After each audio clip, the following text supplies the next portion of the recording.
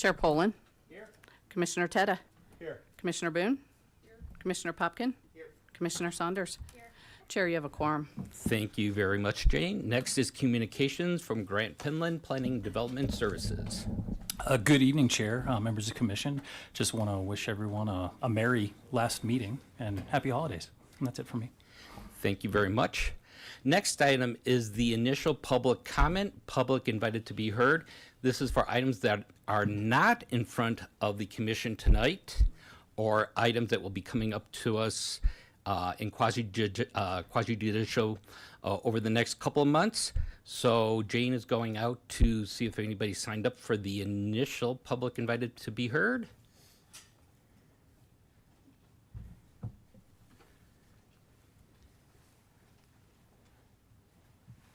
And we do have some names. I'll go ahead and call you up. When you come up, please state your name and address for the record. Tracy, and just remember, a reminder, this is for items not before us tonight, so if this is for the Quail Road annexation, you will get your chance during the public hearing portion. Tracy Ibanez. I did want to talk on the Quail Road, that development, so I might have signed the wrong thing. I've never been to one of these, so am I in the wrong sign up on there? You are, but even if you didn't sign up for the other one, at the end, we give anybody who hasn't spoken a chance to still speak. All right, thank you. I'm the next one and I'm the same. Okay, very good. Anna Lukash.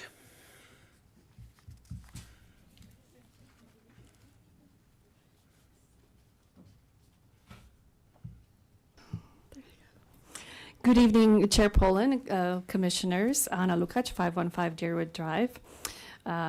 I miss you, so I came back. It's been a couple of months since I've been in those chairs. As you well know, I've been away studying for a doctoral program in transportation engineering. And since I'm home, I still reside here, I decided to stop by and share a tidbit of information that I've learned while I've been studying away. And I know you get, with a lot of proposals, you get traffic impact studies. So I just want to offer some generic information, does not pertain to any project in particular. So what I've learned or came to realize is that a level service of D or worse is not actually bad. And why is that? A level service of D creates congestion. And with congestion, we slow down the vehicle traffic. So in this way, we are protecting others from getting in crashes, from hitting the most vulnerable users on the road, pedestrians, bicyclists, people in wheelchairs. So by slowing down traffic, we're actually saving lives.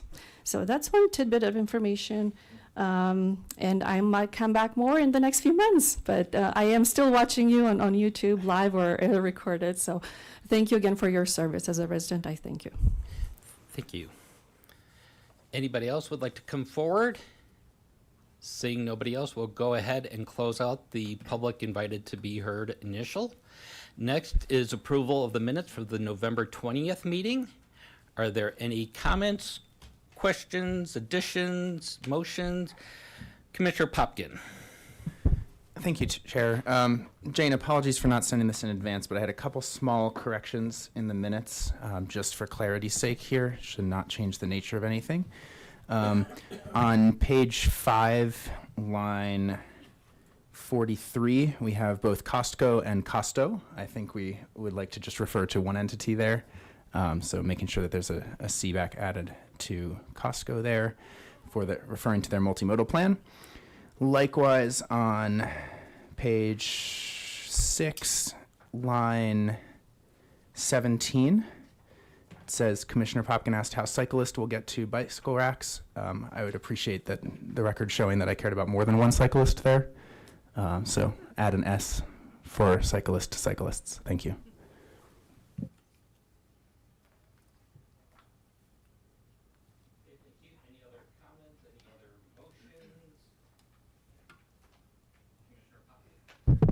Sure. I will just thank Jane for documenting the extensive discussions that we had last time about a crosswalk and the negotiations that transpired there. And with that, we'll motion to approve with the clarifications that I offered before.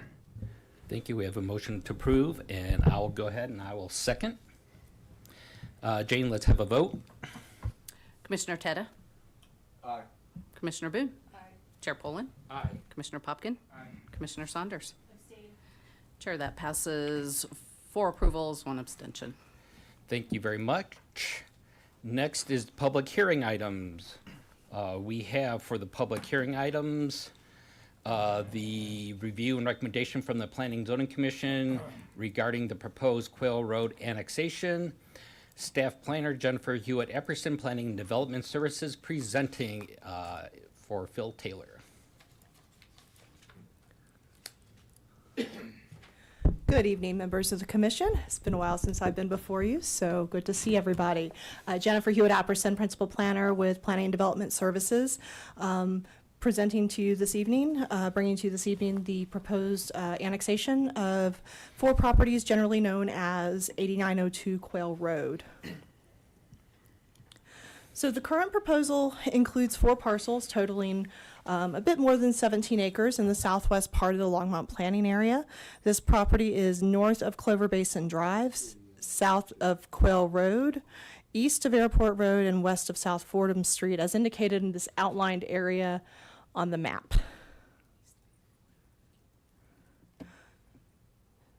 So this proposed annexation, as an overview, does meet the 1/6 contiguity requirements of state statutes. This property is within an area that is designated as mixed neighborhood in the Envision Longmont Comprehensive Plan. The applicant is requesting a zoning of residential mixed neighborhood, which is consistent with the Envision Longmont designation.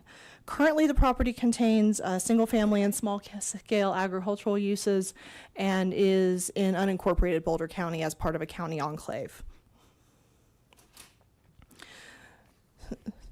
So the applicant does seek annexation of this property for a proposed multifamily development that would comply with the density standards of the RMN Residential Mixed Neighborhood Zoning District. This district allows a variety of residential types ranging from single family to multifamily up to 18 dwelling units per acre. So that's the maximum dwelling units per acre for this particular zoning district. The proposed annexation does meet the review criteria for all application types, as well as the additional review criteria for annexation, and is consistent with the Envision Longmont Comprehensive Plan. So the applicant will go in more detail about the specifics of the concept plan, but I'm going to give you a quick overview. What is proposed is a concept plan that includes 2- and 3-story residential units at a density consistent with the mixed neighborhood future land use designation. The maximum density in this category is 18 units per acre, which is approximately what is proposed by the applicant for this concept plan. This translates into a maximum number of units of approximately 310 units.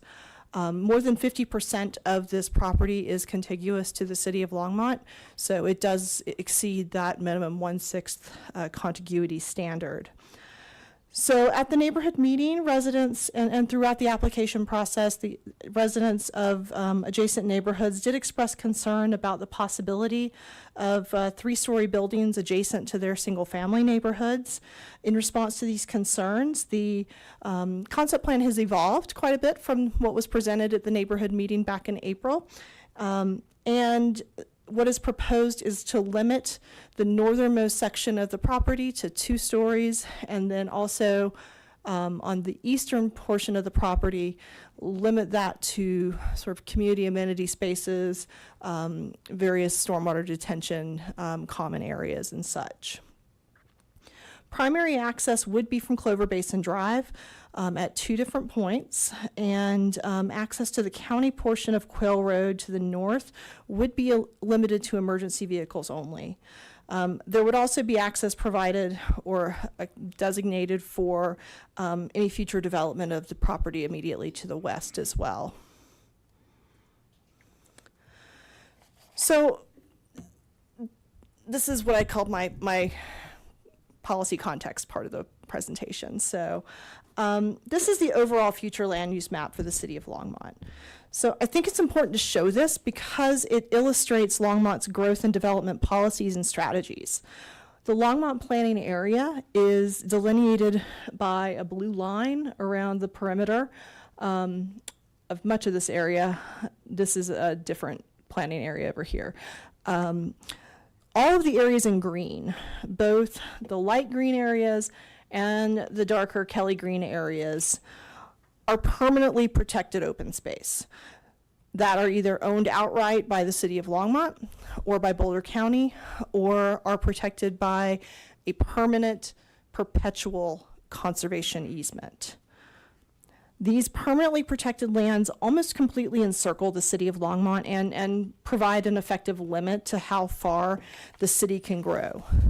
What this means is that the majority of new development in the city is considered infill or redevelopment. This does ultimately result in a more efficient development pattern that is more cost-effective to serve with municipal services. It provides a clear boundary for the city of Longmont and ultimately preserves larger tracts of open space for preservation.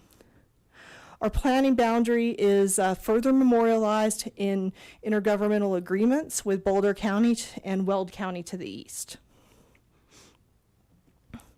Zooming in to the subject property and the immediately surrounding area, Envision Longmont was adopted by City Council in 2016 and is the guiding policy document for growth and development in the city of Longmont.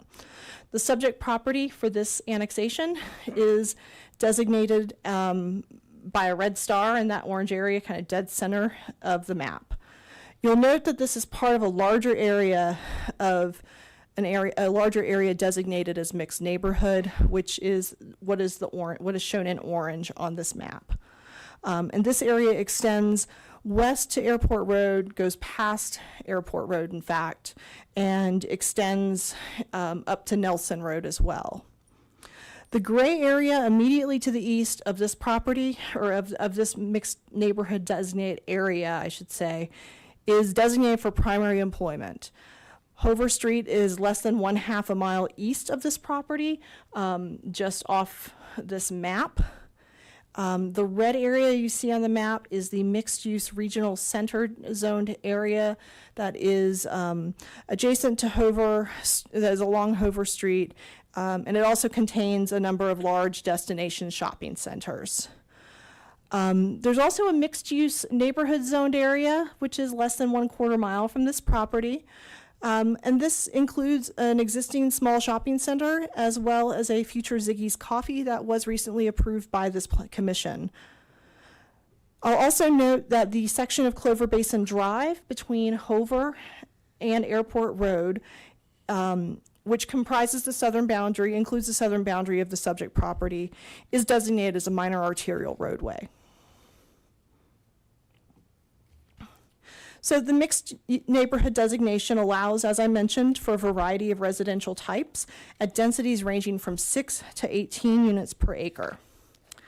This designation is intended to provide a mix of housing options and densities in close proximity to services and amenities. It is intended to serve as a transition between single-family neighborhoods and higher density corridors, centers, or employment areas.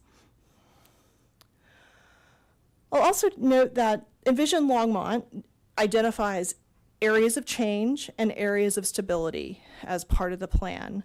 The subject property, which is part of an area of change, which is circled in blue on this map. So areas of change are either undeveloped areas planned for future development or developed areas with the potential for infill and redevelopment. The area of change that includes the subject property does have elements of both. One other item I will note is that I have reviewed comprehensive plans adopted prior to Envision Longmont and found that this area, which is generally known as the Schlegel area, and includes the subject property, has been identified as an area appropriate for future residential development since at least 1995. Finally, this property is located within an unincorporated Boulder County enclave that is within the Longmont planning area and the potential annexation area as identified by our intergovernmental agreement with Boulder County.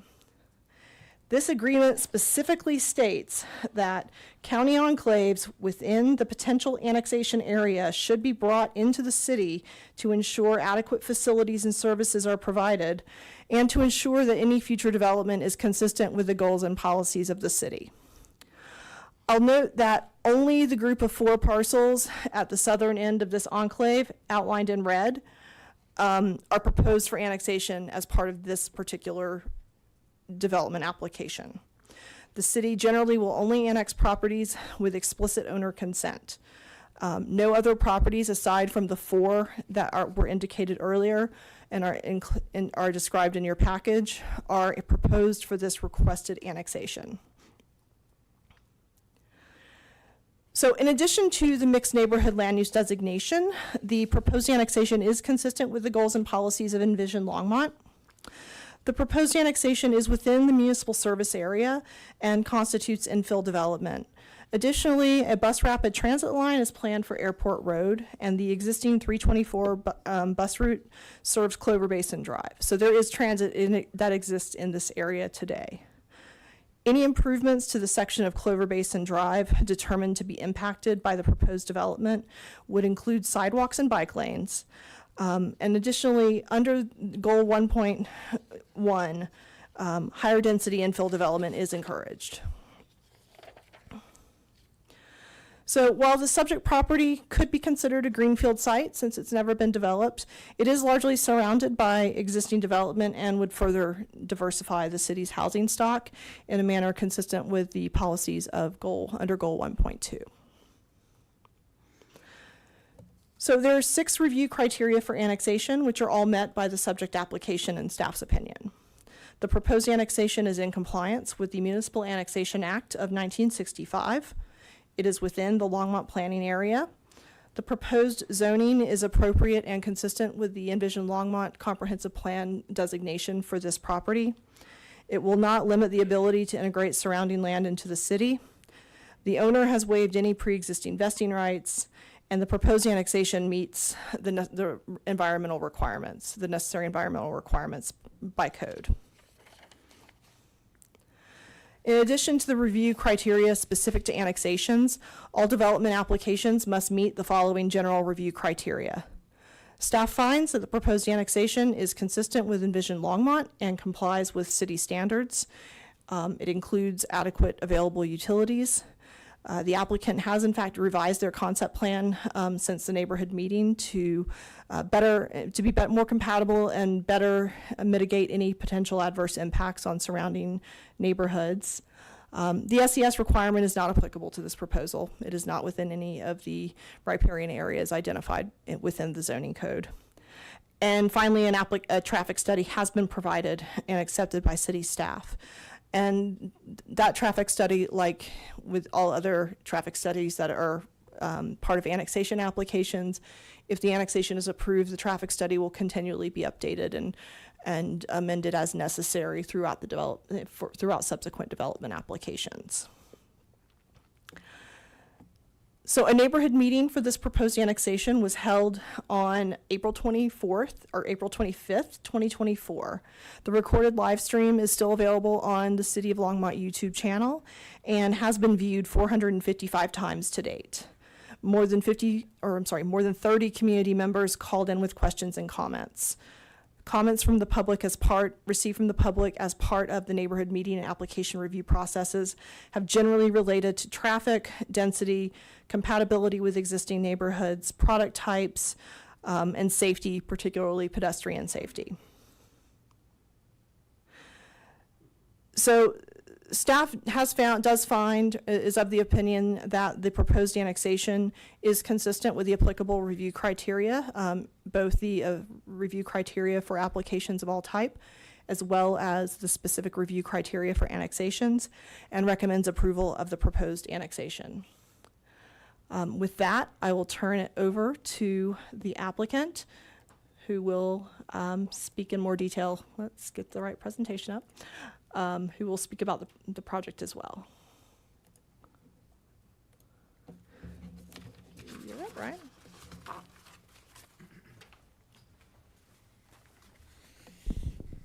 Good evening, Chair, Planning Commissioners, good evening. Thank you for having us.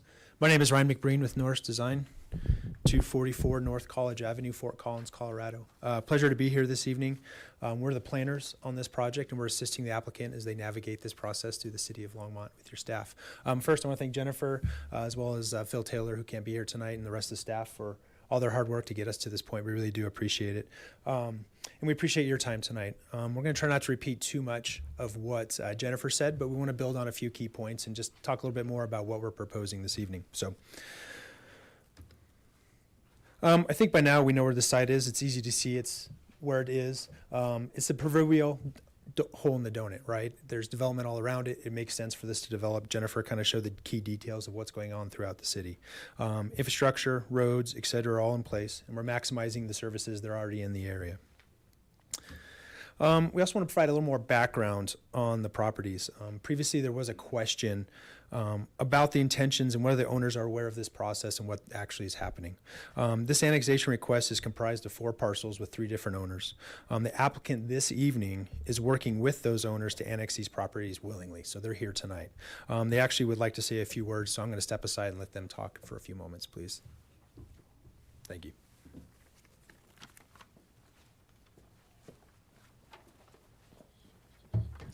Good evening, and thank you. My name is Steve Ward, and I'm speaking on behalf of my father, Charles Ward, our family, and as a trustee of the Charles and Eleanor Ward Living Trust. Our family owns, as you see in that map, the middle couple parcels. A little bit of background, my mom and dad moved to Longmont in 1960 with my 2 sisters. I was born here in 1964. We moved onto that Quail Road property in 1968, and when my dad bought that property and built our family home. I lived there from the time I was 4 until I graduated from college. My father still lives there today. In 1968, we were just part of a small rural subdivision surrounded by agriculture, and it really remained that way through the 60s, 70s, and 80s. But it's not that way today, and it hasn't been for 25 years. We, as a group of sellers, appreciate the opportunity to be represented in these hearings. I do want to clarify that it is the property owners who are requesting this annexation, not the developer. It's a really complex and costly process that we can't do on our own. And so we've engaged with Vista Residential Partners to provide us with assistance in that process. There's been a little bit of misinformation, I think, in the community about the fact that these properties are actively being farmed today. I would argue that they haven't been farmed since 1968 when we built our house. When we built our house in 68, same time as what is the Kesner's house today was built, and that's the same time that the Schlegel subdivision was being built. Prior to that, the land was owned and farmed by Leroy Schlegel. So we did have farmers as neighbors as I was growing up, but we have never been farmers. My dad worked for Ball Aerospace. We had a few horses for 4-H projects. In essence, we had a single-family home on a large lot that was big enough to support horses. The same is true today, other than the fact that my dad still does not have horses. Next, I feel like I just kind of need to stress the fact that we're talking about private property that is completely unencumbered. We're not talking about public open space, and I think that sometimes gets confused. It may appear as open space because these private homes have very large yards, but it is not. Neither the city of Longmont nor Boulder County have ever made a bid to buy either of these properties, any of these properties. So as much as I loved how I grew up in this rural subdivision, the area is no longer a rural subdivision. It's surrounded by the city of Longmont, including business, retail, and other housing. In my humble opinion, I don't think the city of Longmont's going to fix their housing issues by building more million-dollar homes on half-acre lots. The project seems good for Longmont, and I would encourage planning and zoning to continue the annexation process. Thank you. Thank you.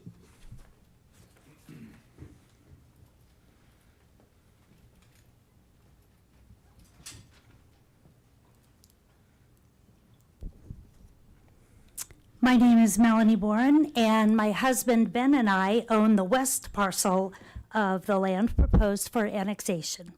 We've lived there for 24 years, and we feel very fortunate that we've been able to raise our kids in a setting where we could have goats and chickens, and our kids could participate in 4-H while essentially living in town. Our goats have been an amazing hobby, but we are not at all farming the land. We are private homeowners who have both worked full-time to be able to afford to live on this property. Our property is almost completely surrounded by City of Longmont. We walk to Target, Starbucks, and King Soopers to the east, and our kids have walked and ridden their bikes to school to the west. They attended Altona Middle School and Silver Creek High School, and they've passed duplexes, apartment buildings, and commercial developments. And while we appreciate the bike paths and the walking paths that are already in place, it is not lost on us that they go right through our neighborhood to connect the western edge of City of Longmont. We as the homeowners are requesting and supporting annexation. It is part of Envision Longmont's long-range plan and will be beneficial to Longmont in providing affordable housing. Thank you.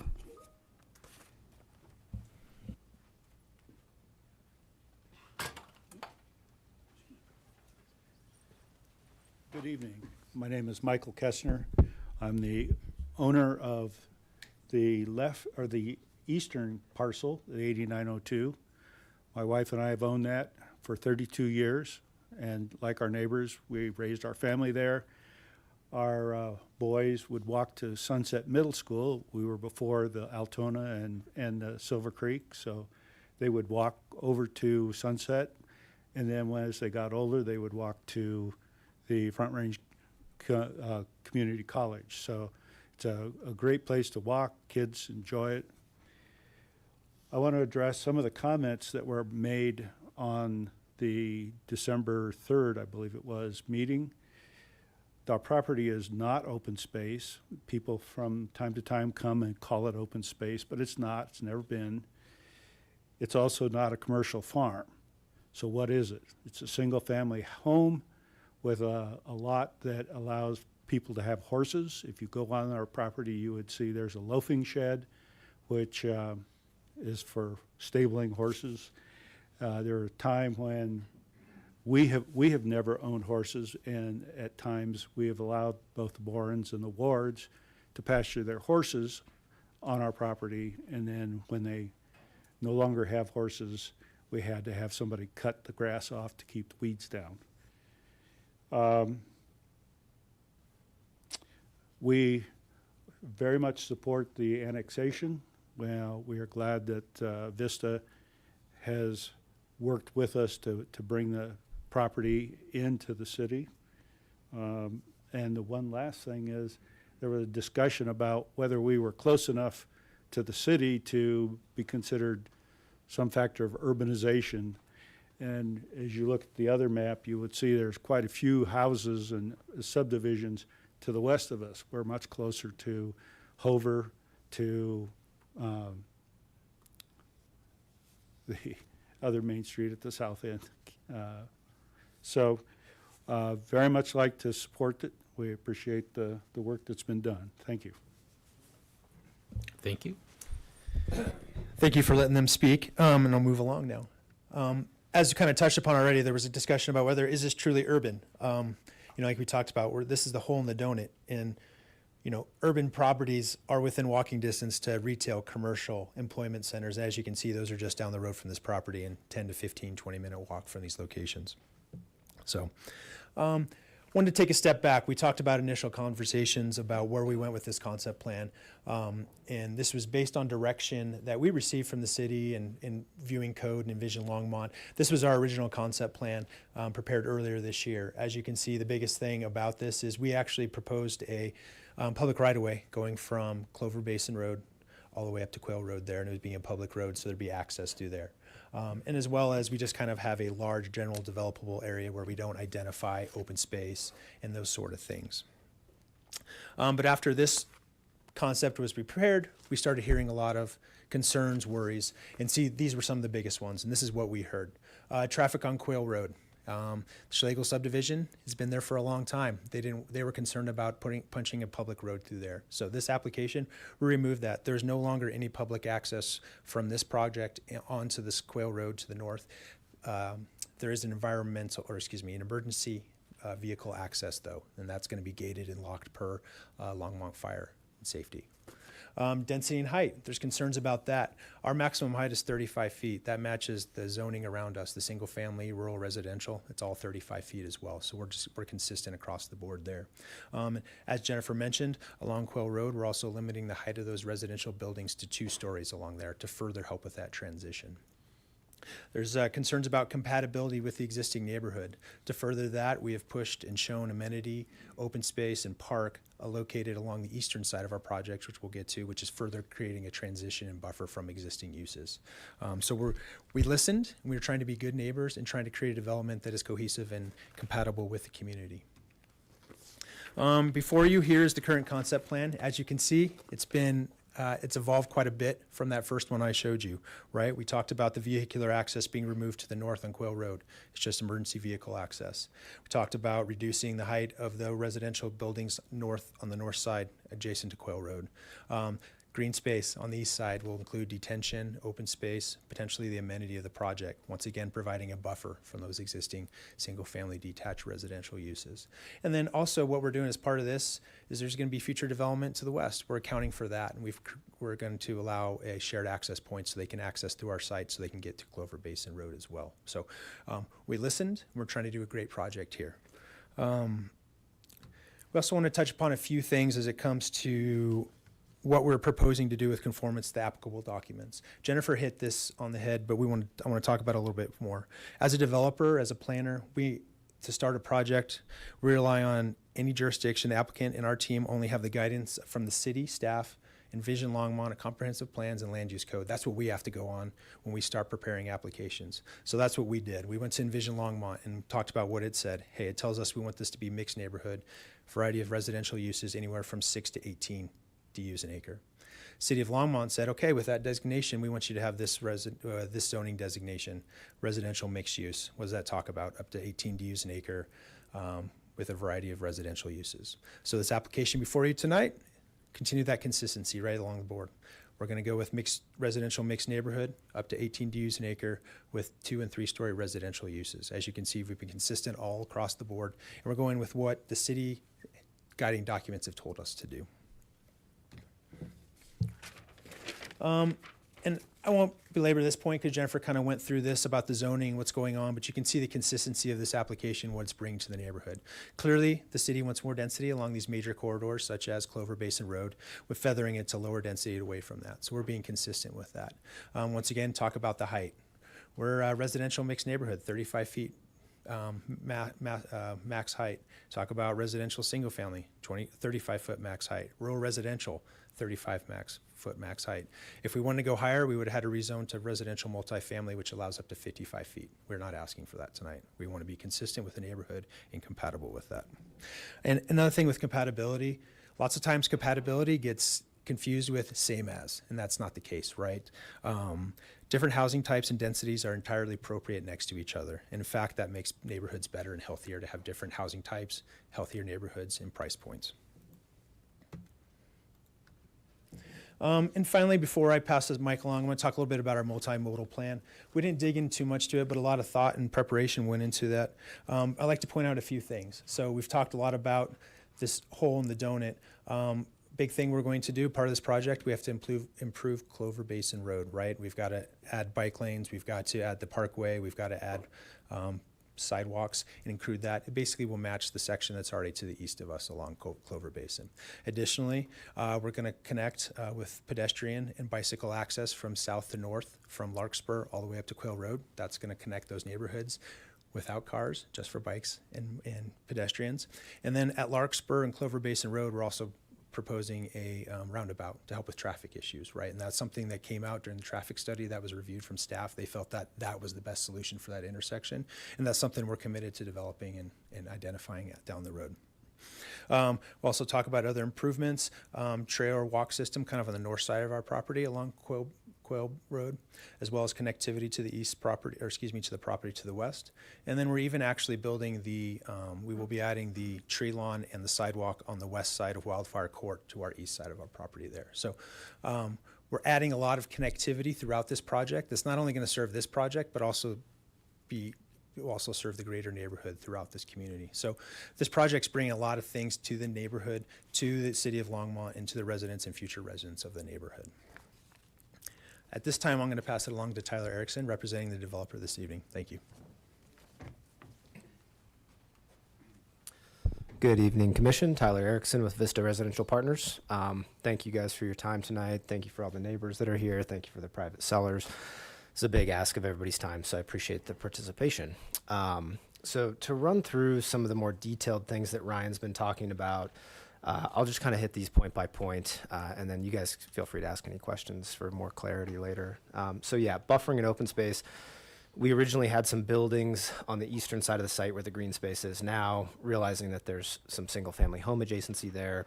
We took a relook at our site plan, oriented everything towards Clover Basin, the higher density.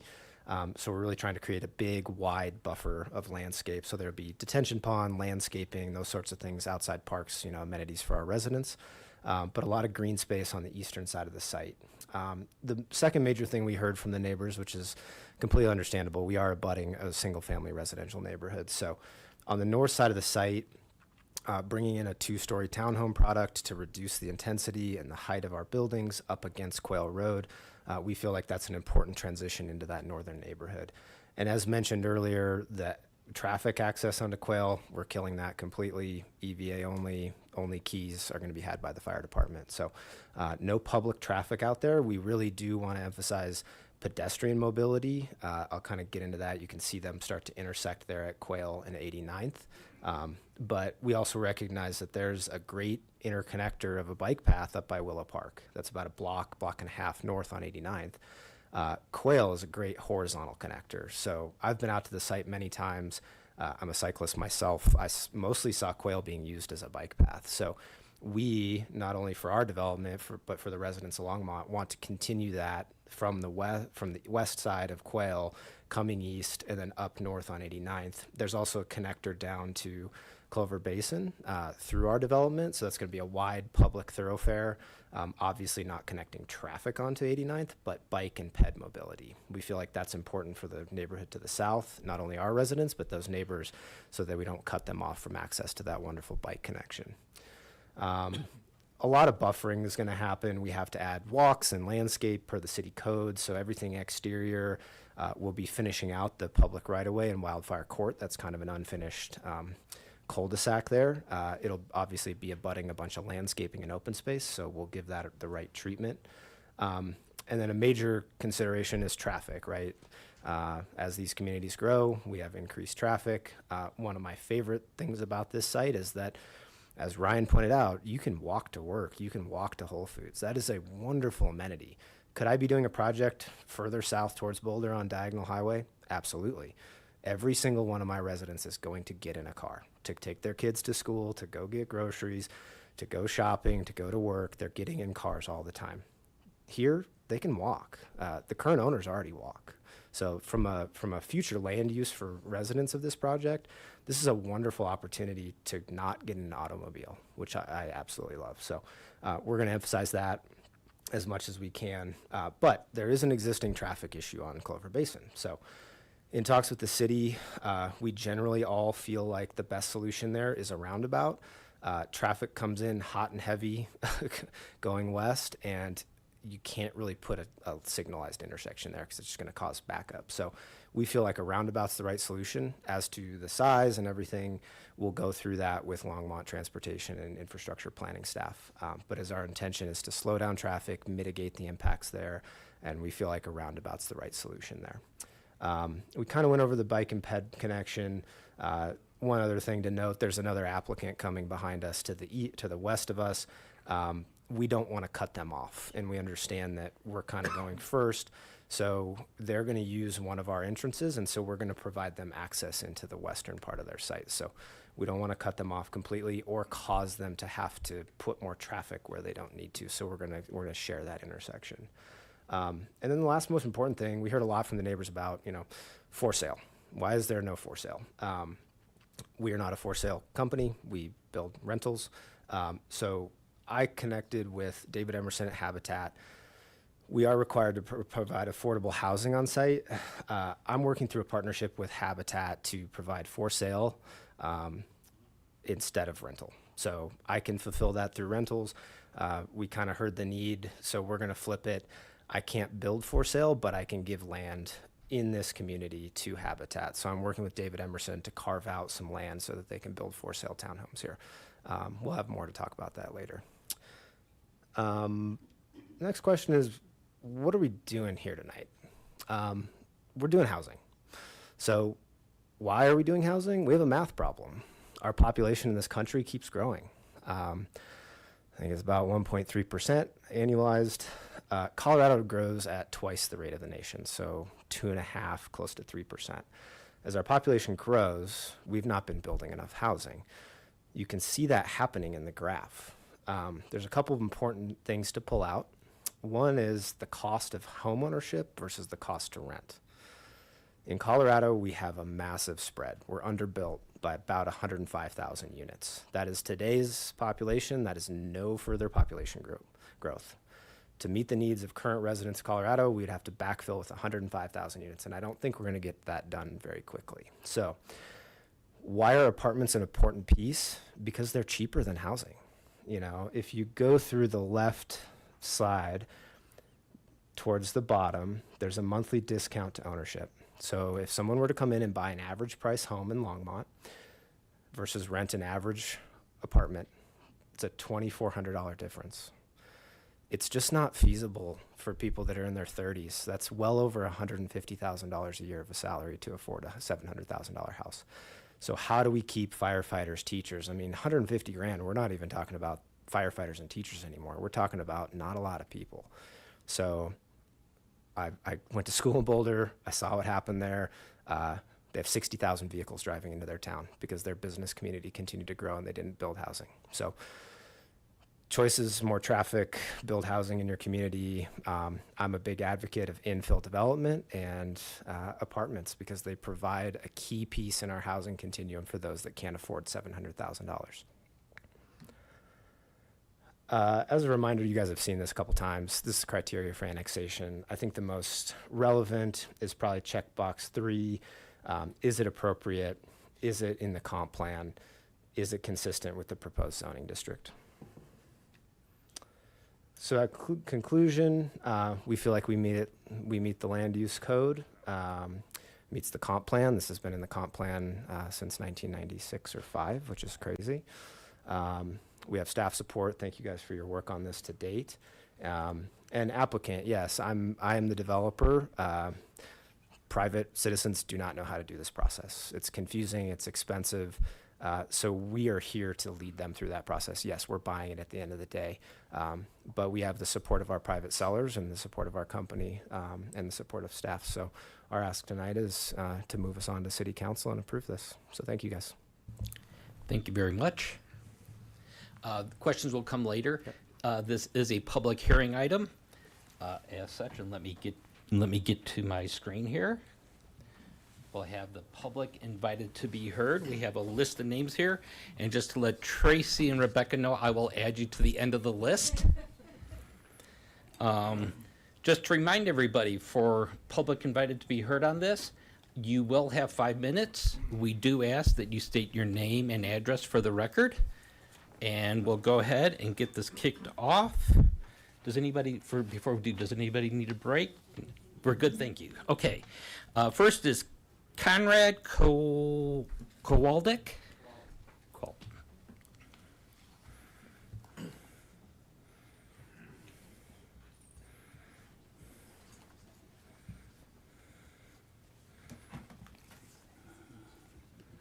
Thank you, Commission. My name is Conrad Kowalczyk. I live at 1043 Willow Creek Circle.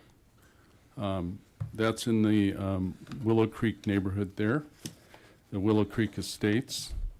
This has all been very interesting, and I'm very pleased that the homeowners in the parcels for annexation came in because they're our neighbors, and they have been for a long period of time. And so I understand what I think is really happening is the blurriness between annexation and compatibility.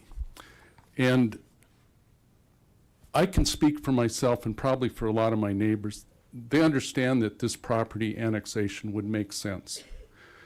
However, in your packet and in the public information, there are 75 pages of comments from neighbors, not just our neighbors in Willow Creek Estates, Westbrook Village, the Schlegel neighborhood, Grandview Heights. Every neighborhood that surrounds this property and is adjacent to this property, they made a lot of comments. Density is certainly one, and probably the biggest one. And while the commission looks at Envision, the planning group here looks at Envision, it says 6 to 18 dwelling units per acre, I believe. Is that correct? 6 to 18. 6 to 18. Okay. The Schlegel neighborhood, the Willow Creek Estates neighborhood, is 1/10 of that density of what's being proposed. Now, I understand it can be different, but different on a magnitude by 10. So the density is significant, and I would recommend that the Planning and Zoning Commission considers hitting somewhere in that stride between 6 and 18, not the 18. It's not going to be compatible. Also, in the illustration that was just put up on the screen, and I don't know if we can pull it up, it was referred to as was the last one that shows the paths. You'll see that while the emergency access out to the Schlegel neighborhood has been taken away, all of those walking and bike paths go up there. Schlegel doesn't have sidewalks. Schlegel doesn't, that neighborhood does not have bicycle paths. So we're going to unload, in this case, 310 units, and there's another 100 and some proposed to the south of it. So that's a lot of traffic on a street. There's no sidewalk, there's no bike path. And I think that's going to be totally incompatible. And if you're not sure about that, I would encourage you to go to those bike paths yourself on any day, on any time when it's daylight, and try and ride your bicycle, try to walk your dog, and put yourself there.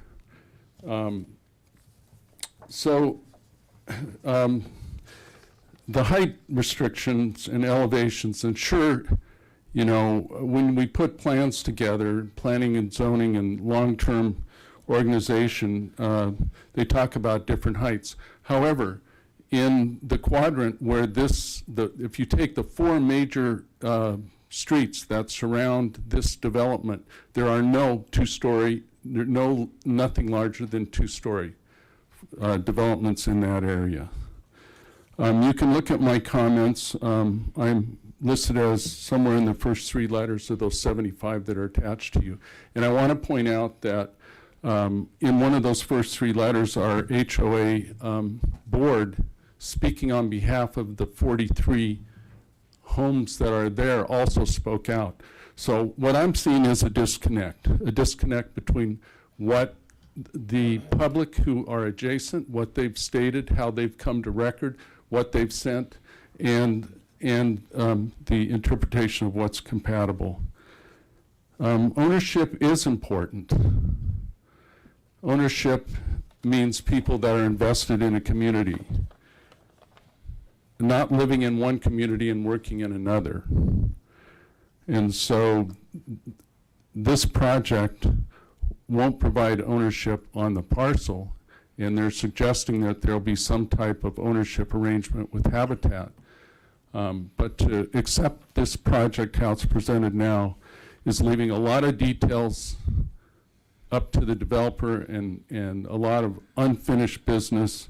And for those reasons, I would ask you to consider not accepting the program the way it's Okay, outlined. thank you. You're welcome. Next, Larry Blanchard.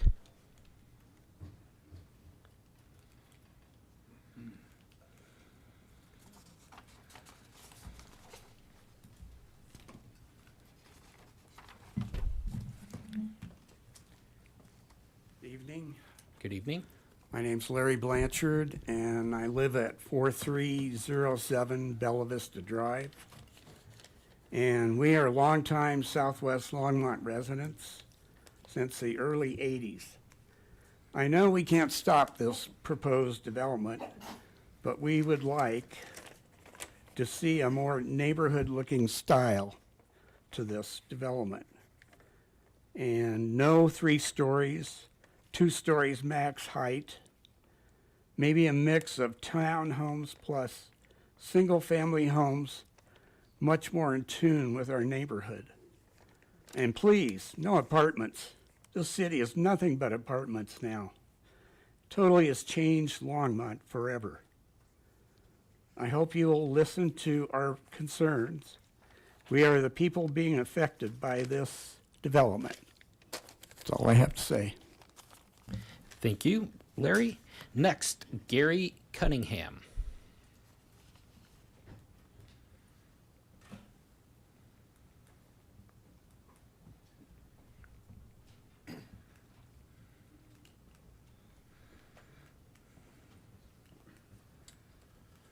Good evening. I'm Gary Cunningham, and I live at 3609 Sunflower Circle. That's in the Clover Creek subdivision, just south of the proposed annexation. I have no problem with an annexation. I have a lot of problems with the proposed development. As you've seen on the maps, that the site that's being annexed is surrounded by single-family homes. Why would you put apartments in the middle of 4-sided single-family homes? You know, again, the Envision Longmont showed that they were looking at mixed use being townhomes and duplex type small lots. Didn't say anything about apartments. I'm not sure how the multifamily zoning comes into the mixed zoning. I'm confused by that because we have the large complex just to the west of Airport Road and Clover Basin, and you know that's designated on the map as multifamily. But the mixed use is now also multifamily. I'm still don't understand that. I've tried to contact Phil, the planner, about that, but I wasn't getting a direct response. I got a response, but not to that question. Okay. In addition to that, you know, if we had 315 units there, that's what, 500 plus cars? And everything that we're seeing tonight says that it's all going to go on Clover Basin. My house backs up to Clover Basin. I see that traffic back up every night. Everybody, and they race down that road, either trying to get across Airport Road. The other thing that you've seen in the news is the accidents that happen there at, I don't know the name of that school building, but it's at the corner of Fordham and Clover Basin.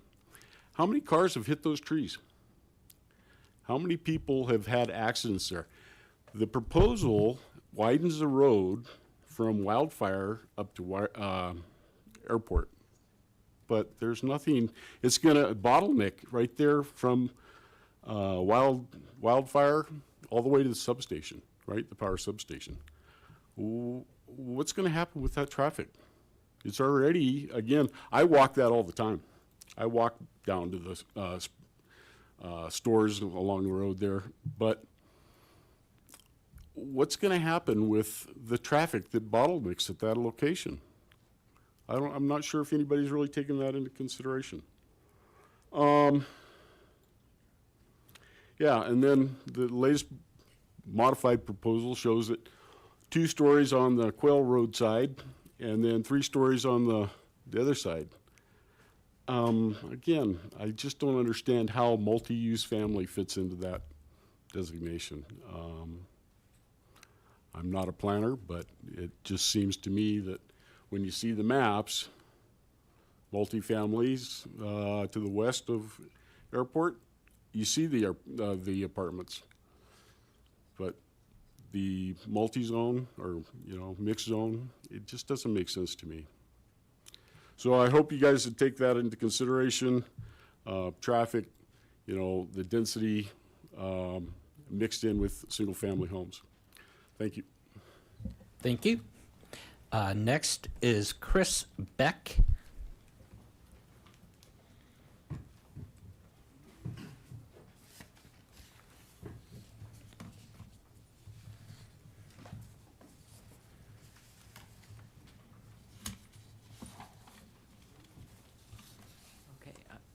I'm Chris Beck. I live at 3519 Box Elder Drive in the Westbrook Village Homeowners Association.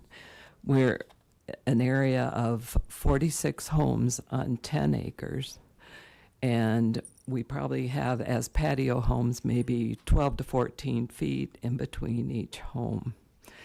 We have very limited walking space. There's a common area behind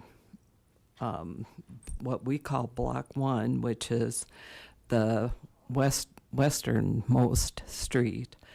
And then otherwise we have one sidewalk on one side of the street of Box Elder Drive, no sidewalk on the other side. And then we have a circle that loops around and connects with Box Elder Drive. North end, south end, and again, there's a sidewalk on one side and not the other side of the street. We are predominantly an area of probably an average age of 75 years old. We have a lot of people in their 70s, in their 80s, some in their 90s. We have a few people in their 60s, but though we are not a retirement age community by requirement, we certainly are by the population that's there. We are directly, we butt up to Quail Road on the south side. Yeah, the south side. And so we are very concerned about, and I guess from my perspective, I don't know that I have an issue so much with the annexation itself, much like the first gentleman that spoke. The real concern is the population that's going to be coming in to these to the area that is surrounded by single-family homes. And so going from basically an average of 4.6 houses per acre to 18 is extreme from my perspective, and what that means in terms of vehicular traffic around us, pedestrian traffic, dog walking, and the results of that we see already in our neighborhoods. Parking on the street, I'm not clear on how many garages are going to be there per unit, housing unit. Is there going to be a lot of parking on the street? Will some of that come into our housing area? I do have a lot of questions, and I don't know if those answers are available to me now. But I certainly appreciate the presentation that was given. I learned more certainly than I knew. But it sounds like there is a transition area now planned to the east of the development. I don't see that transition on the north side. I understand we're limiting to 2-story adjacent to Quail, and then it'll go up to 3-story, but that doesn't seem like a whole lot of transition. When I saw the bike path and pedestrian path that'll go along Quail Road, it appears that it goes straight west, so I'm not sure where that ends. Is it going into the next property to be annexed, or is it dumping onto Quail Road and then potentially ending up going down Box Elder Drive? So, because I think that could end up from a bicycle perspective, from a pedestrian perspective, end up going right through our development, which again is not intended for high numbers of use, both because of the lack of sidewalks and the age of the people around there. So, and I know I'll just say to the Borns and some of the other families that have owned this land, I came out here 5 years ago when my grandson was born, and it's been wonderful to be able to just walk around with him, see the goats and the chickens and Okay. the horses. But Thank you, Chris. is that 5 minutes? Yep, that was 5 minutes. Thank Okay, you. Thank you. Next, John Marlin. Good evening. My name is John Marlin, and I live at 3612 Box Elder Drive. Just by way of background, I've sat in your chair. I developed the Westbrook Village community some years ago, and so I understand the issues that are presented. I've listened to the presentation, and I can see no way that 18 units per acre is compatible with anything in the neighborhood unless you go across Airport Road to the west and south, to the southwest corner and farther south. I know that when I was developing Westbrook Village, had I wanted to put in apartments, it wasn't going to happen. And so, and I understand the concern about affordability, but as you've heard before, not in my backyard. The part of the concern of the residents, and I've heard a lot of nice things about Coyle Road, that it's going to be a bicycle path and there's very few cars on it, et cetera. But I want to remind you that there is another annexation coming in right behind this one. And there has been talk that that one will have access directly on to Coyle Road and align with Box Elder Drive. I believe that it's incumbent that the staff require that the developers work together to provide a compatible ingress-egress road pattern that will not impact the existing neighborhood. When I developed Westbrook Village, the Schlegel neighborhood got together and they went to the county commissioners, and at that time, Coyle Road had full access out to Airport Road. What happened was they petitioned the county commissioners. They agreed that our little 46 home development was going to adversely impact their neighborhood, and they closed Coyle Road at that intersection through traffic. Now, it does, in hindsight, I think it was great. But I think that the use of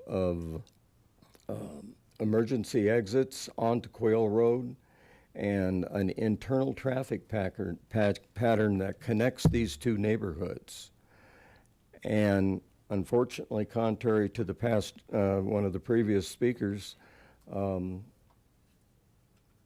Clover Basin is a primary arterial, and that's where the traffic should go. I don't know what the parking's going to be like for 310 units per dwelling units. That's 18 units per acre.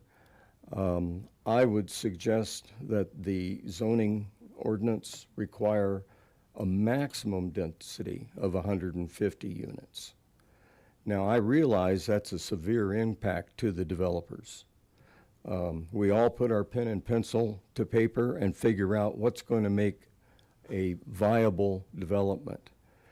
But we also have to look at how it's going to impact the existing neighborhoods.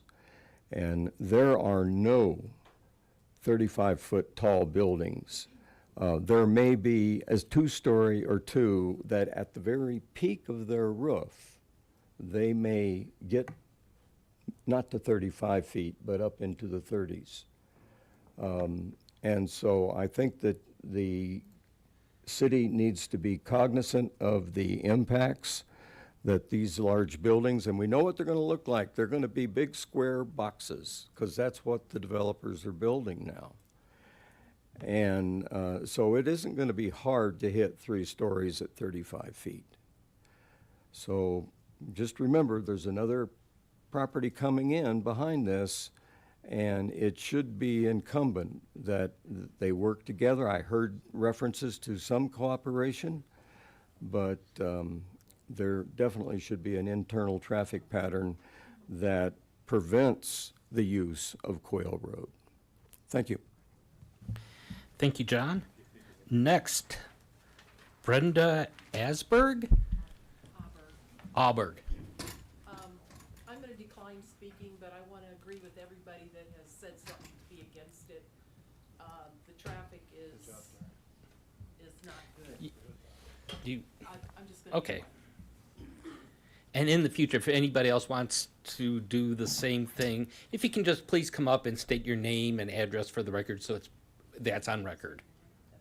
So that was Brenda Asberg, and she's 9657 Schlegel Street. Okay. Next, Michael Schuster. Yes, thank you. I'll be brief. I basically. Oh, please state your name. Oh, and I'm address. sorry. Yeah. Michael Schuster. I live at 9635 Schlegel. And as I was saying, I'll try and be brief. My main concerns are several. I'm not against the annexation. I'd have to say, just having lived in the neighborhood for 23 plus years, we've watched a lot of development happen around us. I have no issue with the annexation per se. I do have issues with the density. I do think that there's been a lot of talk about the area being a donut hole, and I'd hate to see the center of the donut be, not be compatible with the donut itself.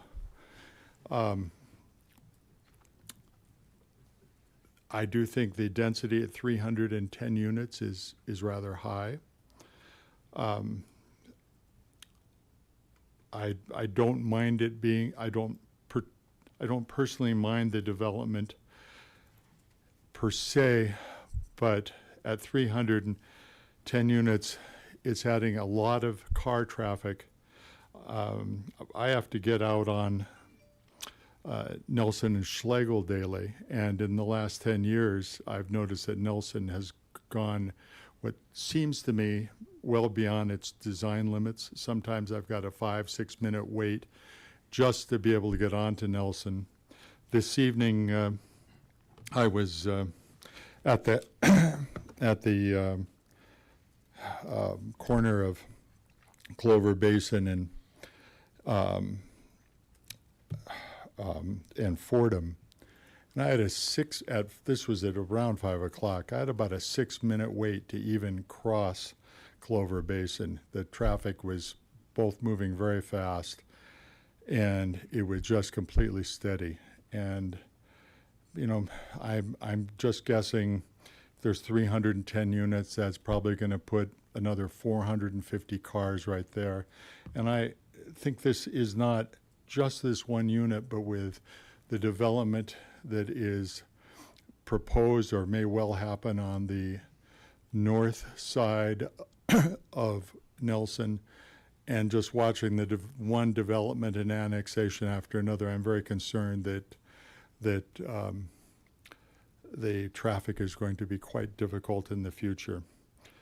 Another one of my concerns is with an all-rental community, I think there's going to be a lot less community involvement. People are just going to have less skin in the game as far as being in the community. I think it's going to be a more transient community. It's going to be changing the nature of the community. And while I realize that change is a constant, and I'm certainly not against all change. I think we need to plan wisely, and when we are bringing more people into Longmont, I think we should make sure that it doesn't deteriorate the quality of life in the neighborhood. That's it. Thank you. I appreciate a chance to speak, and I appreciate having been a general contractor myself for 40 years. I know a little bit about the business, and I've also been on your side of the dais, and I know how much work it is, and I thank you for your work. Thank you, Mr. Schuster. Next is Scott Knight.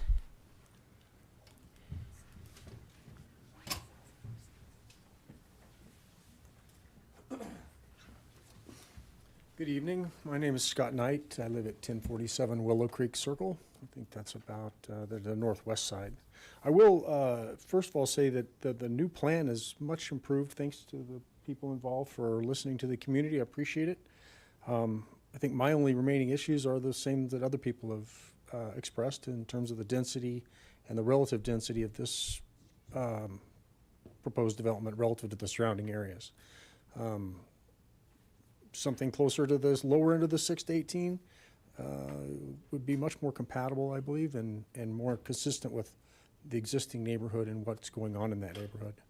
On a philosophical note, while I appreciate that there's a difference in monthly expenditure between renting and owning, the problem with renting is you don't end up building equity. And I feel like Longmont has done a really good job, especially in the last 5 years, of building a lot of apartment buildings, but the hole right now, I think, is in the smaller starter homes. And I think this would be a perfect place for that to exist, where people can build equity for long-term improvement of their lives, as opposed to rental income, which will primarily leave Longmont, including the funds that would leave Longmont to an external place, leading to the overall loss of that value to the community and those individuals. So with that, I appreciate the chance to speak. And I do applaud what has been the issues that have been addressed so far. And if we figure out the density, I think we'll all be good. Thank you. Thank you, Mr. Knight. Next, Linda Bittner.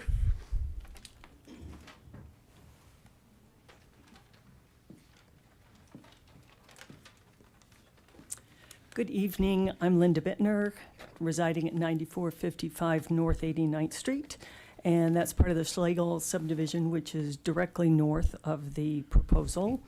And please bear with me as I try to incorporate what I've heard tonight, which was very good, with some of my prepared remarks. Just so you understand, our neighborhood was built in the 60s, back when they were building single-story ranch homes, a few bi-levels, tri-levels, even some 1.5 stories. But nothing big compared to today. Because we're in unincorporated Boulder County, we are limited now. If you want to build a structure, 18 feet, that's all you get. One of my concerns, even with a 2-story building, is that what I've seen recently in Longmont is when buildings are constructed, they are built way up. If you look at the apartments west of Target, they were built 6 feet above the ground. And now, and granted, they're tall, it's a multi-family development, but they tower over the adjacent homes. So my concern is, even if it's a 2-story home, it could potentially be 30 feet tall, given that additional ground level plus, the distance to the peak.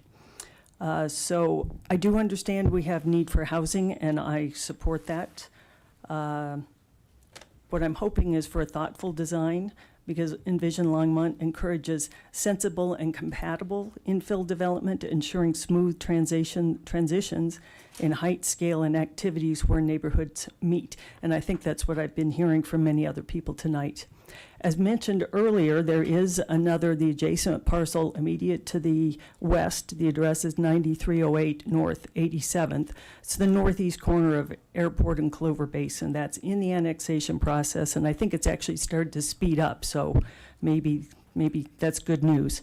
But that parcel is almost 8 acres, the same proposed RMN zoning, and I find it essential that these two projects be planned and evaluated together in coordination. And it's not important only for the vehicle ingress and egress, but also for the placement of structures. I mean, what we see elsewhere in town is how the taller structures are generally placed on the corner, and then as the development moves closer to the existing neighborhoods, the scale of the buildings goes down. That's what I would like to see, a smoother height transition. I also find it imperative that the proposed development includes homes for sale and not just rentals. You know, Longmont already has a very limited supply of homes that low and middle income families can afford to buy. I was thrilled to hear that the developer is potentially working for Habitat for Humanity. I mean, what they built at the Veterans Community Project just north of where we are, I mean, those paired homes are wonderful. I mean, they're going to be affordable, they're small, they're not monstrous, but they still have garages, they have a little yard space, so it's a great place for people to be able to start and, as others have said, try to build some equity. I think building more market rate units for rent won't address the underlying need for affordable home ownership opportunities. City Planner Jennifer Hewitt-Apperson emphasized both tonight and at other presentations I've heard how little free property remains within the Longmont planning area that can be developed. I think that's an important point. Given the scarcity of undeveloped land, it's crucial that we take the time to find the best possible use for each area. We should be looking at how every parcel fits in to the broader city plan, ensuring the development is truly beneficial for everybody. I would say I may be one of the few, but I really like the idea of that bike pedestrian path coming up through our neighborhood. I mean, it's already kind of a bike transit area, and that just seems perfect. The times I've wanted to get down to Clover Basin, you know, you got to go all the way down west and then down. I mean, that'd be perfect. Another thing I'd like to say is I believe high density alone does not solve the problem of inadequate and expensive housing. You look at the two most dense and, not surprisingly, expensive cities in the country, San Francisco and New York City. Density has not fixed their problems, so we need to do something different. One other thing I'd like to clarify or just understand better, how some of the owners were saying that they're not actively farming. I find that odd because the county gives a special low property tax assessment rate to properties that are being farmed. I mean, for example, one of the properties, the same size as ours, they pay $1,139 a year in property tax compared to our $4,500. So it seems to me if they're not actively farming, they shouldn't have that farming assessment on their property taxes. So something needs to line up. Thank you, Ms. Bittner. Next, I believe this is Jerry Morrison. Did I get that right? Sorry if my handwriting's that bad. Jen Morrison. Jen Morrison. Yeah, 9569 Schlegel Street. I want to echo what a lot of people have been saying in that I don't have an issue with annexation of these properties in and of itself. The issue, and I also understand the importance of infill development, especially as these properties are fewer and fewer. The issues become density again. I'm in the neighborhood just north, the Schlegel neighborhood, where we are basically at 1 unit an acre. So it's hard to imagine how 18 units an acre could possibly be compatible with that. I do appreciate the green space that you've added on the east side, but this there doesn't seem to be an equivalent on the north side. But just as importantly, I want to stress that the issue of for rent versus purchase. I did a quick search this morning on Zillow and made a few phone calls and put together just a couple numbers that within a 1 mile radius of the proposed Quail annexation, there are 117 rental apartments and 15 rental townhouses currently available, not including any coming soon, and not including privately owned rentals, which includes 27 units at Grandview Meadows on Nelson Road, 33 units at Clover Basin Village on Nelson Road, 10 units at Vera West at Clover Basin and Airport on the west side of Airport, 13 units at Fox Ridge near Pike and Airport, 7 units at the Legacy Apartment with more coming soon, 27 units at Clovis Point near Hover and Pike, and 15 rental townhouse units at the brand new Loop in Longmont at Hover and 119. It's also important to note that these numbers are during the slow season right now, so there's not as much availability. In addition, there are 561 rental apartments currently under construction on Nelson Road, west of Target, including the 264 units at Nova West and the 297 units under construction west of Nova West. So, in comparison to that, within the exact same radius of 1 mile from the property in question, there are currently 13 homes, including all housing types, though it does appear that they're all townhouses or condos. There are only 13 homes for purchase with a list price under $500,000. So based on this quick search, it seems pretty clear to me that there's a much greater need for affordable housing for purchase within this area than there is for additional rental units.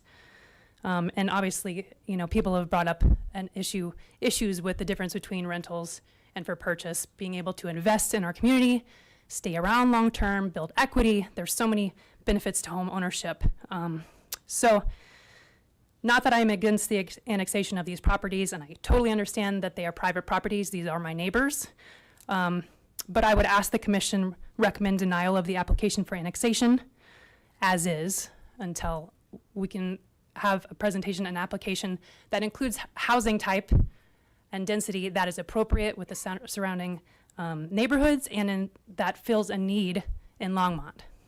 Thank you for your time. Thank you, Ms. Morrison. Next, I believe, is Mark Fasnick.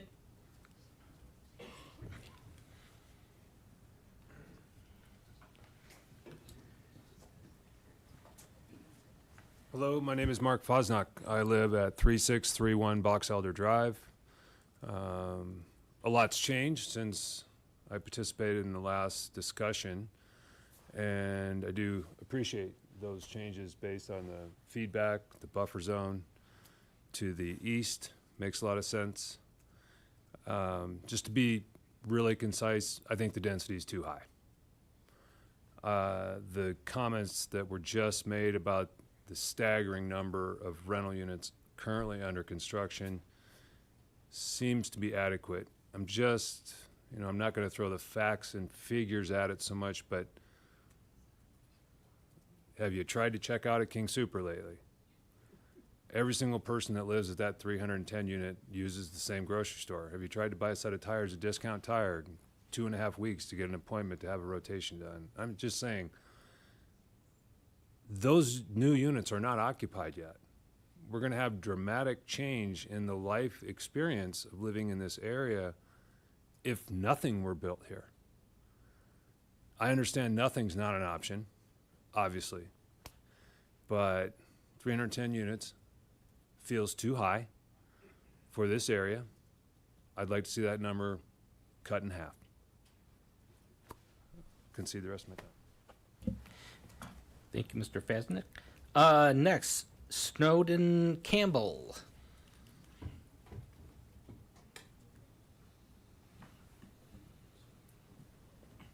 Good evening. I'm Snowden Campbell. I live at 9522 Schlegel Street. Instead of, so to speak, beating a dead horse, agree with everything everybody said. I think the big issue right now is it's not the right time. It's too soon. We have too much going on already, and now is not the time to add more to it. And I would respectfully ask the developer and everybody else involved to reconsider the definition of compatibility when we're looking at developments like this, because our definition as existing residents of the area is much different from the legal and technical and development definitions of compatibility. Big picture though, please, could we just pause and wait on all of this? It's too soon. It's not the right time. Thank you. Thank you, Ms. Snowden, or Ms. Campbell. Next, Garth Lenberg.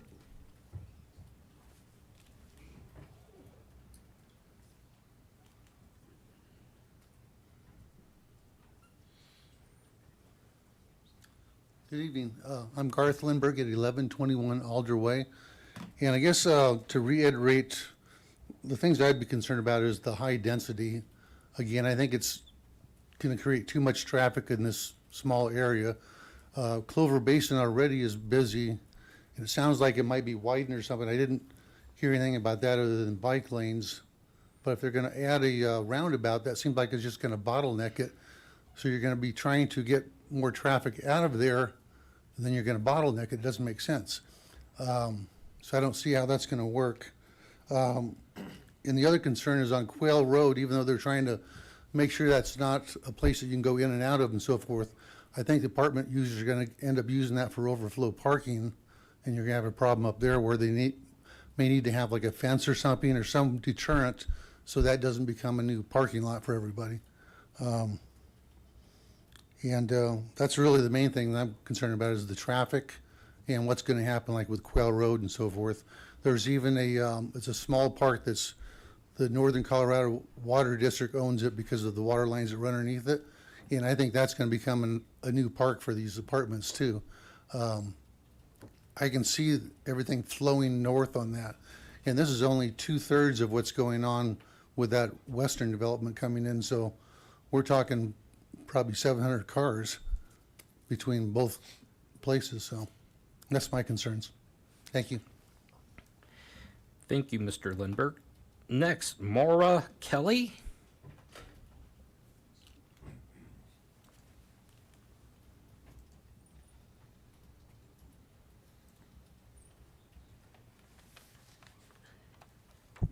Hi, my name is Marva Kelly, as in marvelous. I live at 1033 Box Elder Circle, Westbrook Village. And my husband and I bought this house 23 years ago. And when we drove in, we asked what the little red brick building was. And they said, oh, that's a pump station. So that we'll have adequate water to put out a fire, because this is the end of the city of Longmont's water protection area, whatever. And so I was very relieved to know that there would be enough water to put out a fire. Okay, now I'm not feeling so comfortable. 310 units on this 18 acres. You've got an average of 200 to 400 gallons of water per unit each day. What's that going to do to our low water pressure, our ability to put out a fire? I don't want another Marshall fire in this area. I don't think anybody does. It scares me to death when I see the people on the north end of this with their fire pit and their barbecue parked right next to the 6-foot-tall dry weeds on a windy day. It scares me. And so does the fact that Nova West has 262 apartments that use 200 gallons or more a day. That Lupine has 263 units that use 200 to 400 gallons a day. And that you have Clovis Point has another 208 units that are using 200 to 400 gallons of water a day. I really don't think this meets the qualifications for the fire flow into that area, for the ability for the fire department to put out a fire. And my view is the same with the density. I think it's way too much for the city utilities to take on. And I appreciate your time and listening. Thank you, Ms. Kelly. Next, Dave Kibble. Kimet? Yeah. Okay. It actually doesn't matter.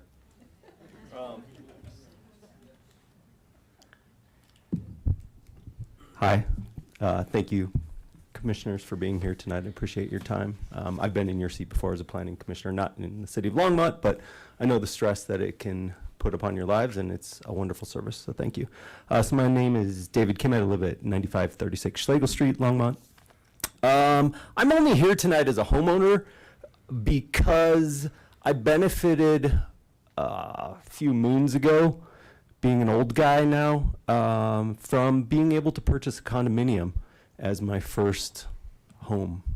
It was 350 square feet, and those are not being built unfortunately, at this time. Now, part of that is not the city of Longmont's issue. A lot of that goes to with developer liabilities and builder liabilities at the state level, which I'm sure you're all aware of. And it's unfortunate that cities around Colorado are victims of that because the state has kicked the can down the road for years and years and years. That said, there are other options. There's the missing middle, which I'm sure everyone on this board is aware of. And missing middle housing is lacking in Longmont. We have tilted in favor of apartment building for several years now as a default mechanism for affordable housing. That's not the only road. Again, as everyone here on this board is aware, Envision Longmont speaks to just that. We have to think in different ways for housing. By the way, for everyone here tonight, Envision Longmont has been brought up several times, and in case you're not aware, that's the comprehensive plan for Longmont. Every city in Colorado is mandated to have a comprehensive plan. Ours is called Envision Longmont. It was adopted in 2016, and it has some really great features to it that are pertinent today, even though it's 8 years old. I'd encourage everyone to take a look. In particular, I'd like to focus on Envision Longmont Strategy 3, strategies to support housing, services, amenities, and opportunities for all. On page 172 of this document, Strategy 3.5, work with area partners to routinely monitor housing trends to identify gaps in types of housing. We have a gap in a type of housing. And the gap is there's nothing for anyone to purchase here who is of modest means, and that included me many years ago, and my kids who are 18 and 22 will never be able to live in Longmont, unfortunately, at least at the level of home ownership. And as much as the developer tonight speaks to the truth that apartments are what people can afford, that is not the only way, and it's because we haven't thought boldly. We have to think differently about how this town is visioned. Envision Longmont is a great guidepost for that, and I encourage the city to refer to it frequently in how we go through the development process.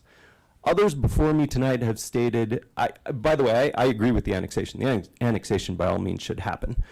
However, a condition on this annexation should be in place, and that condition should be the development proposal will not be allowed to proceed until and unless the property adjacent to the west is annexed.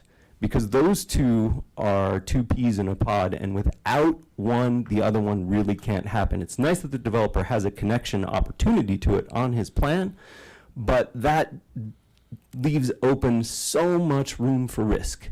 Others have spoken to that risk along Quail Road and the Box Elder subdivision. We can't allow this potential high-density proposal to occur with another high-density proposal that's unbeknownst to any of us what that will be in the end. They have to be together in tandem. It's incumbent upon this board to create that condition tonight as a part of this annexation. How much time do I have left? I'm down to 58 seconds. I'm not going to be able to say everything, so I'll talk rapidly. I agree entirely with the pedestrian and bike path connecting from Larkspur through the neighborhood. That needs to happen, and there needs to be some sort of lighted pedestrian access across Clover Basin, because to have a mile gap between Airport and Hover is inconceivable for a pedestrian-friendly community. It needs to be something more than just that. Finally, there is a planner of record. He's considered the father of planning. His name is Daniel Burnham. And he said this in 1909. Make no little plans. They have no magic to stir men's blood and probably will not themselves be realized. Make big plans. Aim high in hope and work, remembering that a noble, logical diagram once recorded will never die. But long after we are gone will be a living thing, asserting itself with ever-growing insistency. Remember that our sons and grandsons are going to do things that would stagger us. Thank you, Mr. Kmet. Next on the list, and now we can get to Tracy Ibanez.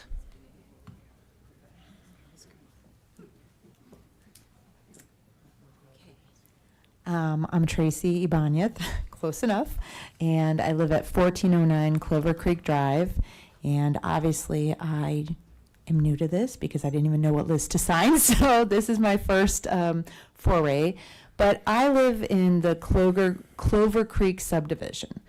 And a lot of these other areas that actually are adjacent to the development have been very vocal, and understandably so. But as a Clover Creek resident who literally lives on Clover Basin, my backyard will be across the street from this, I feel like we're really kind of getting the short end of the stick on this development because, you know, the other side gets the 2-story, we're getting the 3-story.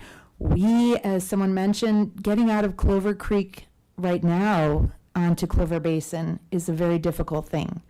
So having all of the traffic dumped out onto Clover Basin, that's going to be a very big hardship.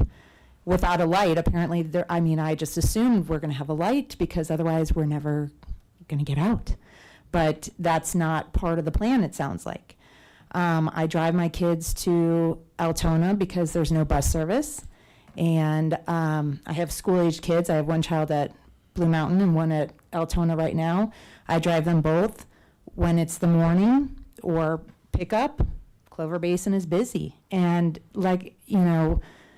I drive my kids, but other kids bike, other kids walk. It's going to be very problematic. So I'm concerned as a resident of Clover Creek that perhaps my community has not been vocal enough because I feel like we are really, other communities have been very vocal, and like I said, I support them in their fight, and I'm happy for them because we use the walking paths and all that, but as you see how it's going to happen, it's very disconcerting for us. And, we have another exit out onto Airport from our community, but we're about to get the Kanemoto estates. The conservation easement has been given up, and so now Airport's going to be off the chain. It's going to be very difficult for us. And as someone said, I understand that we need affordable homes, and I know we need more housing, but we live here. I bought my property on a 2-lane road, and I understand that change happens, and I'm all about the annexation because, of course, it makes sense.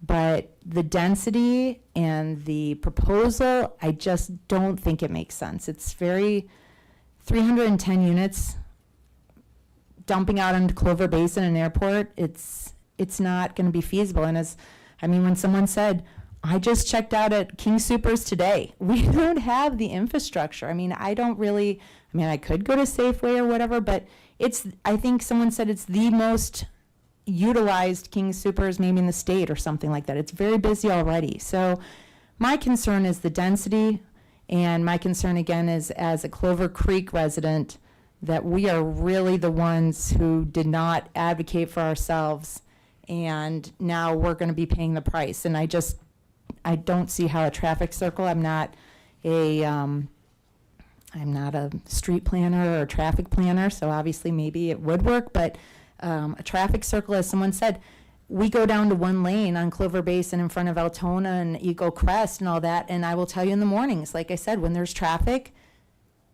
it's trafficked. So that's all, and I hope that you will consider perhaps, like we said, revisiting this plan and lowering the density and also figuring out how to, we bought our home with a certain understanding of what we were going to be getting, and now I'm not even going to be able to get out of my community. So thank you very much. Thank you, Tracy. And Rebecca Mayernick.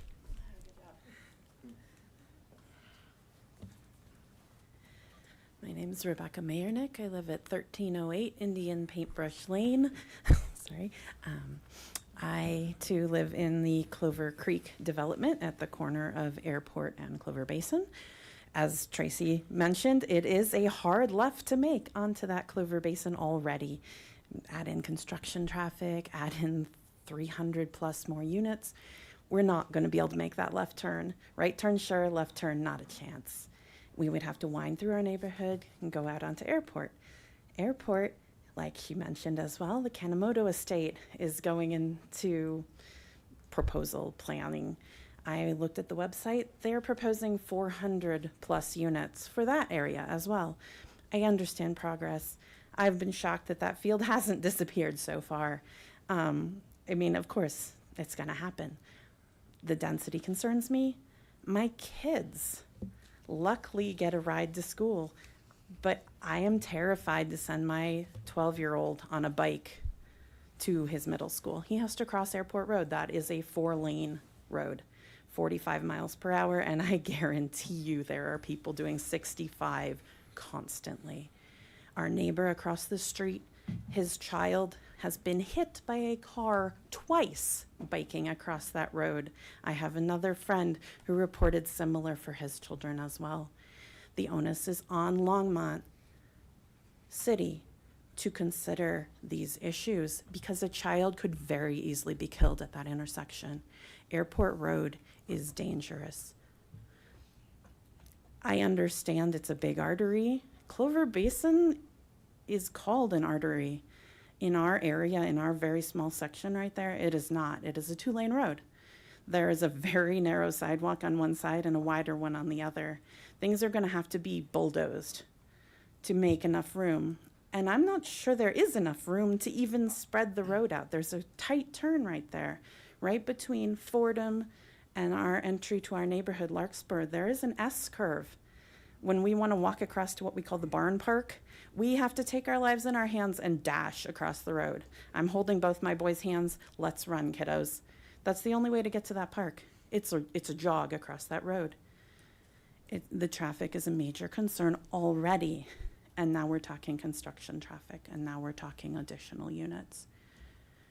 Again, I understand proposal of growth. It's reasonable, but this scares me. It will not be this kid-friendly neighborhood that we used to have. And I will not be able to let my kids take a walk around the outside of our neighborhood. And so density is a major concern, and not density for this specific place. Like everybody has mentioned, there's Vera West.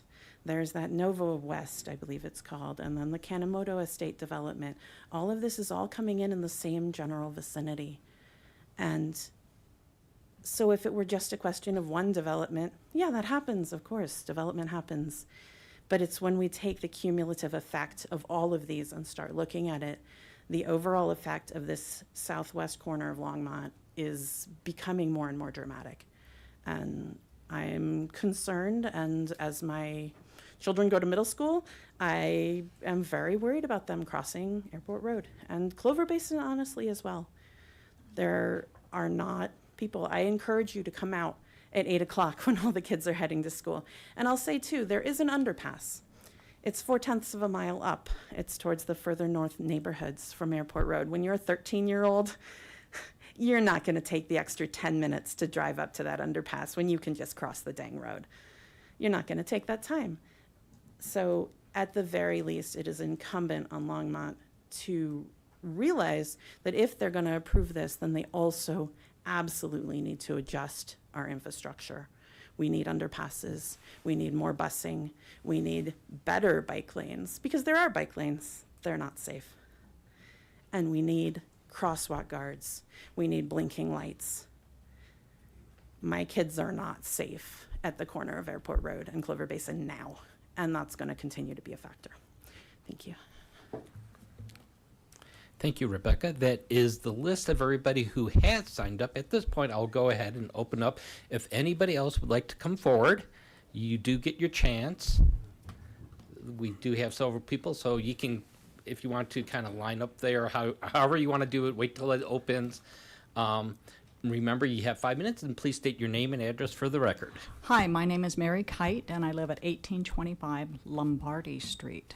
Not anywhere really close to this particular situation. I'm over in Renaissance. However, first of all, I have to say, I absolutely love Longmont. It's an amazing city. I came here in 2016, fell in love with it, and bought a home right away. It's peaceful. I grew up in a major city where there's a ton of density, a ton of traffic. And when I first got here, it was, I thought I had died and gone to heaven. People drove slow. They stopped for you before you even got to the crosswalk. They just stopped because you were going to cross. It was magical. And I want to commend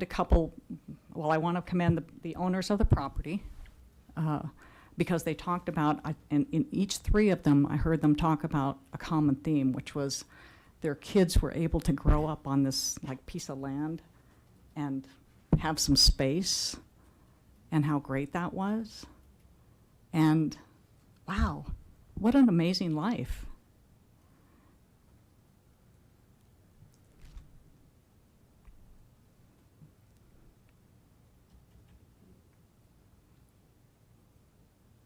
Sorry, I'm burning my time here.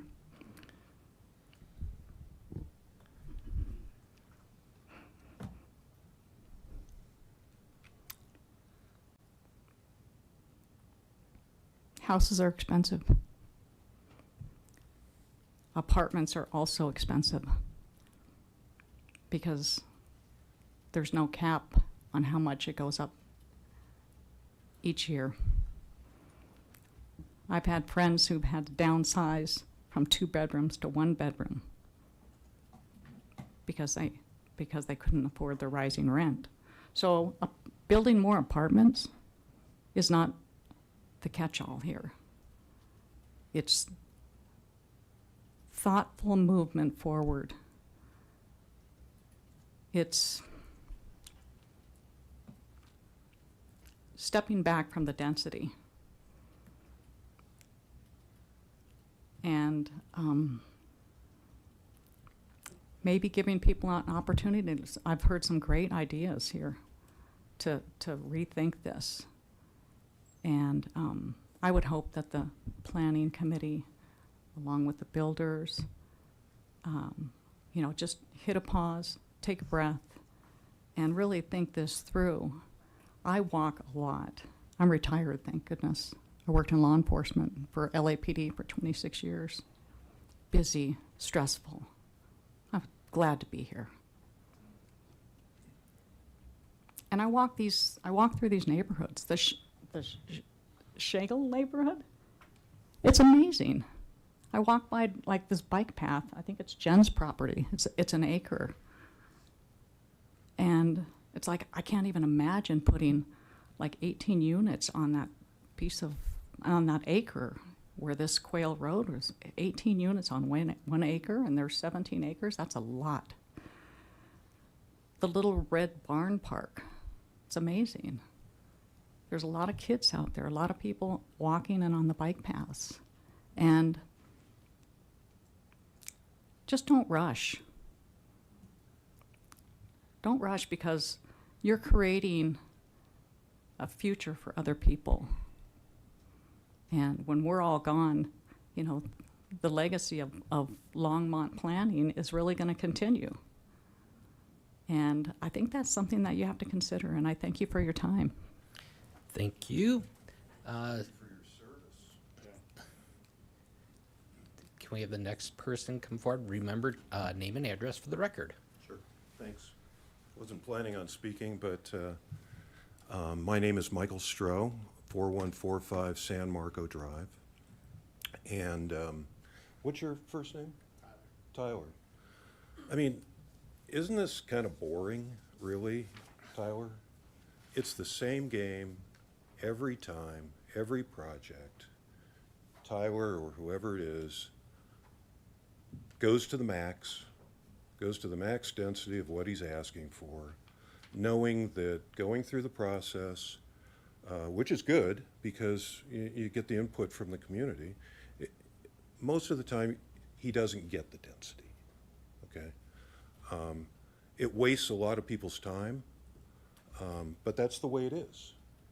That's the process. What I've heard tonight, and it was interesting listening to the homeowners, I want you guys to get the most money you can, okay?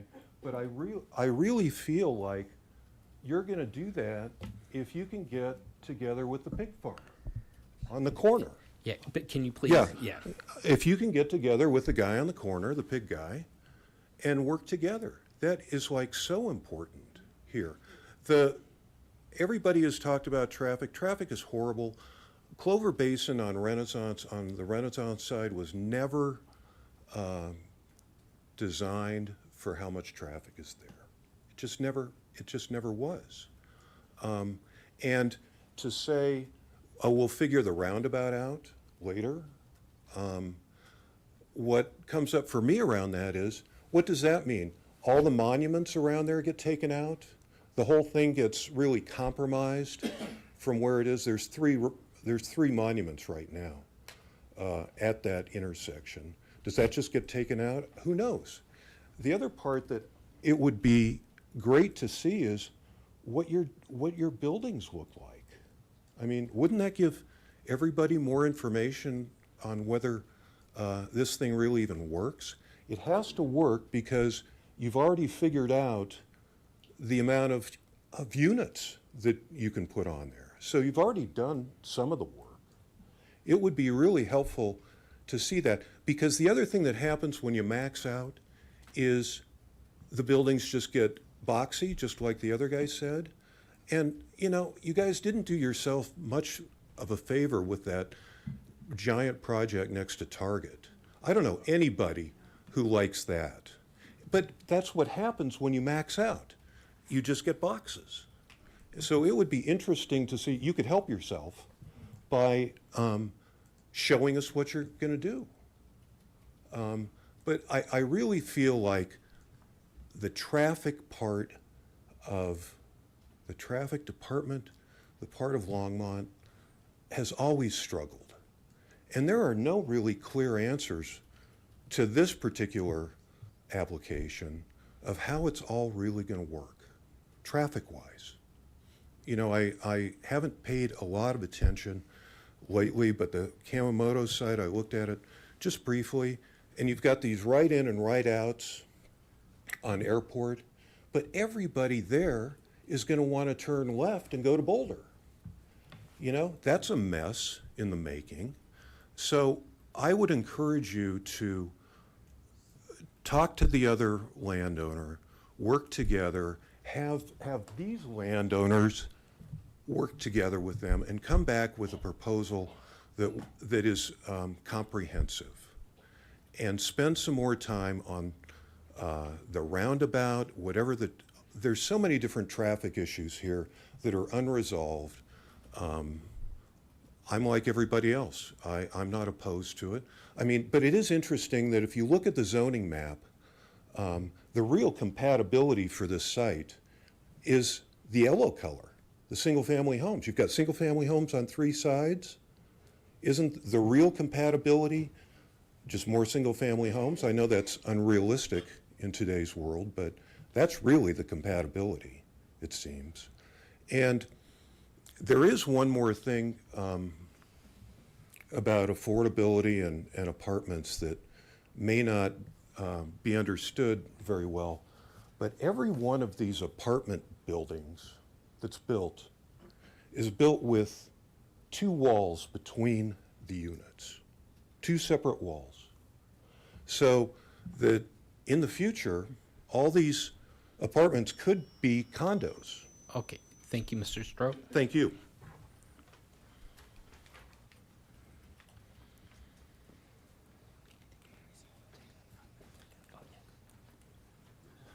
Good evening, Jay Filkins, 9615 North 89th Street. I'll be quick. I just want to thank all my neighbors for speaking tonight. I think the most important thing that was said was by my neighbor Jen. I did a Zillow search as well. We're talking over 1,200 empty market rate 1 and 2 bedroom apartments in a 1 mile radius, and just a handful for sale. I would just hope that we reject the annexation at the proposed density level that we have and think more about homes for sale, apartments for sale, and options like that. I think it speaks to it. We don't need more apartments in a 1 mile radius. Thank you. Thank you.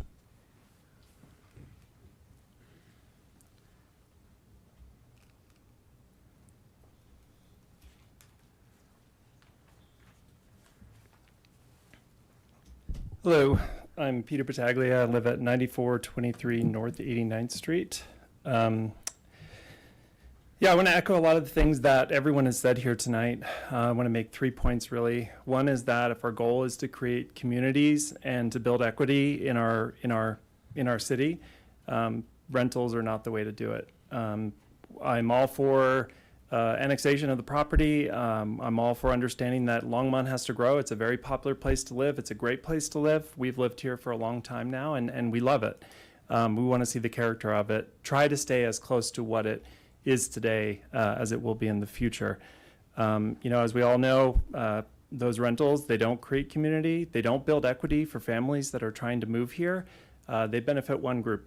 They benefit the developer, which I understand and I appreciate. We all have our jobs to do. We all have our ways that we're going to make our finances. But let's be honest, right? It doesn't benefit families. It benefits the developer to have these rentals.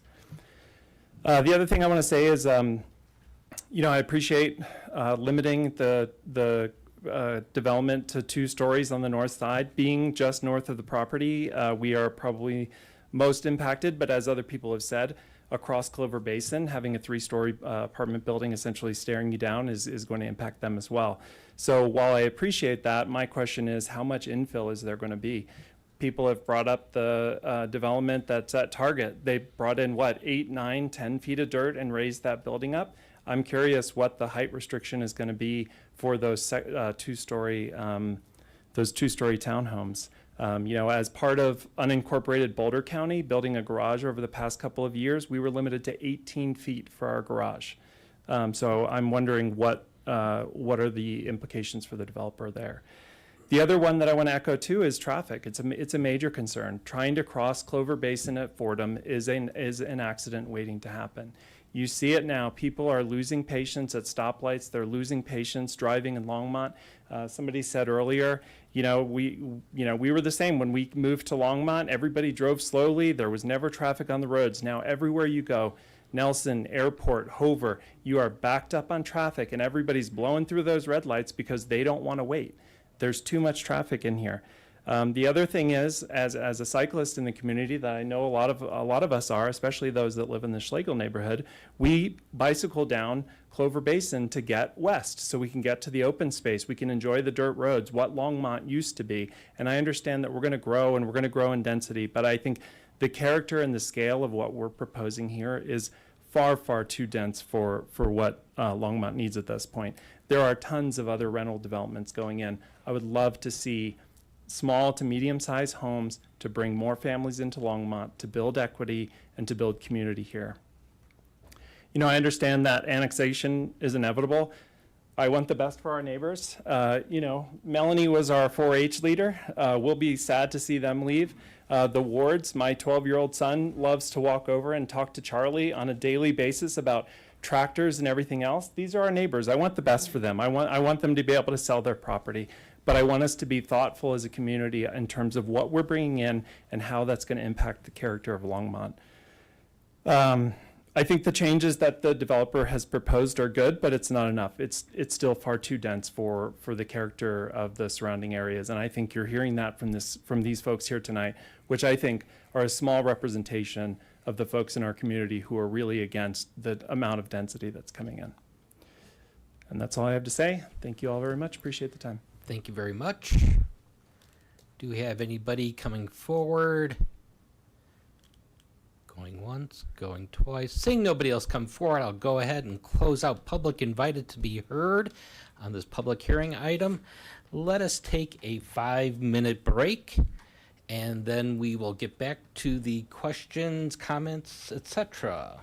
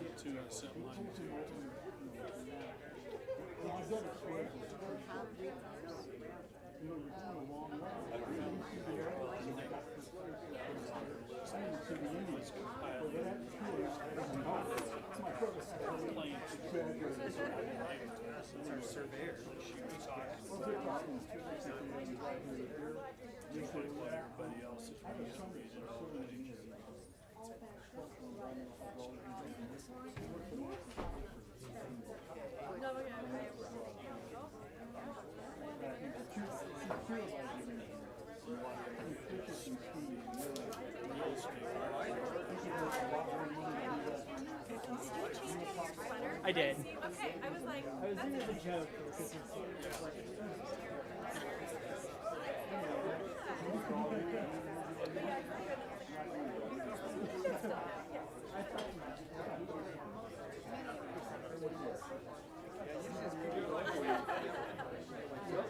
Either that or we find out what they're gonna do.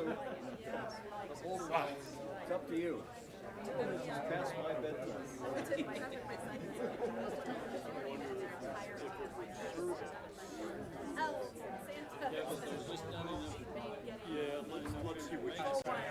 I'm Jeremy. Jeremy Pleasant.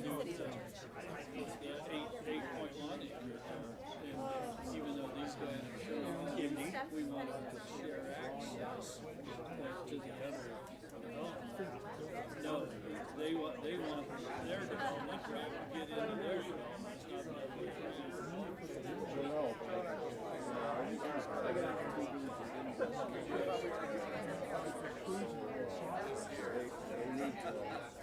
we're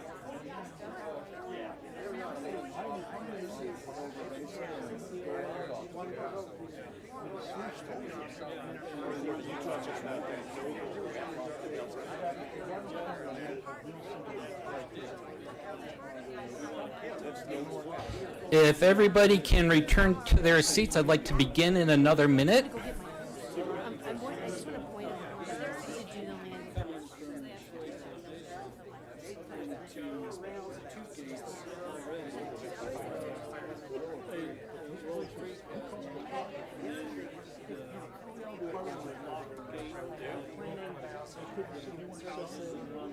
Just want to say hi, Grant. How are you, sir? Yeah, good to see you. Good to see you.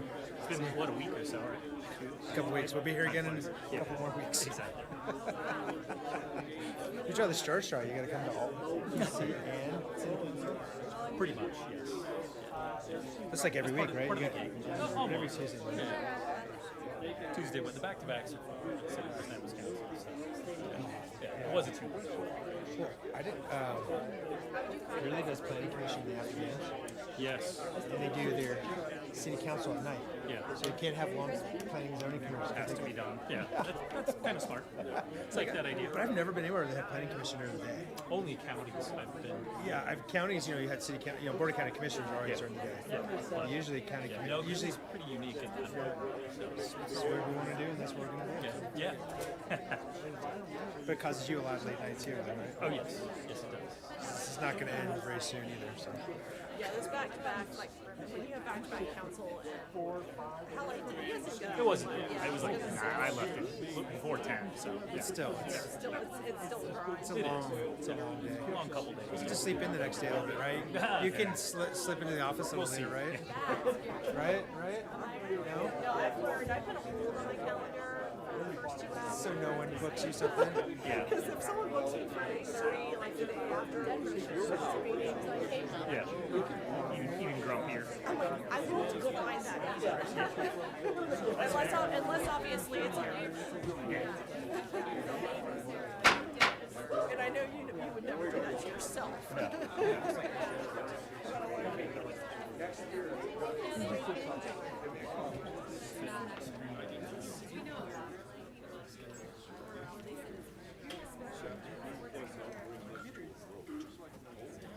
Is it really? Do you want to? Yeah. Okay. Let's everybody go ahead, get seated, and get this back. We'll wait for Jane to come up. Commissioner Saunders, she's getting ice. Okay, we'll go ahead, open this up for comments, questions, motions from the commission. Commissioner Popkin. Thank you, Chair Poland. First off, I just want to thank all of the residents who came out and sharing very specific input from their experiences living there. You know, we get these materials a week in advance and have a lot to dig through, including numerous public comment letters as well. And I just want to say from personal experience, at least speaking for myself here, having your concerns front of mind when reading through this allows us to focus as we read through the proposals, the concept plan, the annexation agreements, and understanding just what to look for among many different things, including compliance with the comprehensive plan. So I just want to truly say thank you. I have a lot of questions to ask tonight. I'm sure some of my fellow commissioners do too. So I'll just start with a few clarifications initially and then open it up to my fellow commissioners so we can kind of work through this together. A few clarifications for staff, I think I want to start with here, just on the process. You know, we haven't seen a ton of annexations in the 2 years that I've been on the commission, and so I just want to make sure I'm understanding not only what's happening tonight, but where this fits into the process of redevelopment. So first of all, when we're approving an annexation, the concept plan that's presented here is effectively attached to that annexation as a foundational document for what kind of the overarching constraints of the site are. Is that correct? That's correct. I typically refer to the concept plan that is tied to an annexation as it's effectively the outline for the future development of the property. Mm-hmm. Doesn't have all the information, but it sets the parameters. Right, and so therefore anything that's specified in the concept plan itself is effectively part of the adopted agreement with the city Correct. upon annexation. Correct. So things specified there, such as that trail connection, the exact alignment to be determined, but the fact that there is a north-south trail in the concept plan, for instance, that is that is part of the what is the requirement for the developer. Correct. Within the confines of the land development code, the building code, and the design parameters for the site, correct? Mm-hmm. Great. And then if there were changes to the concept plan after it, let's say it is approved tonight in some way, shape, or form, any changes would have to go through what process? They would go through a concept plan amendment process, which essentially follows the same process as an annexation, that it would require, it's considered a major development application. Mm-hmm. You're effectively amending the annexation agreement when you amend the concept plan.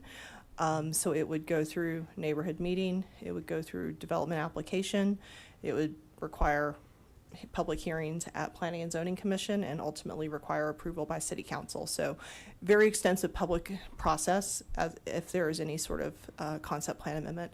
And you saw that the project probably freshest to mind that you saw as far as a concept plan amendment would be the Bond Farm project from about a year ago. Where they had a concept plan originally, they wanted to make changes, the applicant wanted to make changes Correct. to that concept plan, and therefore it had to go back through us for review. Exactly. And back through the public comment process. Exactly. Right, and so I asked that just to make sure that I fully understand, and maybe everyone here who's in the room and watching, that any of the commitments the developer has made, or compromises or adjustments that are made already in the concept plan, assuming that is approved, those are required of the developer. Mm-hmm. So when we talk about the 2-story height on the north side of the property, the trail, the landscape buffer, and kind of recreational area on the east side of the property, all of that, including the quail, like the emergency access only, Mm-hmm. Agreement, that's all required to be met, and for anything there to change, it would have to come back through this whole journey. Pretty much. Sorry, just pretty much, or? I mean, it's one of those, if we're looking at major application, major changes, so the emergency vehicle access, that's what we would anticipate, that it would be gated. Could be, if that, it might be determined, it might not necessarily be necessary, but it's one of those, we would have to take a look at it as staff and determine if it's a substantive enough change that requires it. But typically, deviations, if they were seeking to increase the number of units or increase the density, they absolutely would have to come back. If they were just found that they couldn't build as many units as they planned, That's why the density is phrased as a maximum number of units. So Right, they can always do they less can than always what's go, specified. they could always go lower, but they can't go higher. Yeah, and in this case, going higher, if I understand it correctly, would mean they'd have to actually rezone the entire area. And do a comprehensive plan amendment, which. So they couldn't go higher. The applicant would only be able to go lower or meet Correct. what is in the concept plan. Correct. Great. And then just to clarify the example on the emergency access that you raised, staff would think through how to determine if it's like changing the use of that space, right? Like you might look at, hey, what's the exact right way to restrict access? But the access would be restricted if that was in the concept plan, correct? Right, yeah, if the concept Yeah. plan shows a restricted access, it could not be made a full access without going through a public process again. Great, thank you. Now let's assume that the applicant doesn't want to make any changes and it goes through this. Let's say it is approved tonight, the annexation plus concept plan, and the applicant doesn't want to make any changes. Does planning and zoning get to see this again in terms of understanding design compatibility? It depends. So the big it depends really relates to whether a preliminary plat would be required. So if the threshold for creating more than 3 new lots is met, so the way our code is written, if you are creating more than 3 new lots out of one piece of property, then you need to go through the preliminary plat process, which requires approval by the Planning and Zoning Commission. So that's how you would see it again, is through that process. If they did not meet that threshold, it would go through an administrative review. Ultimately, if the Planning and Zoning Commission recommends approval of the annexation and concept plan, it would then go to City Council, who would make the final decision. So we still have another public hearing and final vote beyond the Planning and Zoning Commission. Great, thank you. I have a lot of connections on like the transportation, questions on the transportation flows that I'll mostly hold off on, but just to clarify one situation here, I believe a resident, Chris Beck, raised a great point about how the path would connect along Quail. And I'm curious with the west side, so the site to the west of this, I presume that's the property that is being asked about in term, like that's been referenced a few times in different directional ordinance nor references of being Correct. the other parallel annexation process that's coming? So it's a bit behind. They've been through the annexation referral process, so City Council made a motion to allow that project to proceed to the annexation through the annexation application process. They've had a neighborhood meeting, but we have not yet received an application. I didn't see anything in our system, so we have not yet received a formal application for that annexation yet. My understanding is they're working on it. With any project like this, we look at, have that connectivity between parcels, between properties. That's something that we typically want to see. If there are 2 adjacent developments, we want to see connections. You frequently on subdivisions will see those little stubs where, a road dead ends and there's no development, and that's typically because that section is reserved for a future connection to an adjacent property, so that we get those connections, and because those internal connections ultimately make it safer for in terms of emergency access, but also help with traffic, frankly. Right, it offers more options there. Correct. So, look, I know you, Jennifer, I know Grant and the planning department staff, but I presume many folks in the room don't know you that well and don't understand the process that you all go through. So when, this is a first for me as well, though, with these 2 adjacent properties. And so walk me through, that it's likely that an annexation application is coming through. We have this one in front of us tonight, which is within the rights of the property owners and the developer to bring to us. However, staff does recognize that there's something else coming adjacent to that does impact the transportation flows, both vehicular and non-vehicular traffic flows. How does staff handle that when it's going through the many steps of review and discussion with the respective applicants, kind of behind the scenes when you're trying to make this work for the community? Yeah, and that's, again, that's, we can't necessarily tell one applicant, hey, you have to wait until this guy gets closer, but we can put the parameters in place to ensure that there are connections, that there is that connectivity between the 2. In the case of the property to the west, they would be sharing that access point onto Clover Basin Drive because we have minimum spacing requirements for in between intersections. And so they wouldn't meet that minimum spacing between that particular property and Airport Road. So they would have to share that access point. So, you know, that's something that we would put in as a condition, that you're coordinating, that you're providing this access to the west, and, you know, the subsequent developer would also have to ensure that they do their site design so it ties into this project. First one in basically kind of gets to set where the access would be from the east-west. Grant, Jeremy, anything to add on that one? Nothing additional in terms of how we handle that. I guess I would add that we do have specific code requirements that does require connectivity. So in this type of scenario, the code would dictate, again, adding connections to that future development. And I want to clarify, I shook my head in the wrong direction. That property actually has gone through or is in the first round of review for a formal application for annexation and concept plan. Okay, so to make sure I'm understanding our role tonight and what we can and can't do, the property to the west that is going through the process right now that hasn't come to us in this kind of a public hearing yet, staff would be working with the applicant ideally to make sure that it connects to anything that is potentially approved tonight with this concept plan, in terms of both vehicular traffic flows and multimodal traffic flows, correct?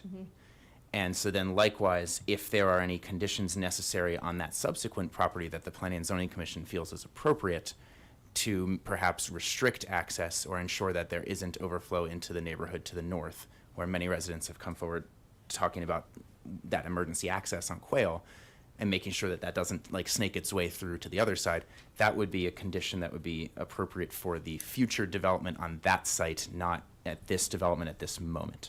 Correct. And the other thing to note also is this portion of Quail Road that's adjacent to that property to the west, that's directly south of the Westview Village development or subdivision. That small section of Quail Road is within city limits. The section of Quail Road that is adjacent to the property we're discussing tonight is unincorporated Boulder County.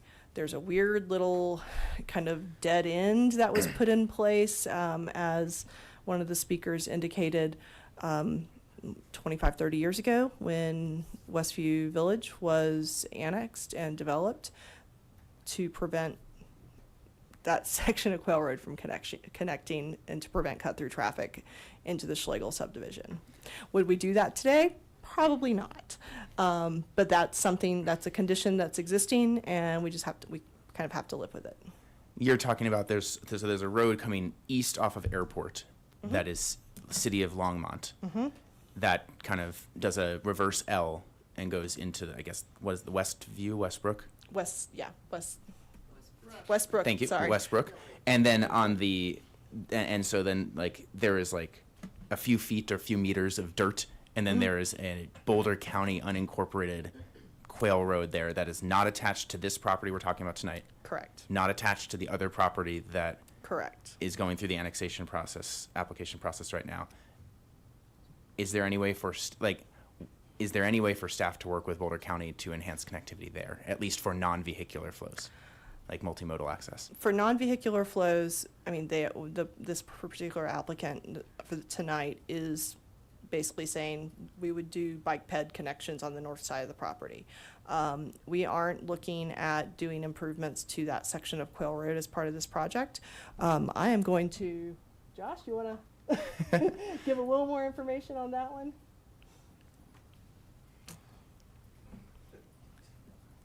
I don't intend to propose any crosswalks on cross-jurisdictional issues tonight like we did last month.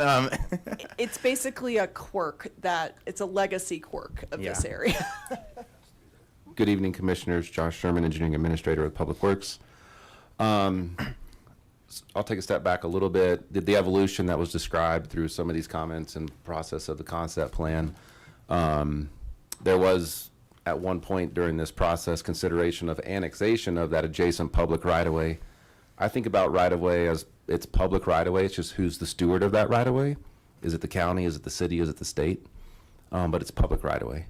So Quail Road, immediately north and adjacent to this subject parcel, is Boulder County public right-of-way. It would be within the purview to annex it from the city. It is adjacent to this property. That's not the choice that's being made or recommended by staff. Through this conversation and through the coordination with the developer, it was discussed, you know, outside of vehicular traffic, we want to ensure that we have good multimodal connectivity. And so they were willing to make that commitment, as Jennifer said, to provide that east-west connection somewhere along their north property boundary to be able to make that connection essentially what would mimic a sidewalk along Quail Road. Whether that's in an outlot or an easement and not in county right-of-way, you get the same, you know, effect. Gotcha. Okay, so just to make sure I'm clearly understanding this, like a sidewalk connection to the existing city of Longmont sidewalks and let me be clear, right? Because this project or this subject property does not completely abut to the west, right, the city public right of way. So it's there gonna is get a small gap, which is the adjacent western property that was being discussed. Okay, so without quoting me on the numbers here, we're going to get to a point where we're like 10 meters away from the other connection point where this other annexation application, in theory, should provide that final connection with the Correct. Like advice and direction of staff there. Is that a fair assessment of what's like kind of going to happen in this process? Yes. For that type of connection. That's the plan. Thank you. And that would be for non-vehicular traffic, just for pedestrian bicycle. Yes. Thank you. You're welcome. Good. I got one more clarifying question just on our role here. And Jeremy, this might be a legal question for you. I know you love it when I direct questions your way, so you're welcome. So legally speaking, in terms of our role as the Planning and Zoning Commission here, the applicants tell me if my understanding of this is correct. So the applicants and the developer what the applicants and developer are proposing are within their rights, should this annexation proceed, within the 6 to 18 units per acre density within the current zoning under Envision Longmont. And that any changes to that, if we are restricting anything that's within their current right, would that be considered a policy change by city council? Or that would require city council action? Good evening, Commissioners. Jeremy Terrell, Assistant City Attorney. I'm not sure I understand the question, Commissioner Popkin. Is it, are you suggesting a condition to, not using the term condition, but a restriction on density? Is that what you're envisioning? What I understand is that the developers are proposing up to 18 units per acre, which is legally allowed under the current RMN zoning under Envision Longmont. And so I'm wondering if, as within their rights as developers, applicants, and property owners, if restricting what's legally within their right at this stage of the process is considered a policy change, which would be beyond this body or not. I think yes and no. So first, speaking in terms of roles, Planning and Zoning Commission is a recommending body, so it wouldn't be a policy change to make a recommendation on a change in density. As a decision-making body, which we are not in this case. Which we are not. So thinking ahead to City Council, just one moment.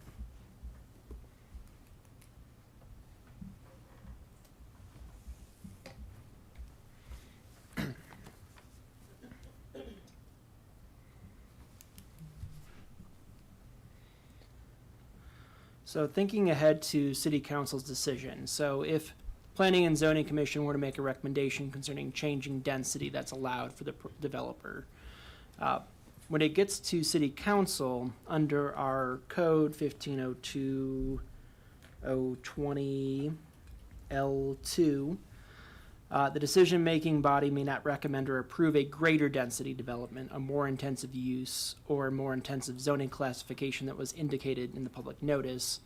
However, a lower density or intensity development may be recommended or approved.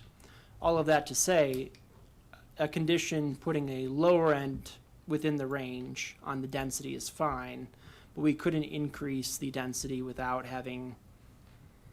some sort of likely a recommendation from Yep. city attorney's office to go back and change the zoning classification. Right, that would go Look against at all what's in those. Envision Longmont already, that has been previously approved with a lot of community input as to what the maximum allowed or desired density would be there. Correct. So Yes. like a condition that'd be 19 dwelling units Wouldn't fly. wouldn't fly under our code without changing the zone. Yep, and great. things like that. I lied, I have one more clarifying question. Gary Cunningham, I think, spoke about some of the different distinctions within Envision Longmont, and I just wanted to clarify something with Jennifer here on the distinction between RMN versus RMF. I think it's RMF. Let me make sure I'm getting that. Whatever the multifamily code is. Yes, so so RMF is the zoning district, and, Yeah, so- multifamily neighborhood is the Right. Envision Longmont.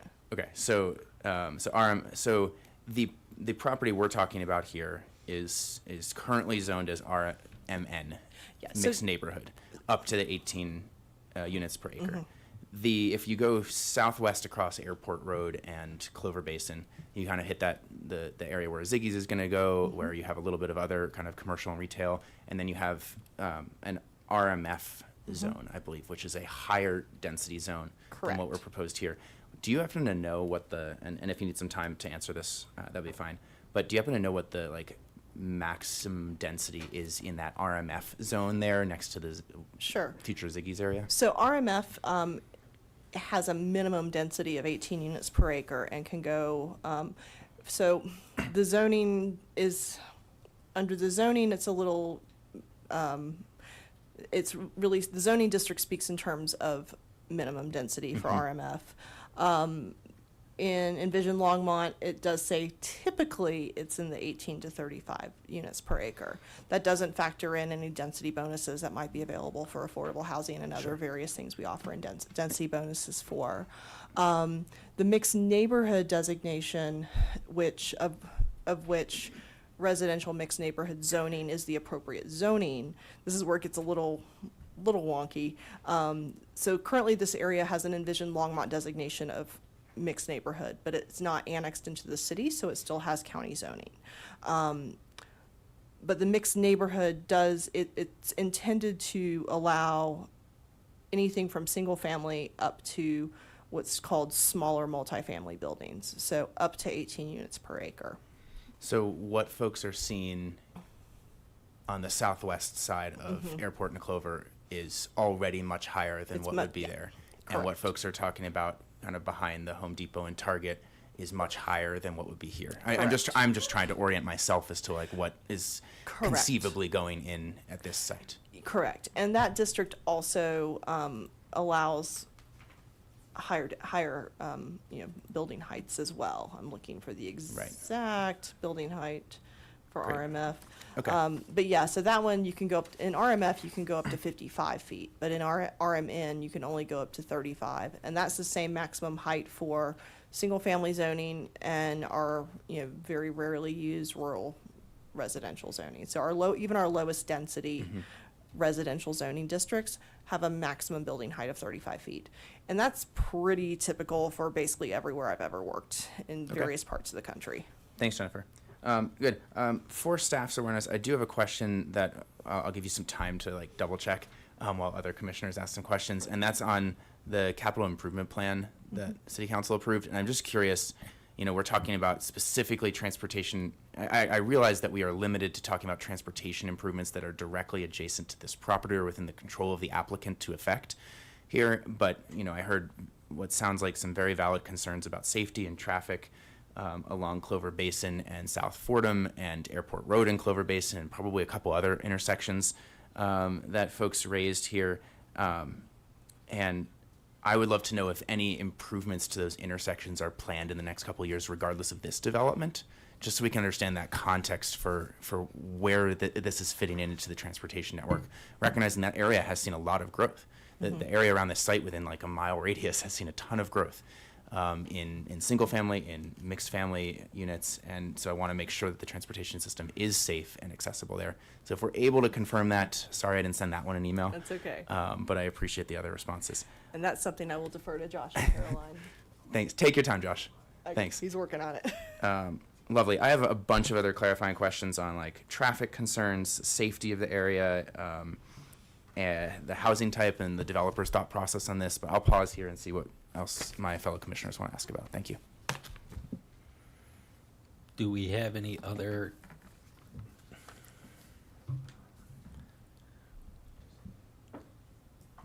Commissioner Saunders.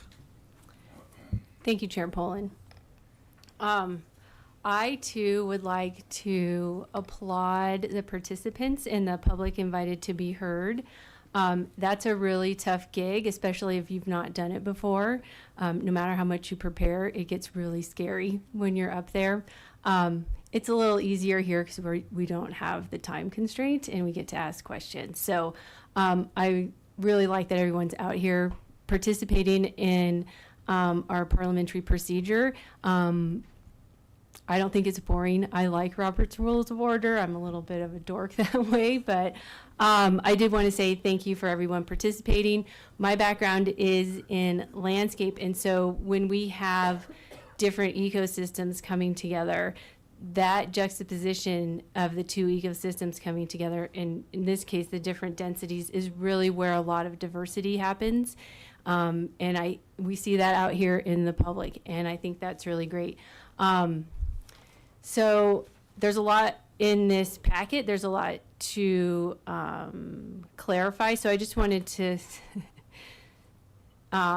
start with Councilor Terrell, if you don't mind. I wanted to talk about the annexation first. So I think that the Representative Tyler Erickson, is it fair to give you representative title? Okay. It's a great question of why are we here?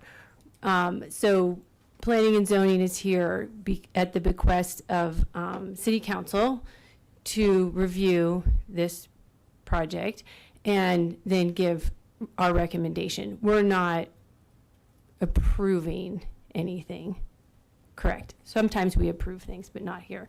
Correct. So would it be fair to say this is sort of exploratory on planning and zoning at the bequest of City Council, as we are appointed board members? So in effect, we work for the citizenry, yet they don't pay us.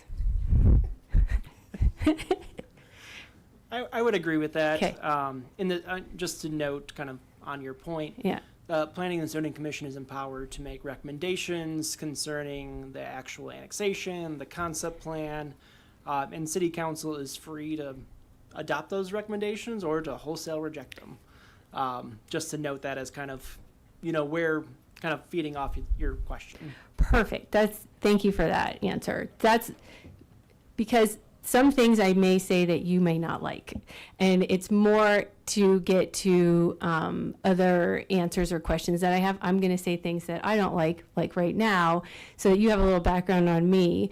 I have lived in Boulder County for almost 50 years and 25 in Longmont. Just so that you know that I hear you and I see you, and I'm wondering if, before I ask my annexation question, if Planner Hewitt Apperson could, do you have ability to show the packet and the maps at the very beginning? And then in our packet that we got the packet and it had all of those historical maps. I just want to take a look at one in particular, but I forget which year it is. Give me a second here. Thanks. I'm going to ask Jeremy my annexation question. So annexations, in my experience of working with, volunteering with different city boards, would you say in general annexation, are they, they're more about the sort of a contract. I don't want to use that. I don't know if that's the right word, but it's a negotiation, right, with the affected parties, the direct parties. Would you say in general those are subject to other point of view or input or is that more of a closed type negotiation? I would say it is open to negotiation to an extent. So kind of looking back at various land use applications, we have what we call legislative and then quasi-judicial actions. Legislative are a policy-based decision that's either made by city council normally, but sometimes planning and zoning commission in limited circumstances. And those are policy-based decisions. The decision whether or not to annex a particular property into the city is always a legislative action. It's completely, with the little tiny asterisk, at the discretion of the city to decide to adopt land into its territory.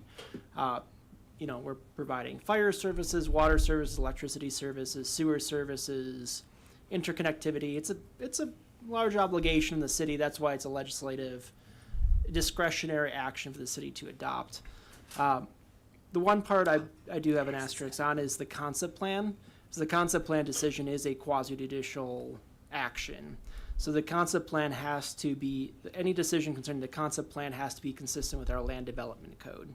So we can request different things in an annexation agreement, kind of looking at what's in the best interest of the city versus the concept plan. We have to make sure we're consistent with Envision Longmont, the criteria in 1502-055 and the criteria in 1502-060A2, the concept plan one. So we have to make sure we're consistent with those criteria versus annexation. We have a little more wiggle room to have negotiations, and for the most part, the city can kind of say, hey, we really want this, please give it to us, and if you don't give it to us, then it's our discretion to deny the annexation. Thank you. And props for having those code. It's not easy.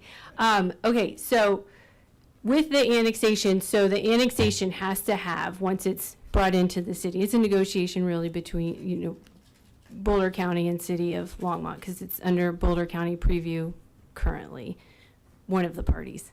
Asterisk, one of the parties. Let me just go forward. With the annexation, it has to have a zoning district when it's brought into the city. It can't go with whatever, we can't just annex and say, oh, you're part of the city. It has to have a zoning designation. Envision Longmont, framework plan, and props to Mr. Komet, sorry if I messed that up, for bringing that to the attention. If anybody wants to look at it, it might be referenced later on. It's on the website. Then third is the proposal from the applicant, right? And so you're saying the applicant proposal is our quasi-judicial approval, not approval. Correct. And just one other comment on the Boulder County portion. Yeah. So that's actually already been addressed.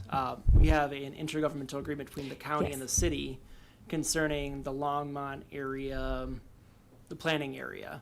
So Boulder County's already said this should be in the city's jurisdiction. It doesn't really fit within our, being a county, because it's right in the middle of Longmont. But in terms of your question about, the different pieces of annexation, it's the annexation ordinance, which is what City Council will decide on during its January 14th meeting, I believe, is the public hearing, second reading, which will be the ordinance itself. No, that's not correct. That's the first reading. First reading's in January. I'm not sure when the second reading is, but it's been established. I just don't have the date on top of my head. So we're looking at the ordinance, the annexation agreement, which is normally not before Planning and Zoning Commission in the sense that you're not looking at it. The city, myself, planning staff has been working with the developer to finalize annexation agreement, and City Council will approve that. But then lastly, that last piece of the concept plan, which is the plan that'll govern development of the site going forward, that has to be done as part of a non-city initiated annexation. Perfect. So, thank you for putting that date out there, too, for the. It's the wrong date, but there is a But date. it's in January, somewhere near there. He's got to keep all the codes in there, so some things. So, quasi-judicial, yes. And so the annexation part with Boulder County, and thank you for explaining why we don't see it. We don't know what's in that agreement. So, Quail Road for a second. In the packet, Oh, sorry. Do you want to put that map up there? I'm sorry, not you're sure waiting for which me. map you were looking There's like for. 4 maps of the historical Schlegel site. Is it in, which attachment would it be in? Oh, I just download the whole thing. Probably. It's in the beginning. It's 900 pages. Oh, 915 after Monday. Is it under Quill Road annexation map? Oh, maybe? shoot. I don't that's- know. All right. So, Jeremy, with the annexation That's for, what I was thinking. oh, just lost my screen. I just didn't find Quail it. Road. And I can't remember if I saw it in there before, but it changes, and Boulder County writes a recommendation to keep it how it is with the agreement. But it looks like it, in the beginning, it was part of it, but then it went out of it. The boundary for quail was included, and then it wasn't included. Can you speak to that? Jenna, I will look for that. I would defer to the planning staff because I wasn't Okay. involved in that level. But Okay. that Quail Road portion is not part of the city at this point, except for that little reverse. Yeah, L, that as I think weird Commissioner little L Popkin. thing. Yeah, and I get how it came about, and it's all about who's going to be responsible for it, right? Like engineering eloquently told us. It's just, yeah. So okay. There's so many things on this, you guys. So I know initially, as they mentioned, Quail Road was proposed, but I know there have been discussions with our engineering department, and I will defer to Josh and his team on that regarding the Okay. ownership. Okay.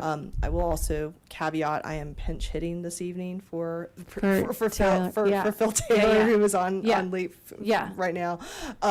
So I can't speak to the Okay. specific discussions, but I know there was definitely quite a bit of discussion about that, and ultimately it was determined that section of Quail Road should stay in the county, Yeah. and the county was fine with that. Yeah, and I understand the timeline. I'm going to save some of that annexation for when we get more towards transportation, because I know Commissioner Popkin has some, and I have some more too.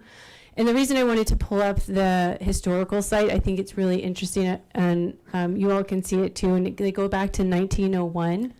And when you look at the Schlegel L'Enclave, it looks exactly like this, but the densities are reversed. And the Schlegel properties are the highest density of everything around, which, to everyone's point, that change does happen. And this is, it's okay. Yeah, it's attachment okay. 11. That's where Thanks, I am. Jane. I'm just trying to figure out where.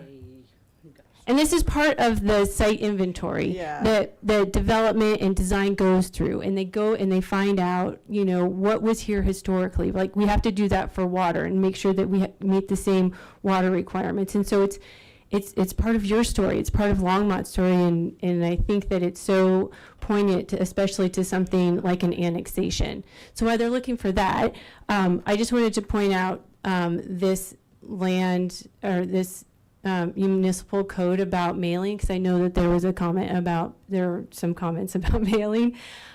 If you look at 1502-0404 in the Longmont Municipal Code, you'll see that the annexations get 1,000 feet, and since it's in code, and annexations can be pretty impactful, they're a pretty big deal, as we are seeing here. That's something that council can, as we've noted, can be notified by you about if you want to increase that. Because when you are changing the density in the way that this property works within your neighborhoods, I think you make a valid point. Maybe 1,000 feet isn't quite enough. Here we go. Oh, thanks. These are fascinating. This is why I'm the dork. But you really get to see how the properties and the property in question developed throughout the city of Longmont. And that's why I'm here, of my free time, and I don't want to speak for the other commissioners. And Longmont is really special. And I think to Tyler Erickson's point at the neighborhood meeting, saying that, which was fascinating, the meeting in April, it was the first neighborhood meeting that's required by code, said that we're sort of the catcher's mitt. Is that fair? You said something to that effect from maybe the city of Boulder.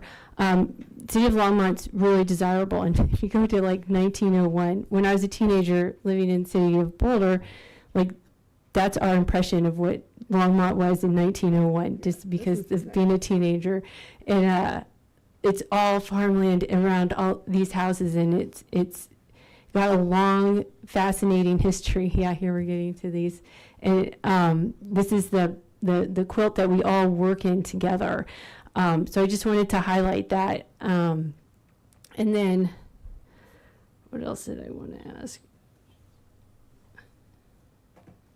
Thanks for getting that planner. Hopefully I didn't make everyone nauseous as I was scrolling through. That's so great. I do have a couple of questions for the applicant, and then might open to others. I have others, but I want to make sure everybody's getting some time. So I don't know who, it may be Tyler, it may be Mr. Erickson or Mr. Green. I think I'm going to start with Mr. Erickson, since that's sort of one of the beginning points of my review of this proposal, and I think getting this for a week is a little generous. So we get this basically over the weekend to look at if we have full-time jobs and families. So I really liked watching the neighborhood meeting, and I thought you had some interesting pieces to share with the neighborhood. And you mentioned that you bike a lot there, and that you were gonna, and this was in April at that meeting, that virtual meeting. I think many of you were there, and Mr. Erickson said that you're going to come and do more meetings, and you're going to come, and you mentioned earlier today that you've been on some bike rides over there, and you went to that park. I'm not sure what park you were talking about. Willow Farm up north. Willow Farm. Yeah. Well, I just wanted to understand that street connection there. Yes, thank you so much. And so between the April, when we saw I believe it was the original concept plan. Is this the one that was from April? Thank you for putting this up. This is helpful. This is probably the newer one. The one from April. April's going to. Oh, can you go back to that one for a second? Simple. Yeah. Yeah. This is the one that everyone sort of saw for the first time. Fair. Okay. And so it has the boundary. Oh yeah. See, there's Quail Road is included in the boundary at that point. Correct? Yeah, so Okay. I can clarify that. Sure, that would be great. Thank you. question. Yeah, yeah. So when we were considering putting traffic onto Quail, we would have been required as the applicant to annex Quail from Boulder County. Not only in addition to our private sellers that are selling the pieces of land, we would have had to approach Boulder County to annex Quail alongside, which we did. They agreed to. They could, but now that we're not putting traffic, it's better to leave Quail in the hands of Boulder next to the Schlegel neighborhood. So that's why you see that line change. Okay, that is a good explanation. So Boulder County will do all the snow removal or whatever maintenance needs to be done, and not City of Longmont. So not our tax dollars. Correct. The City of North. Longmont tax dollars. And citizen we're tax going to be dollars. maintaining as a private developer everything else on site. On the inside the property Correct. boundary, the Correct. brown or the I don't know what to call the brown, but the red outline Sure. with. Well, the southern boundary is going to be right of way. That's going to Yeah, be yeah. dedicated. So Yeah. that'll be dedicated to the city for maintenance. Yeah. So yeah, let's not look at the green. Let's look at the green. Anything inside the green. I know it's a very small buffer around the outside, but green and orange, property line in, we're responsible for maintenance. Not the red. What's the red? The red is just a line showing the adjacency to Longmont, the city. So there's a white line in between the red and the green on the south. Correct. Between Clover Basin. So that right of red. way, the right of way right now is owned by our landowners. We're going to dedicate it as future public right of way to the city. Okay. It's a requirement. to dedicate it to the right of way. Okay. Okay. Yeah, when you said Willow Park, I know it is Barn Park too, because I took my kids there. And no, that's okay. We're colloquial. It's fine. Okay. So tell me, this is the concept plan from April. Correct. Okay. Can you go to the concept plan, and when did we get this? This was our packet, or was this on Monday? Oh, the multimodal was on Monday, correct? That was the addition on Monday. We got an additional plan on Monday, I believe. At the end, was the multimodal Probably in this it? one. I didn't see it. I saw this one, but I didn't see the multimodal one. I thought that was added with the 15 pages at the end with the with the comments. It's attachment 14, so. Perfect. Thank you so much for that clarification. It's 900 pages, you guys. So sorry. Okay.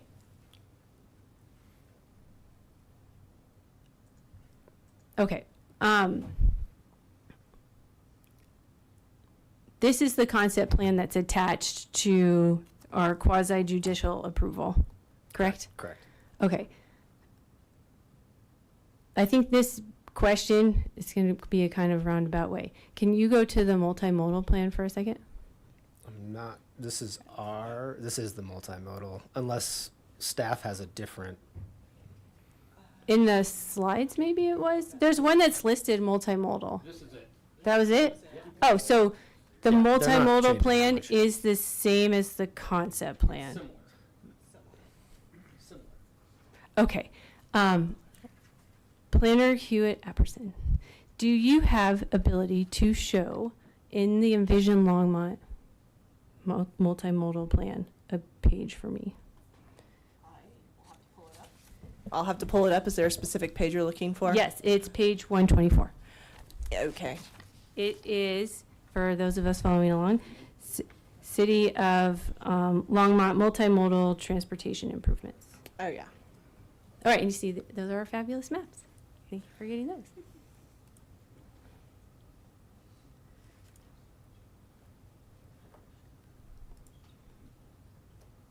Bear with me. I have this bookmarked on my own No, that's, computer. it's a lot, it's a big do you want to see my desk over here? There's a lot.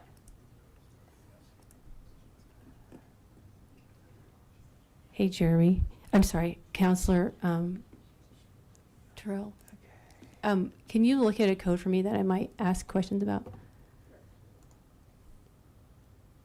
It's the inclusionary one. Where did it go? 15, I think it's 02. Too far. Shoot, I just had it up.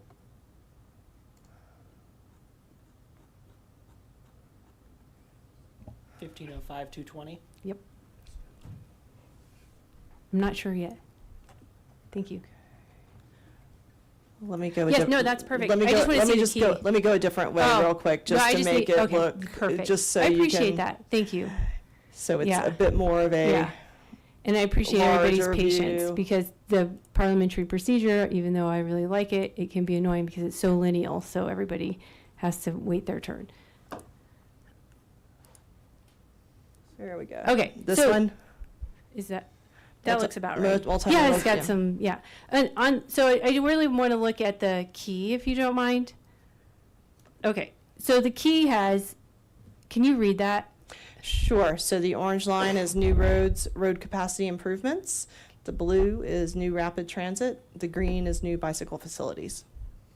Okay, and can you switch back over to the applicant's multimodal plan, please? Sure.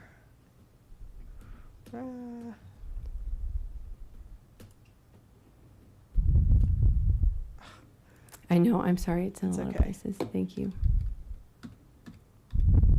Okay.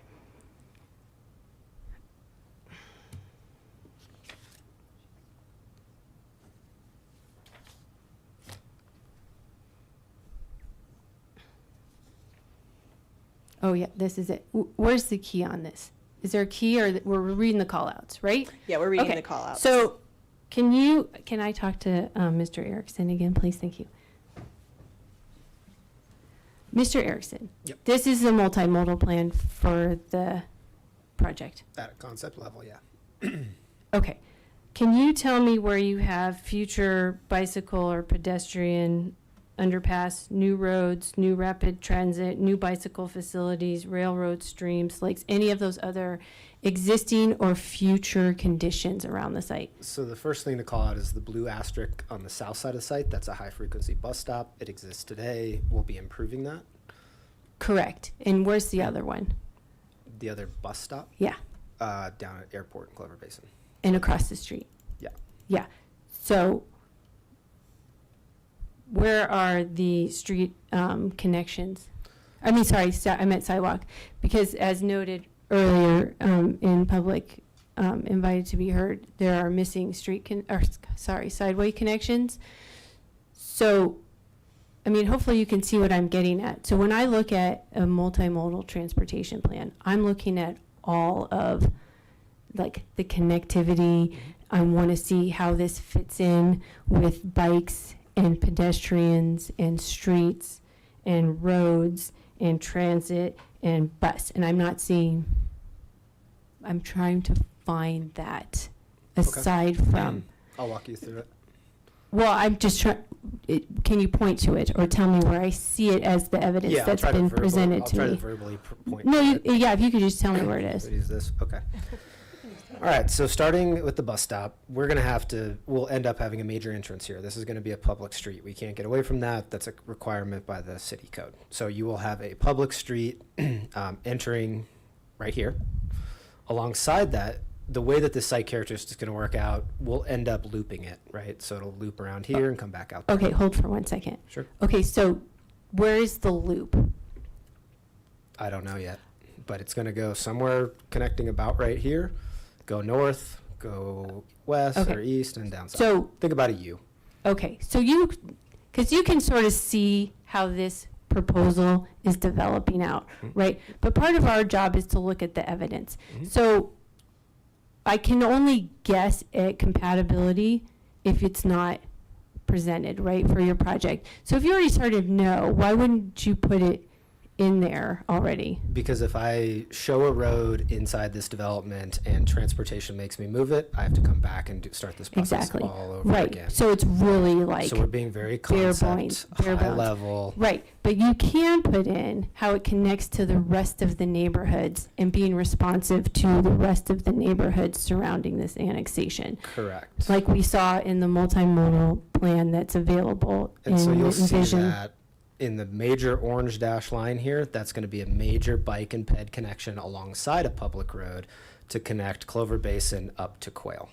Yeah, I see your proposed one, but how is it fitting in the compatibility of this multimodal plan that you're proposing to the rest of the neighborhoods in City of Longmont?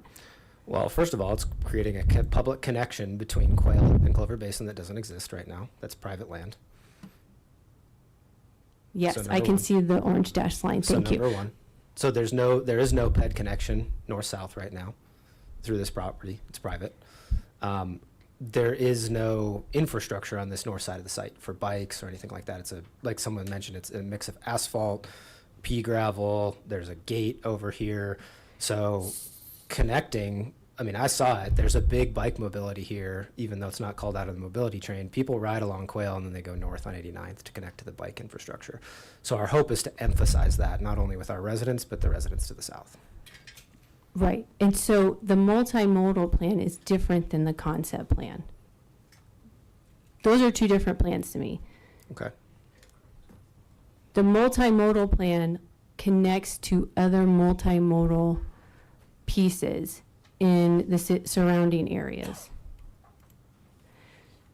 Well, I'm glad you're shaking your head because criteria 6 on the application, right? So we're looking at two different sets of criteria, the annexation and then the application for the development, that it says that there should be a multimodal transportation access and it needs to be integrated and connected where appropriate with adjacent development through street connections, sidewalks, trails, and similar features. And where you're attempting to do that on that future potential west site, you're not doing it anywhere else.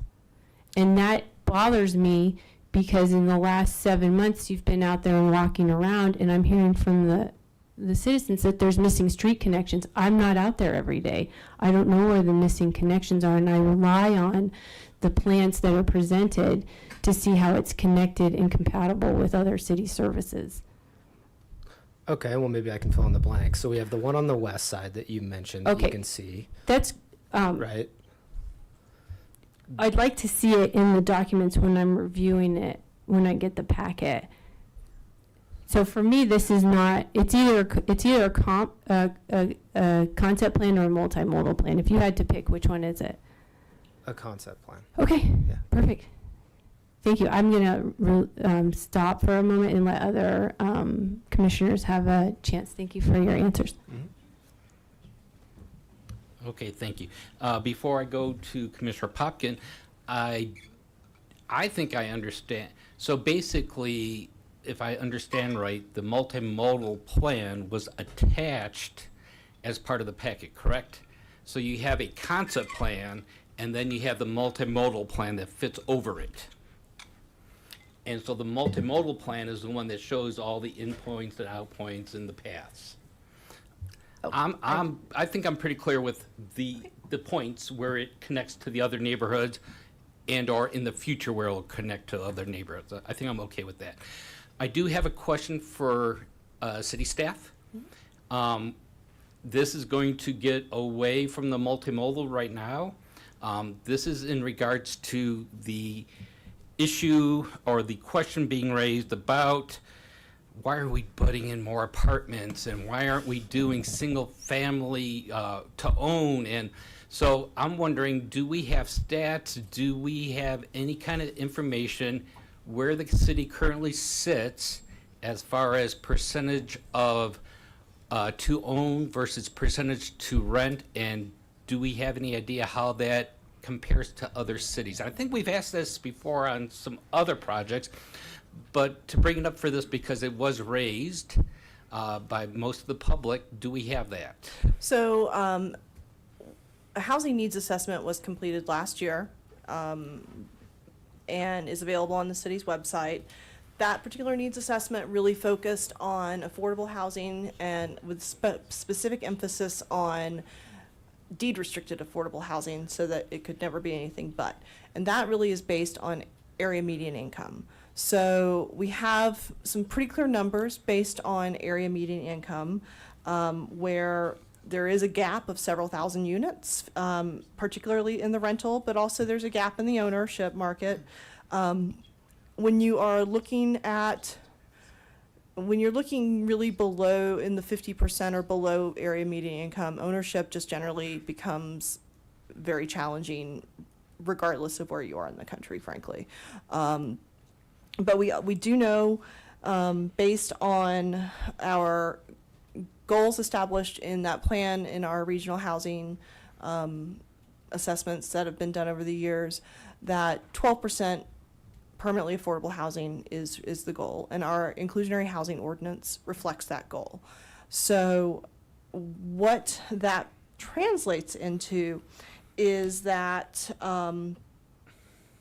the target for affordable housing units translates into 5,400 affordable units by 2035. We're about halfway there. So we do still have a deficit of several thousand affordable units.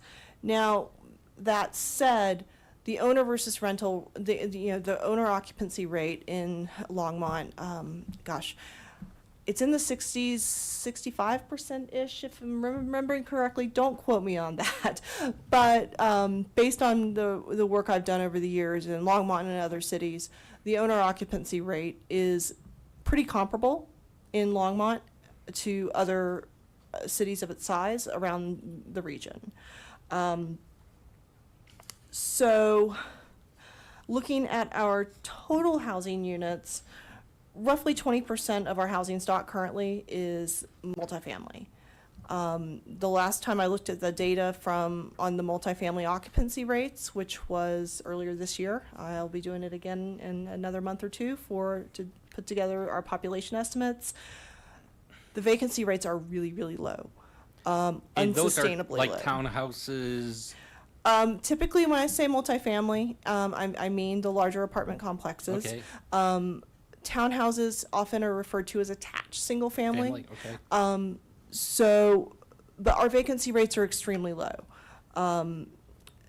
Typically, a 5% vacancy rate is considered pretty healthy market. That means you aren't going to see spikes because there isn't enough demand.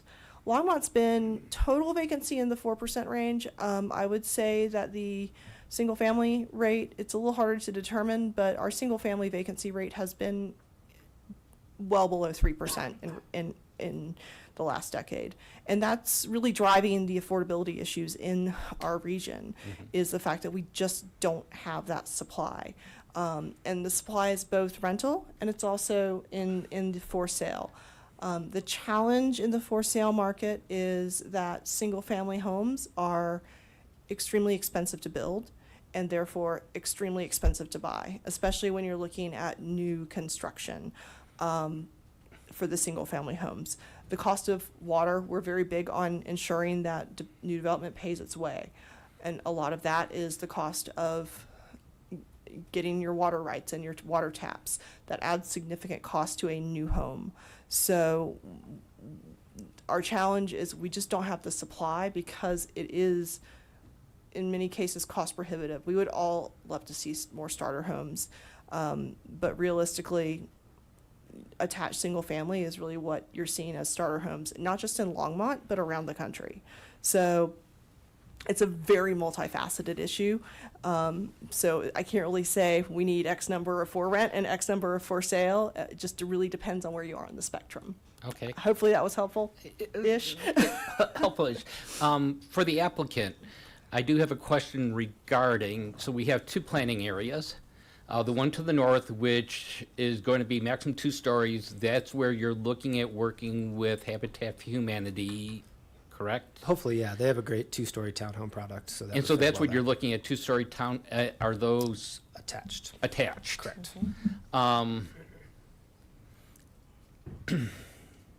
That, I think I'm okay with what I'm thinking, what that's going to look like. So you're going to have a bunch of 2 stories attached along that top. Yeah, they'll probably be broken up into groups of 8 to 12-ish, kind of depending. So Okay. we'll definitely be it won't be a line of 2-story buildings Okay. attached yet. And then for the bigger part, where you're looking at 3 stories. Correct. Are those apartments? What does that look like? I mean, Those are going to look like, this zone district's a little different than other zone districts as it has that 35-foot height limit. So you can kind of figure, think about 9.5 feet for floor, and then we need a bunch of space in between for HVAC. So getting 3 stories under 35 feet is actually quite difficult. So we're going to push the buildings down, but it'll look like a typical, a 3-level apartment. Like look across the street to Vera West. That's the type of product that'll be built. Obviously that product's quite old now and aged, so ours will be newer. and are you kind of married to the 310, or is that kind of like you're saying that's going to be kind of our max, but we might come underneath it? I'm trying to get some feel for. It depends on what happens with the road grid internal to the site, which we don't have figured out yet as to what our max density is. But I will say for the project to be feasible, we do need to be close to that 18. It's not cheap to build these things. Land is not cheap, and nor is water, as Jennifer mentioned. So, yeah, the density is important to us. Okay. That is good for me for right now. Commissioner Popkin. Thank you, Chair. All right, I'm going to pick up where I left off. And I think, Tyler, why don't you stay up here? We haven't had a chance to chat yet, and I appreciate your time and your whole team's time tonight. Sure. First of all, I guess, for everyone here, I want to share like a little bit where my head's at on this. I support the annexation here. I think it makes sense. I think hearing the owners of the property, what I want to make sure is done responsibly here is the actual concept plan that is attached to this annexation. And so we've heard a lot of comments from the public. We've read a lot of comments from the public, and I want to work through a number of those to kind of clarify what's facts on the ground, what's facts in the concept plan that's attached to this, and what's like your vision but not visible, not in 2 tablets, like stone tablets, not this. So the first thing when I think about this done responsibly, it's building off of what my fellow Commissioner Saunders was talking about in terms of the multimodal flows and the transportation access. I think staff and I were able to confirm this before, but just for you to be on the record with this, when we're talking about the Quail Road transportation access in the concept plan and the revised concept plan, first of all, I should just say, I think Scott Knight put it best, just like the new plan is significantly improved, and just genuinely appreciate the thoughtfulness that it seems your whole team has taken to making a lot of numerous clear updates to this to make it, really fit in as best as you think it can into the neighborhood. There will be differences of opinion at the end of the day, and I'm sure you are no stranger to that journey. So on the transportation access, we had comments from Dan Jeffries, Carol Jeffries, Donna Baker, Dave and Elizabeth Yoke, Susan Harmon, Larry McConaughey, June Patterson, and many others about the Quail Road access there. And just like once and for all on the record, there will be no vehicle cut through other than emergency vehicles going down the Quail Road corridor into this development, correct? This feels like a testimony. There's going to be no public traffic onto Quail Road from our development. The only access point will be that emergency vehicle access point, which is emergency vehicles only. How that is managed and gated, my preference would be that it's gated so nobody tries to drive through it, but we'll defer to fire as to what that is. But yes, I hate the idea of pushing traffic north. I mean, we can accomplish that through just going off of Clover Basin. There's no need. Great, appreciate it. And then the only other flows would be the pedestrian and bike access, Yeah, which yeah. it sounds like many folks want anyway. And Some not. I heard many, and I think that makes sense to connect the regional so flows there, certainly in accordance with the multimodal goals of the city of Longmont. Okay, that's really helpful to understand because it seemed like there were 15 different opinions as to how that was going to connect. So thank you for clarifying that. The second thing I wanted to clarify on transportation was the intention here. So on Clover Basin and Larkspur, I believe. Yep. We have the multimodal access there up. That's great. We can keep it up. Let me just make sure my screen is showing the right thing. I see the transit stop there. That's great to clarify. I'm really glad to hear you're planning to improve that and make that even more attractive to use. I realize that this transit stop on the other side of the road is probably outside of your control. Is that a fair understanding of how? Yeah, I can't really touch anything off my property. Yeah, recognize that. The roundabout that is proposed, I think that was one of the recommendations out of the traffic impact study. Yes. So that would be the roundabout at Clover Basin Drive and Larkspur Drive, correct? Correct. And that's a single lane roundabout, which is essentially designed to do a couple things. Actually, you know what? Let me ask you what your intention is with that before I opine. Yeah. Slow traffic down. Okay. One, putting a light there, it's too sharp of a curve. People are going to come speeding around that thing and slam on their brakes. So slowing traffic down. It also allows for safer pedestrian movement north-south. Crossing through a roundabout versus a potential 4-lane expansion, much easier said than done, but still doable. Roundabouts provide a higher level of safety for pedestrians with signalized intersection lights for pedestrians. It gives them safe harbor in the middle, and then they can transition to the next lane. So that's our intention there, is to slow traffic. We've heard from people who experience this traffic, it's a racetrack and then a parking lot. And I believe the parking lot starts to fill up a little bit west of our property. So whatever we can do to slow traffic down. Also, roundabouts allow an easier ingress, egress from our site rather than a right in, right out only. So it's just a better flow of traffic. Americans are still getting used to them, but they work really well in Europe once you figure them out. So yeah, our intention is to slow traffic, easily bring it in and easily bring it out, and also provide that ped connection. We think the roundabout's an important piece instead of having people try to cross 4 lanes of traffic. Right. So it actually not only slows traffic, but actually makes more efficient traffic flows than just having hard stops in certain places. Theoretically, once we figure them out. Yeah. Oh, and we have through. roundabouts in other parts of Longmont now, so hopefully those are not complete strangers to folks who are on the road. Walk me through. So what I don't see here is one, the roundabout specified here or in the concept plan, and I'm just curious, does that need to be how much of this packet is legally binding with the it sounds like the developer fully has an intention to build that roundabout, so I don't think this is changing any of their intent here. How much of this is legally binding if it's not in the concept plan or multimodal plan? So many of these improvements would be memorialized in the annexation agreement. Okay. So that's really where we would, if a roundabout is to be required, it would be memorialized in the annexation agreement. Or there might also, it just depends on how it's crafted. Sometimes it specifies a specific improvement. Sometimes it specifies improvements as determined in a accepted traffic impact study. Okay. So then just to have it on the record, the roundabout will be in the annexation agreement in some way, shape, or form. Yes. Great. Some sort of traffic mitigation there, yes. Sorry, those are two different statements. Some sort of traffic mitigation or a roundabout. I believe it's in our agreement, right? In the annexation. We have a final draft. At So we Larkspur should and do Clover that. Basin. I believe we just refer to the traffic impact study. We So- punt the roundabout, but So all of the recommendations in the traffic impact study would then be incorporated into the annexation agreement? Because there were multiple recommendations from the traffic impact study. I think just kind of taking a step back is also helpful too. Is we're talking about a concept plan, which Right. is the big picture idea.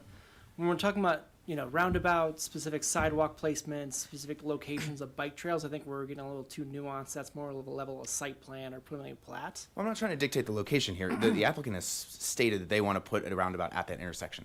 I'm not saying the size of the roundabout. I'm not trying to specify anything there, but that is integral to the safety of that intersection and the efficient flow of traffic or mitigation of high speeds of traffic to do this right and build this appropriately. So I'm not trying to get overly specific, but we have a rough draft of a trail that's going through this. I don't see any reason why it wouldn't be appropriate to make sure that that is captured as the roundabout is captured here, if that is an important mechanism to allow for the transportation flows.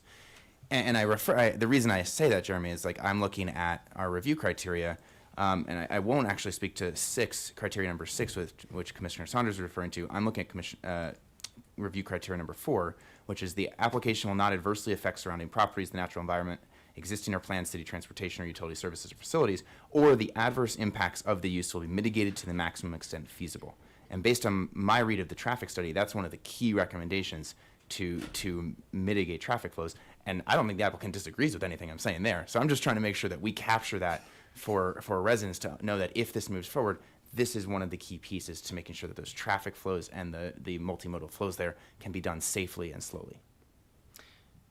The other thing I do want to add to is that is a right-of-way dedication to the city. So I will provide that it's not the applicant's choice if it's a roundabout versus a light to some extent. Because once it's dedicated to the city, it's the city's determination of what the traffic's going to be like in terms of, are we doing a roundabout, or are we doing a light, are we doing neither? It could just be a driveway. So I'm hesitant to say that the applicant can say it's going to be a roundabout, and I'm hesitant to say that it's going to be a roundabout dictated in the annexation agreement, because ultimately it'll be the city's call in terms of right of way. Okay. But from my understanding, Tyler, it sounds like your team has every intention of building a roundabout or similar traffic mitigation effort. I would like a roundabout there. And then Okay. I'll also comment on something else. So the King property to the east or the west, we've been trying to talk with that applicant. And one of the reasons we have an entrance into their side is because I got them to commit to kind of a road placement.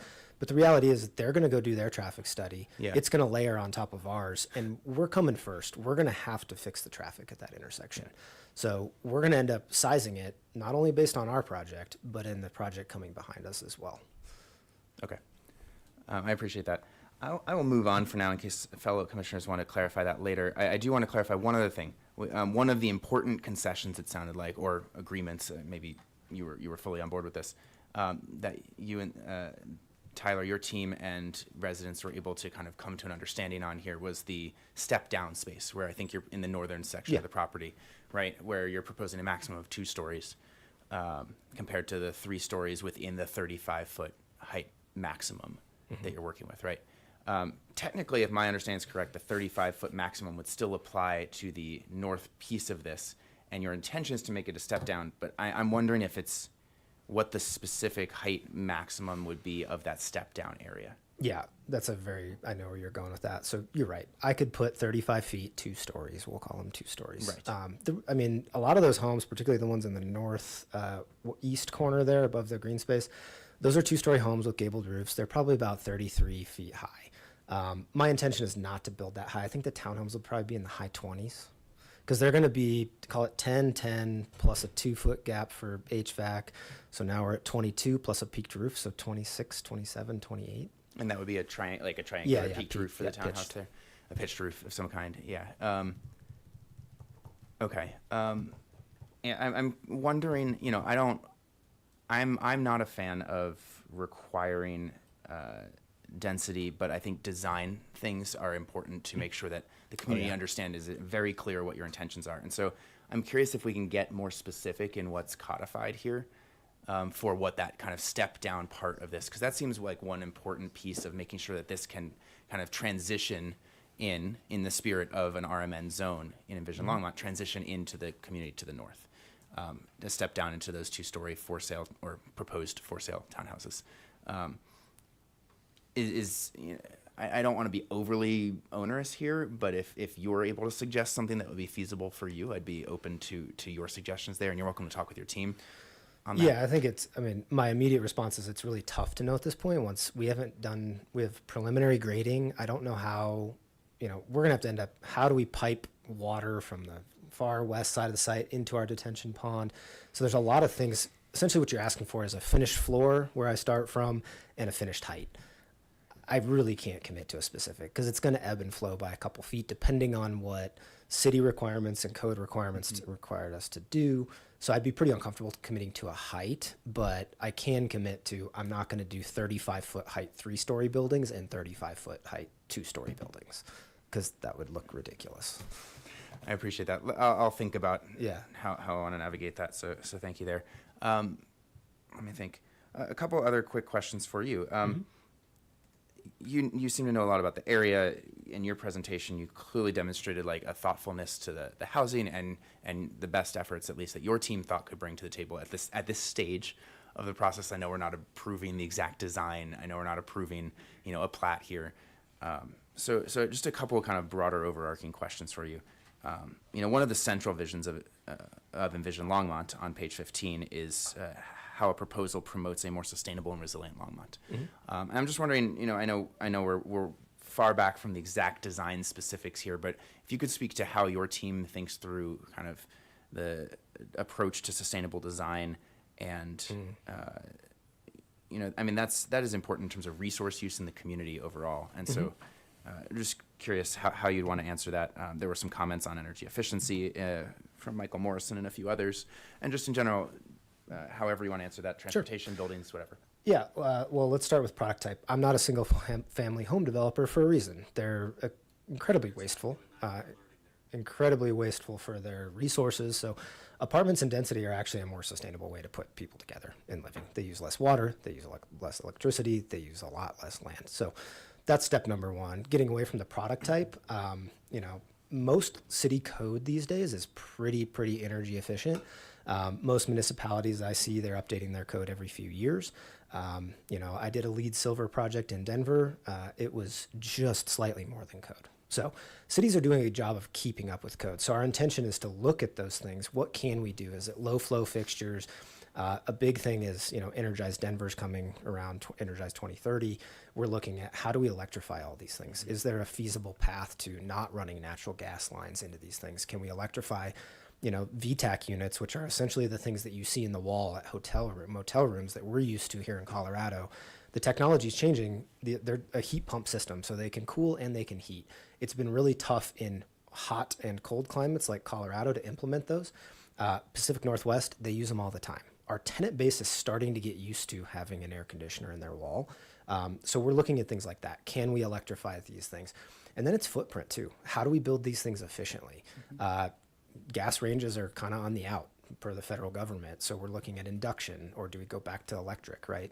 So there's a bunch of different things plus the insulation. Insulation values have changed quite a bit. And so code is requiring us to insulate these buildings really well. You can take a couple paths to development.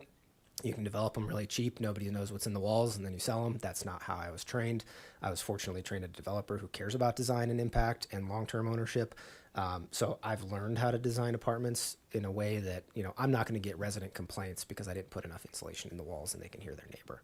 So it's looking at this thing holistically from the land. How do we use, do we split this out with non-potable water, right? That's a good way to, reduce energy use and water use in the city. So we have a lot of tools and tricks. It's usually going by code and then looking what can we add to. Great. Thank you for that thoughtful answer there and just the general thoughtful approach. I know you guys handle a lot of different properties and work on a lot of different projects, and everyone is slightly different in terms of what it has to tap into and leverage in terms of resources. I think my last question here goes to kind of more design and fit, right? There's when we think about infill development and doing that responsibly, there is the density and sheer numbers, but that often isn't necessarily reflected in how the overall site is designed, right? You can do the same density really well and beautifully, and you can do the same density not so well and not so beautifully. And so, you know, I don't want to ask you to like speculate here on exactly the design parameters here, but what I'd be curious about, there was a really interesting comment that got me thinking from the community, from Morley Beckman, and it was about whether the developer or applicant, in this case you, would be open to some kind of design charrette as the project advances. And I know that's not required in Longmont's process, but I'm curious about your reactions to that, if you've used that kind of a process in other projects. And because I think that, you know, from my experience in those types of charrettes, there are different types of design options that are offered at that stage when you're ready for that. And you have put thought and time and some financial analysis into that, for sure. And then people can see some of the more tangible things that understandably are frustrating to not see at this stage of the process, but are also not required at this stage of the process. Correct. So I have been a part of a design charrette, and it was a complete mess. I think organized well, they can work. When you have a bunch of people coming from varied backgrounds who don't have the education base to understand where some of these design decisions are coming from, it makes it really difficult to get consensus. So in that charrette, even though we worked months together, what ended up happening is a bifurcated group. It wasn't the neighbors against the developer, it was the neighbor groups against each other, because somebody wanted gable roofs and somebody wanted flat roofs, and they all split up into their little groups. So we ended up with a room of 70 people, and we had 7 different groups of people that didn't agree. So it actually didn't get us anywhere. What I would like to propose in this is just a more open neighborhood outreach. Honestly, I gotta say, for the neighbors that are remaining in the audience, everybody's gone home. This has been a really friendly and cordial process. You guys have brought immense passion and concern to this, but also in a really reasonable manner. I've gone through a lot worse in other municipalities. So I just want to give you guys kudos that you're doing this the right way, you're interacting the right way, and I hope to continue that dialogue. So that said, not a full-blown like open-ended charrette, but yes, when we get into design, I mean, sure, let's talk about flat roofs and gable roofs. Like, I can pull these neighbors together, have some offhand meetings. You know, we probably we'll end up doing another one, but we can have some offhand meetings, particularly for the people that we're directly impacting, just to get their thoughts and processes. Now, I'm going to dilute that process quite a bit so that we're not talking about every possible design. I'll bring, you know, what's the realm of possibility, and just get a reaction from people and see how it goes. Great. But the general, I'll call it like disorganized charrette, does not go well. I appreciate the distinction there of types of organization. It has to be intentional, and I'll get the neighbors who care and do want to show up and do want to have a constructive conversation. Good. Well, I appreciate that, and I take you at your word there that, and especially given some of the other updates you've already made, that you would show up to that conversation in good faith. Absolutely. And bring some, again, financially realistic options to the table. Not just lip service. And have people be able to weigh in and share their opinions on that. So thank you very much. I will let you take a little break for a moment. Josh, just a quick question. Any chance we have any of the capital improvement plan clarifications?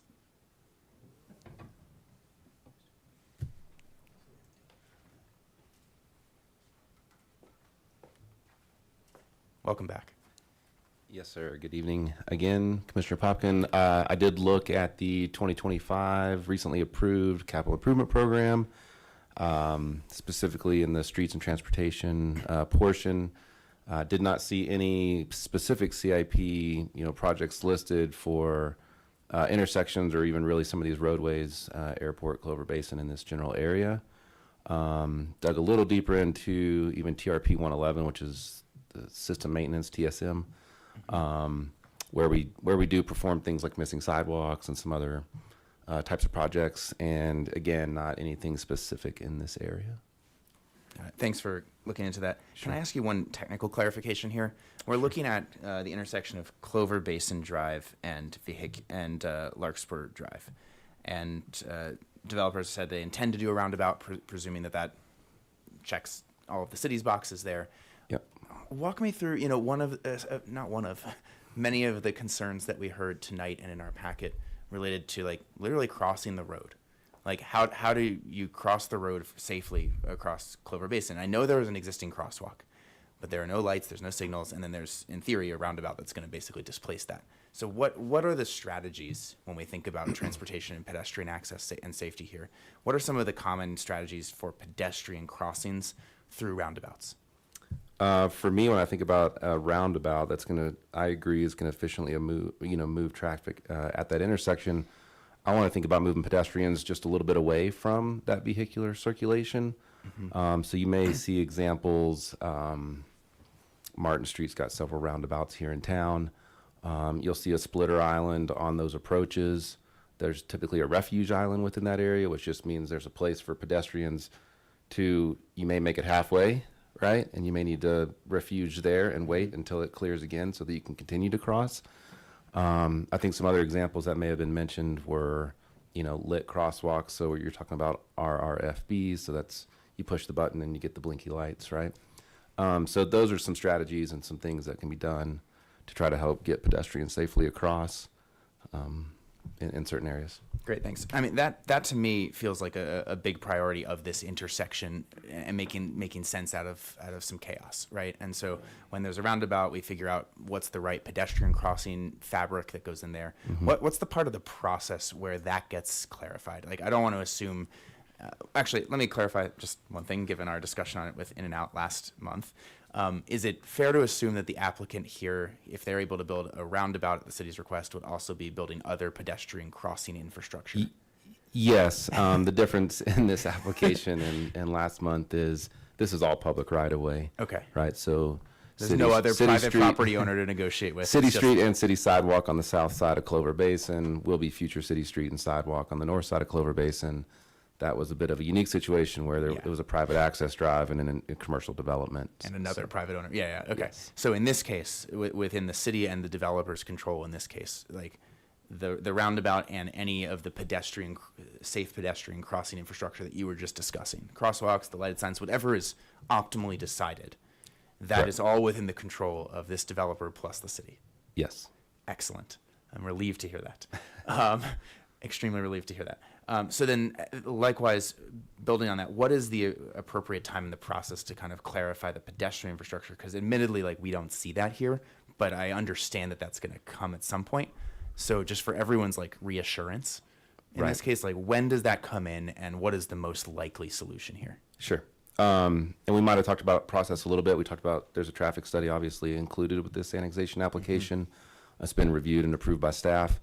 We would expect that with any additional subsequent applications, they're going to update and refine that traffic study as what they're going to, based on what they're going to put on this site and how it's going to be developed, right? As they get more information and more detail on the site, they'll update and refine their traffic study and other reports accordingly.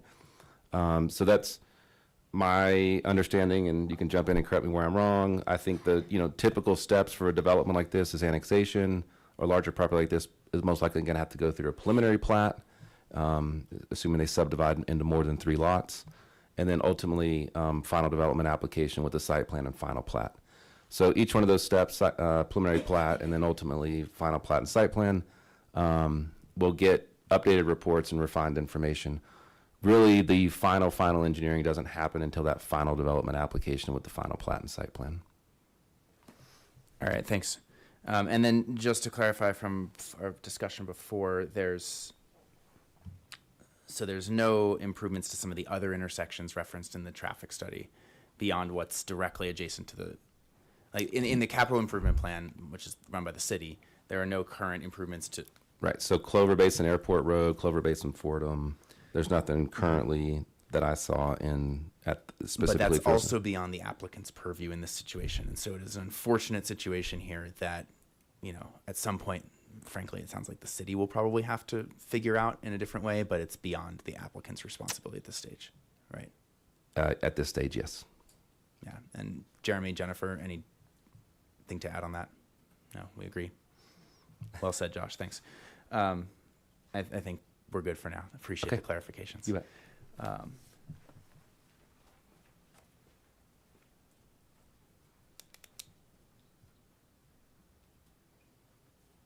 I will reserve my time for now. I see some fellow commissioners have some questions, and I really appreciate staff and Tyler, your clarifications on the project. Commissioner Boone. Thank you, Chair. I too would like to thank all of the community members that came tonight. This has been a long evening and really appreciate all of your input, along with staff and the applicant. I'd like to just make a couple of comments, and I have just a couple of questions. Just to clarify, maybe for the neighbors more than anything, this little strip along Clover Basin Drive is a zoning area that is by design different than the single family to the north and the single family to the south. And I think it was maybe Jennifer that made the comment that being compatible does not necessarily mean being like. And I'm fearing that some of the homeowners may feel like that this particular zoning are the big 55-foot high apartment buildings. And that's not what this is. This zoning is for smaller apartments if they end up being apartments. So it's a step in between. And considering the fact that Clover Basin is an arterial, I think it's an appropriate use for this parcel. Quite frankly, I wish this whole infill, the Schlegel property and everything was being annexed, because I think having these little pockets in the middle of the city have presented a lot of problems over the years and will continue to present that. So truthfully, I feel less inclined to bend to the whims of the homeowners in the Schlegel property. And I'm listening more to the ones to the south because they're actually in the city. So that's just a couple comments. I have a question. I have a couple questions though. Jennifer mentioned that if this is not divided into more than 3 lots, that we won't see it again. Is that right?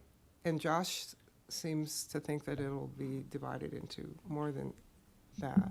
So I'm confused about that. And the reason I ask that is because there's been talk about the planning area 1 being developed by Habitat, and that would be great, but there's nothing in our materials that said that. And the Habitat projects are for sale projects, right? So I'm wondering if we can make that a condition or not, or if that's beyond our purview. I would hate to give a blanket approval of this annexation and then never see it again. So if I may, assuming that Habitat is the developer of the northern portion with the for sale townhome product, that would absolutely trip a preliminary plat. Right. So I think it's more likely than not that this commission is going to see this again at some point in the future. I can't say for certain, but I would say it's more likely than not. Because the truth of the matter is we haven't seen any of the big apartment buildings that have gone up in town because they don't have to come through us because it's not a subdivided parcel. So when we have the opportunity to have some input on a parcel and we have no architectural stuff shown on in our packet whatsoever, it's kind of hard to make that decision. And I know, we referenced Bond Farm before, and I'll reference it again. When we were looking at that parcel, and they came with very basic concept plan. And then the next time they came back and they actually showed us what they wanted to build, we all kind of went, okay, great. This is compatible with the neighborhood, even though it was much, much denser than the surrounding neighborhood. And I kind of feel like this is that sort of thing as well. I feel better that the transportation issues might, well, will be addressed in the annexation agreement. It seems like if we were recommending this to be annexed, that we would have seen the annexation agreement as part of our packet. Did I miss it? No? We don't, okay. Okay.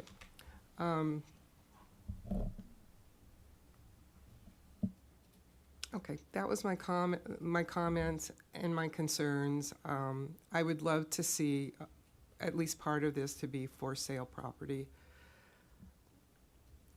And having habitat on the north side, I think would be a great way to do that. But it doesn't sound like we can make that conditional, so I'll leave it at that. Commissioner Saunders, and before I go to you, are you going to be quick? Relative? No. Okay. So we are coming up on our bewitching hour. We are tasked to go to 11 o'clock. If we are to go past 11 o'clock, we have to have somebody make a motion and approve the motion for us to go past 11 o'clock. So I am asking the commission if somebody would like to make said motion. Commissioner Popkin, I think, is going to make it. With staff's forgiveness, I would like to make the motion to extend the meeting to 12 o'clock. Or do I need to No, you don't specify? have to. Beyond 11. Beyond 11. That sounds ominous. That does. Okay. Well, with staff's forgiveness and whoever wants to stay from the community, we welcome you and hope you get some rest tonight. I make the motion to extend. I'll go ahead and second that. That way we don't have to mess with your mic. And Jane, let's have a vote. Commissioner Tetta? Aye. Commissioner Boone? Chair Poland? Yes. Commissioner Popkin? Aye. Commissioner Saunders? Aye. Chair, that passes 4-1. Thank you. Okay, now we'll go to Commissioner Saunders. Thank you, Chair Poland. Yes, and it's always weird to say sorry for going longer, but because I'm torn too, because it's an important piece, and this Schlegel probably has been around for some time, and I remember different boards and councils in the past talking about it and the annexation and how important it is, and so I'm going to try and be succinct as best as I can. So of the three things that we're really looking at and recommending, the annexation, which I approve of. I think that that is a great idea, and having these pockets being brought into city services. I'm on the fence about the density. It sounds like the density, if this annexation and zoning district move forward with city council, then it's more than likely that the density question will be potentially brought back to zoning and commission. Fair, maybe. Possible, I said possible. Probable? I mean, the density question, if there were an approved concept plan and they were seeking to change the density, it would come back. But typically that only happens if they're seeking to increase the density. And since they're requesting the maximum, close to the maximum density for this particular zoning district and future land use map category, that basically sets the parameters that, you know, they can always do less, but they can't do more. Okay, I'm going to go with that, and I'm going to go to my next thing. Thank you, Planner Hewitt Apperson. Mr. Erickson, can you come back up for a second? And I'm sorry to put you in the hot seat, and I No, you're think good. maybe some of my questions about the different maps should go to Mr. McGreen at Norris, so I might follow up with him on that. So the density, I'm curious why you guys chose 18 as far as the max. So if it goes, because we sometimes have to speak in hypotheticals, if it goes to preliminary plat and it's 18 and it's somehow decided that you 16 or 12, what happens on your end? Are you out? Does it not pencil out under 18? Yeah, if it falls much below Yeah. 17, 18, this is not a financeable project. Okay. And then I believe in somewhere that the the 18 and the zoning was decided on, because 18 is the floor for mixed family. And did you also say that these are going to be more rental properties? Is that Yes. fair? Okay. So, the counselor stepped out for a second. So I have to segue for a second. I was going to ask about inclusionary housing, but I'm going to need Jeremy back. So can I talk to Mr. McGreen for a second? I'm sorry. I just wanted to follow up because I do think there's a big difference between a concept plan and a multimodal plan.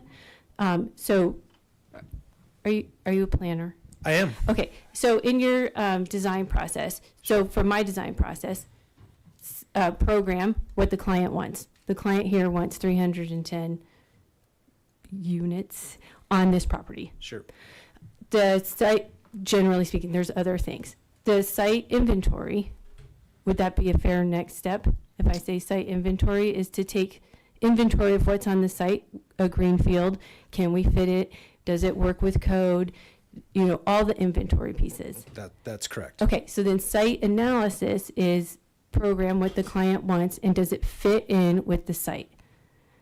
That's correct. Okay, so site analysis. So that's why we're here. We're looking at compatibility Sure. at site analysis. So when I'm doing site analysis, I do a lot of neighborhood research and how it fits in or is compatible to the rest of the site. Sure. So this is to my point of multimodal transit. Sure. And not being able to see how it fits in, having to go, I sort of feel like this is not my homework, but this is the applicant's homework, Sure. is to show how it fits in. Sure. This is my rub.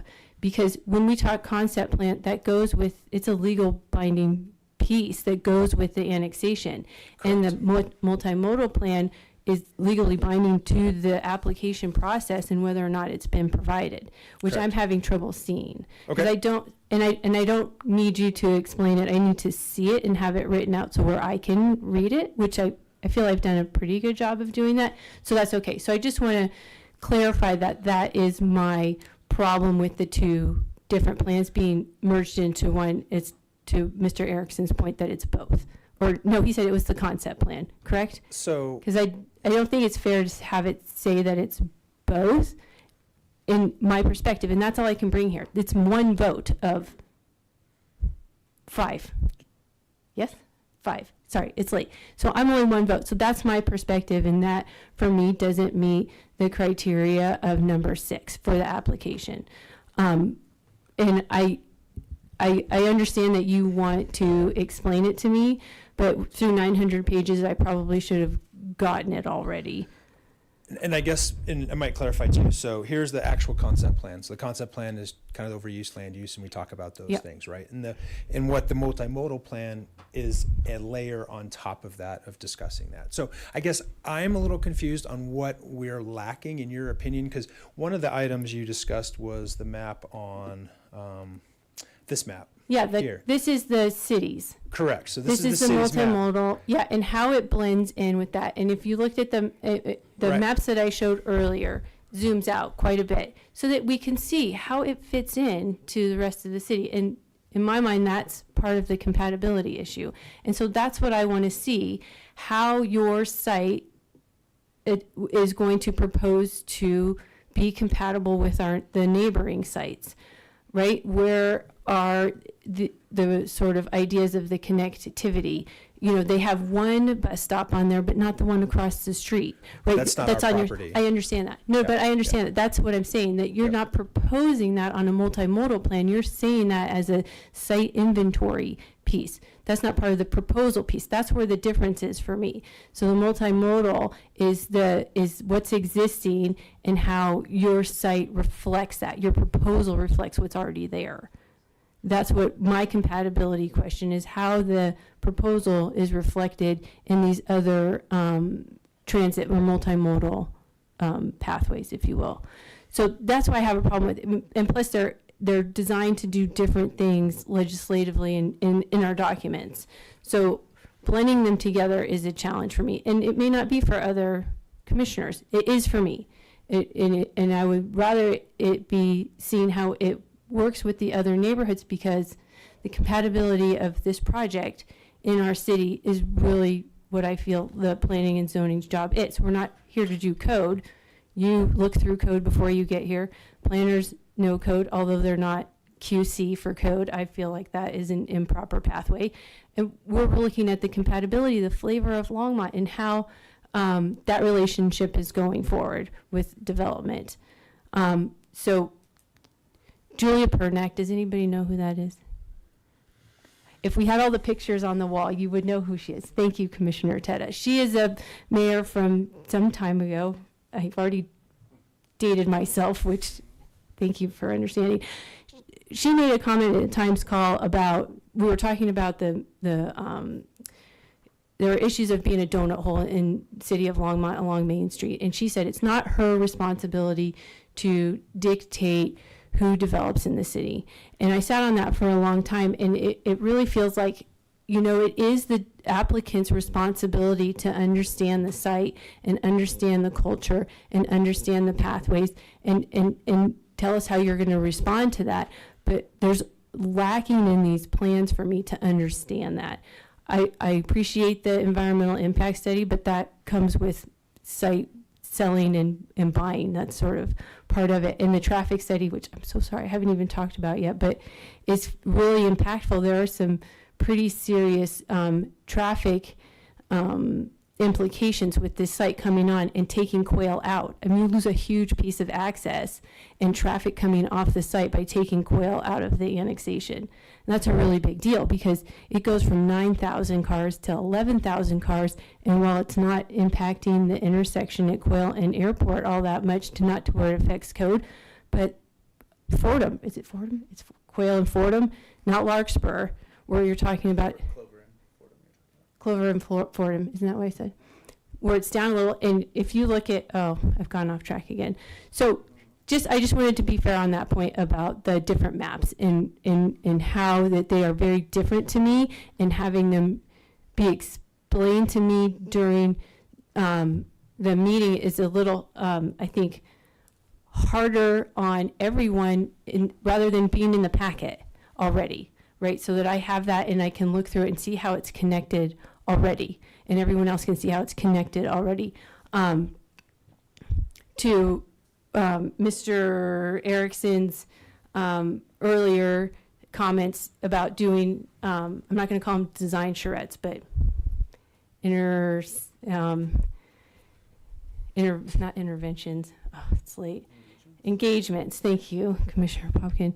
Engagements, I heard that also in April. And so I'm wondering too, like, how much has happened in the last 7 months of this understanding of the site, visiting the site between the two of you? How much interaction have you had with the communities around? Because I'm just going to let you answer that first, please. Yeah, I'm going to defer to Tyler. Oh, thank you, Mr. McGreen. I appreciate your time. Not any, because we haven't had anything to talk about. You know, we heard the concerns of the neighbors. Okay. We heard the height, we heard the traffic, we made those adjustments in our site plans.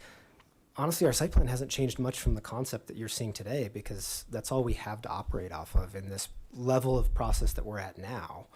So in talking with the neighbors, it would have been talking more about the site, the same thing over and over again. So once I have some actual elevations, some actual site plans to talk about, yeah, happy to do that. Well, I'm sorry, I misunderstood. You said you did several bike trips out there and had talked to some of the community members? Me personally, yes. Yeah. Not as I didn't do a bike trip with the neighbors, no. Right. Okay. So you're saying, and you said site plan, or do you mean concept plan? Which? I said site plan and concept in a couple different, so what are you asking? Did we talk about the site plan? That you said your site plan is ready to go. No, I did not say that. Okay, that's our what site I thought I plan heard. is not ready to go. Okay. Our site plan is, Yeah. We're on the wrong screen. Well- All we've had is the concept plan that you guys saw. There was the concept plan that was shown. Not a multimodal plan. It's a concept plan. Yes? Sure, Okay. concept plan. Perfect. Thank you so Um, much. yeah. Okay. Okay. Yeah, I'm trying to understand this project, because where you're saying that this money's coming from out of town, and right? You said in the April meeting that the money's coming from, Vista Residential, Alta Vista, Yeah, our development, headquarters right? are- Yeah, and it was my understanding that you were telling the meeting that 70% of your money comes from out of state, and these are new developers and they're excited to work here. Sure. Fair enough? Okay. Sure. So that's what I'm trying to get at, right? I'm trying to get at how it is compatible with the community, right? And how, I mean, an annexation's a pretty impactful deal to the neighbors. And I have concerns about, well, I like the idea of quail being, in the county and nice and for everyone to walk. I would love to give that to everyone. I think everybody would love that. But, to some of the comments, Clover Basin's getting hit pretty hard with a lot of the impact in the traffic and the height of those buildings. So to the height of the buildings, if you will. Can you go back to your concept plan, please? On the north part of the property, you have the inventory or housing at 2 stories. Jennifer, do you know which attachment it is? Which tab it is up here?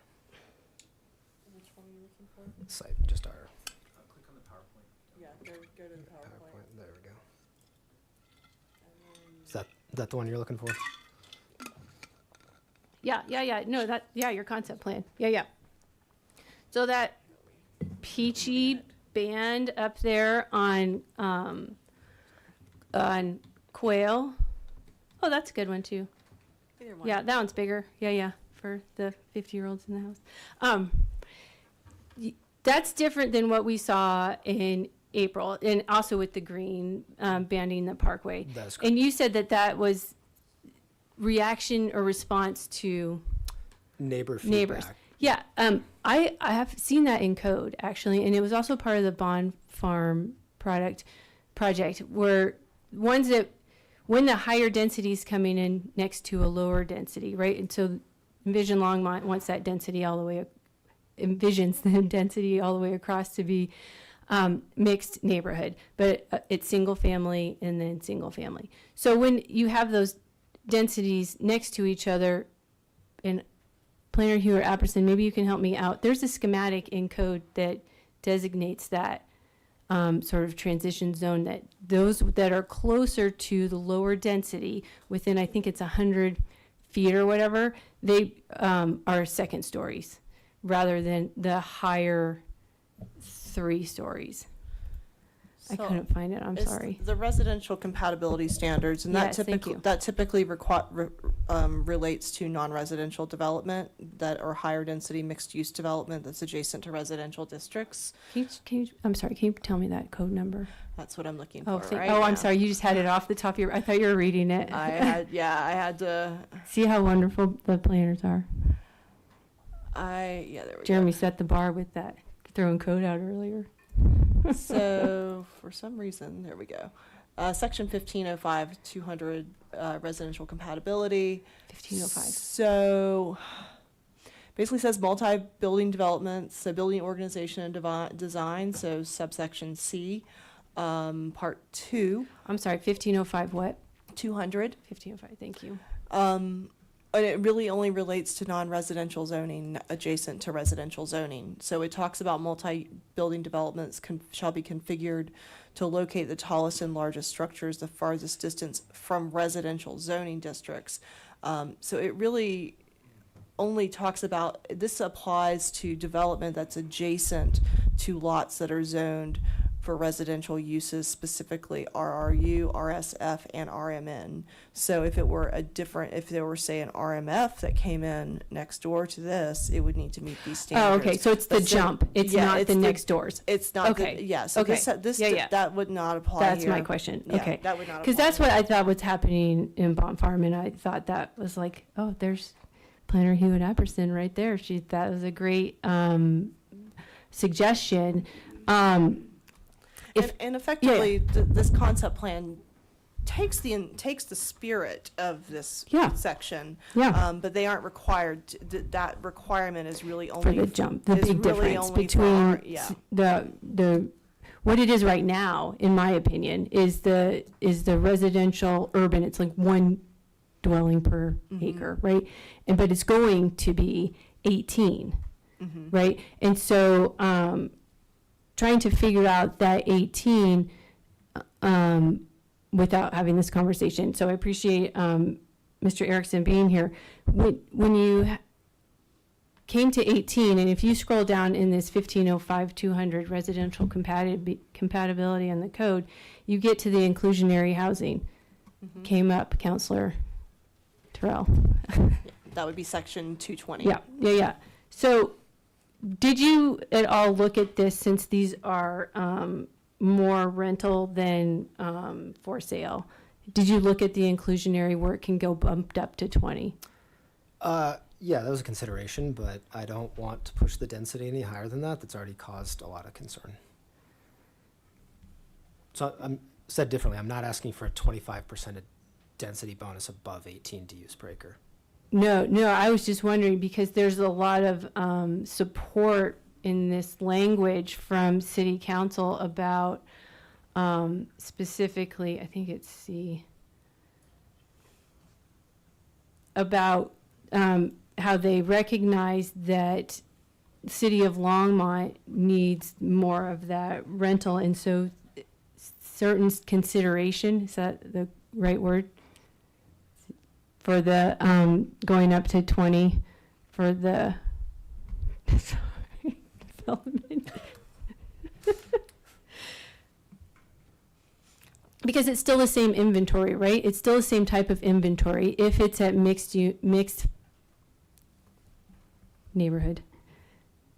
What we're doing. Residential mixed neighborhood. Yes, thank you. Residential mixed neighborhood, and it maxes at, or typically maxes at 18. But the difference in my mind is not only the density going up higher for mixed family, right, the next level of higher density, but it's also the inventory that's allowed. And I appreciate you being conscious to do that smaller, to do that mix of inventory. But it's not, you don't have to. You could do all. Right. Yeah. And that goes back to something that, a couple things that have been said. It's like, and I think, Commissioner Popkin, you said this, density can be done well or it can be done poorly. I could put a 55, we could ask for RMF, do 55-foot height in a terrible way, or I could do it in a really good way. It'd probably look just as good as me doing 35 feet in a terrible way. So yes, there's a very intentional approach to this. I never intended to ask for RMF. I don't want to do the height here. I actually think that height's inappropriate.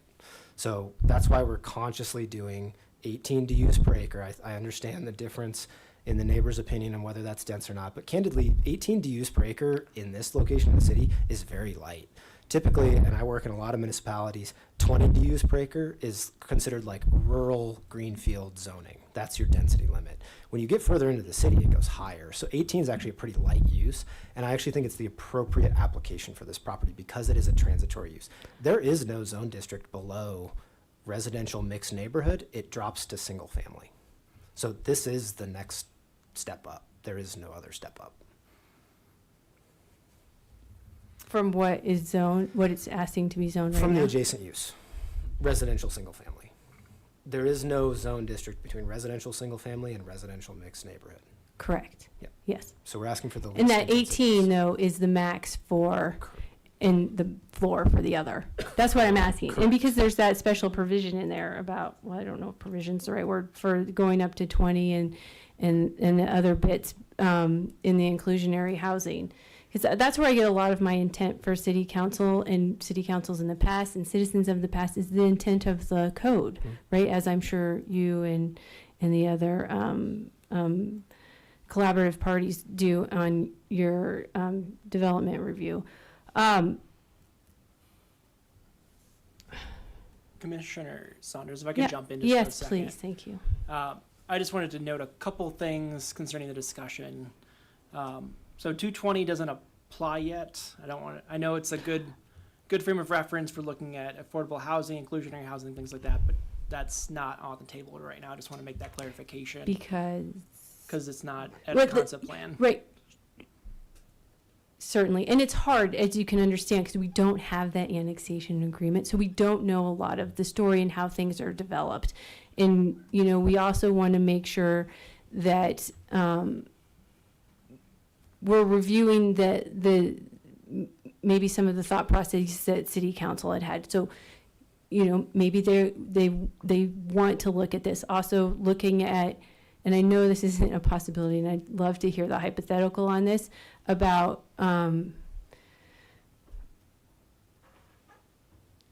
if there's a pathway for when we're doing annexation to go into, oh, I'm not going to do it.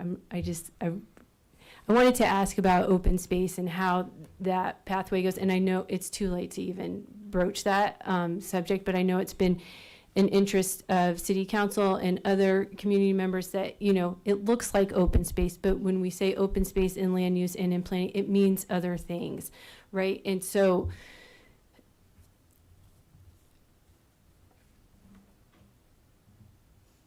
I wanted to talk about, I'm trying to segue and be briefed, and it's hard because there's a lot of important issues on this project, and I appreciate your time. For the northern side of the project, it sort of does feel like the properties to the north, although they're single family, same as the south, are single family, that the larger inventory, the taller inventory is on that side, and the traffic is all flowing down into Clover Basin. Because we don't have that, the project doesn't have vehicular accessibility except for the emergency one up into Quail. Correct. Okay. Well, I'm gonna do my traffic bit and then I'm gonna be done. Okay. Can Planner Hewitt Apperson, it's gonna be in the packet that I need a specific page. I'm gonna see if I can get to the, it's in the traffic study, but I don't know exactly which, Okay. part. I just have the page. Attachment 12. Yeah, it's attachment 12. Thank you. Yeah, so in the if you use the HTML version of the packet as well, you can access the individual. I know, but I do analog and I write my notes. I'm so sorry. I do analog too. I know, because, you know, that's how I learned. Okay, so I wanted to pull up on the screen,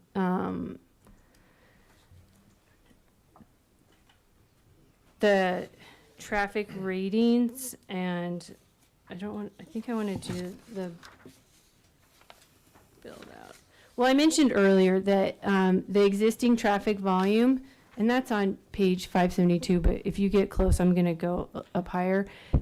On that page, it has Clover Basin getting, in 2024, That's all right. it has, 572 maybe. This is the individual. 2024 existing traffic volume, figure cutoff. I know, there's got to be a better way to access these. So it's Yeah, give me a 9,000 sec. now, and then it's going up to 11,000. And it doesn't affect, and it's my understanding, and traffic engineering might get called up for this. It's my understanding that code says D is fine at intersections when projects come in, but not like four-way stops or any other intersections.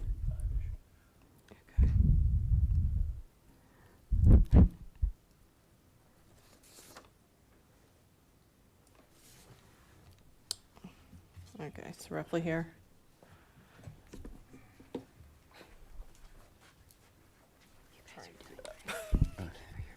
Good evening again. Josh Sherman, Junior Administrator.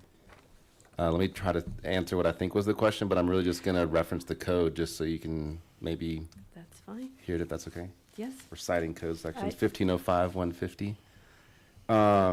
Levels of service under F, transportation, general standard. The key word you're going to listen for is signalized. So for all subdivisions and developments, the applicant shall demonstrate that with the planned development, the transportation level of service for any signalized intersection located within 1/2 mile of the development site or directly impacted by the development shall not fall below level of service of D. Any other directional movements compromising 5% or more of the total entering volume of a signalized intersection during any hour of traffic shall not fall below the level of service of D, and shall not exceed a volume to capacity ratio of V to C over 1. So my read on that is when we consider levels of service related to the code, it's talking about signalized intersections. Yeah, that's my question. And I'm just trying to find out why, because if we pull up, we can get to that one, page 586, is that? Oh, yeah, go down to 586. Thank you, Planner Hewitt Apperson. Yeah, I can't see it, so I think maybe that's it. So the intersection at Clover Basin and Airport Road in 2024 is already a D and E rating, leaving Clover Basin onto Airport. So do projects, they inherit that existing D and E rating? It's the background traffic, yes. Yeah, so if it's already D and E rating, it's gonna just be D and E or go worse, and there's no code. So, right, I think about it like this in terms of capacity Okay, above the minimum. yeah, So arterial streets, signalized intersections typically at arterial streets, capacity moving traffic through town, right? So there's different ways that the code addresses that. I'm waving my computer like it's the code. I appreciate that. Yeah. One of them is through the TCIF, right? The Transportation Community Investment Fee, which happens with all developments, but not until time of building permit. Okay, And those fees go into a specific revenue fund for capacity improvements related to development. and that's the city does that. The city will Yes. make those improvements. That So goes back into I'm- the CIP. So this is on the city's task list, I'm guessing.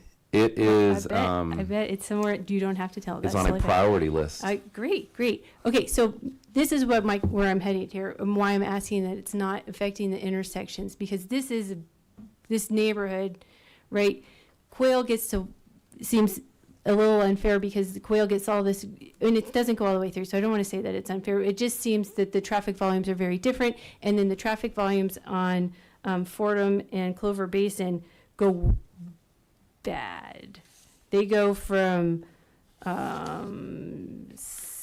A's to oh no, it doesn't go there. It goes from D's then to E's, and on 586, if you scroll down, there's, and this is what I thought they were talking about earlier, the applicant, about doing the roundabout, but I guess you guys were talking about Larkspur, not Fordham, correct? Because that's the one right next to the property, but it's gonna get into the ROW anyways, and so that whatever they say they want to do, I don't know if it matters because the city has to take care of it anyways because it's part of the city's right of way.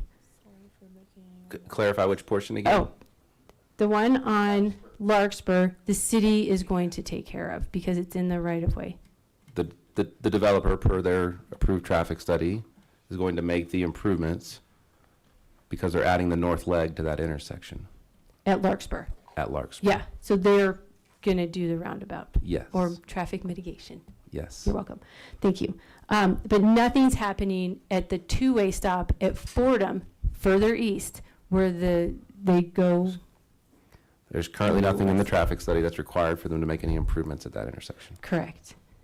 But on the traffic study, Okay. they're talking about that the mitigation recommended is at Clover Basin and Fordham. This is what I'm talking about, looking at larger picture and the difference between the multimodal plan and the concept plan for me is seeing stuff like this and how it affects those neighborhoods. That's a high impact. If your kid's walking there normally and then it increases 3,000 cars at peak hour, that seems like a lot to have to then navigate this two-way stop. And I am guessing that the reason it goes into the model and all the cars are going to the east is because it's D&E maybe at the intersection. But I don't want to guess people behavior because that's not my purview. Correct. And I think it's just important to understand which movements, right? Yeah. Are going to those lower levels of Trying to be service. succinct. Yeah. If it's those left turns versus the through movements or the right turn movements. Yeah, because through you're just going to go through and those those 2 stop signs are just going to have to wait Mm-hmm. for a long time. Mhm. It's 3,000 cars an hour Mhm. at peak time. I might have to No? let, what's that?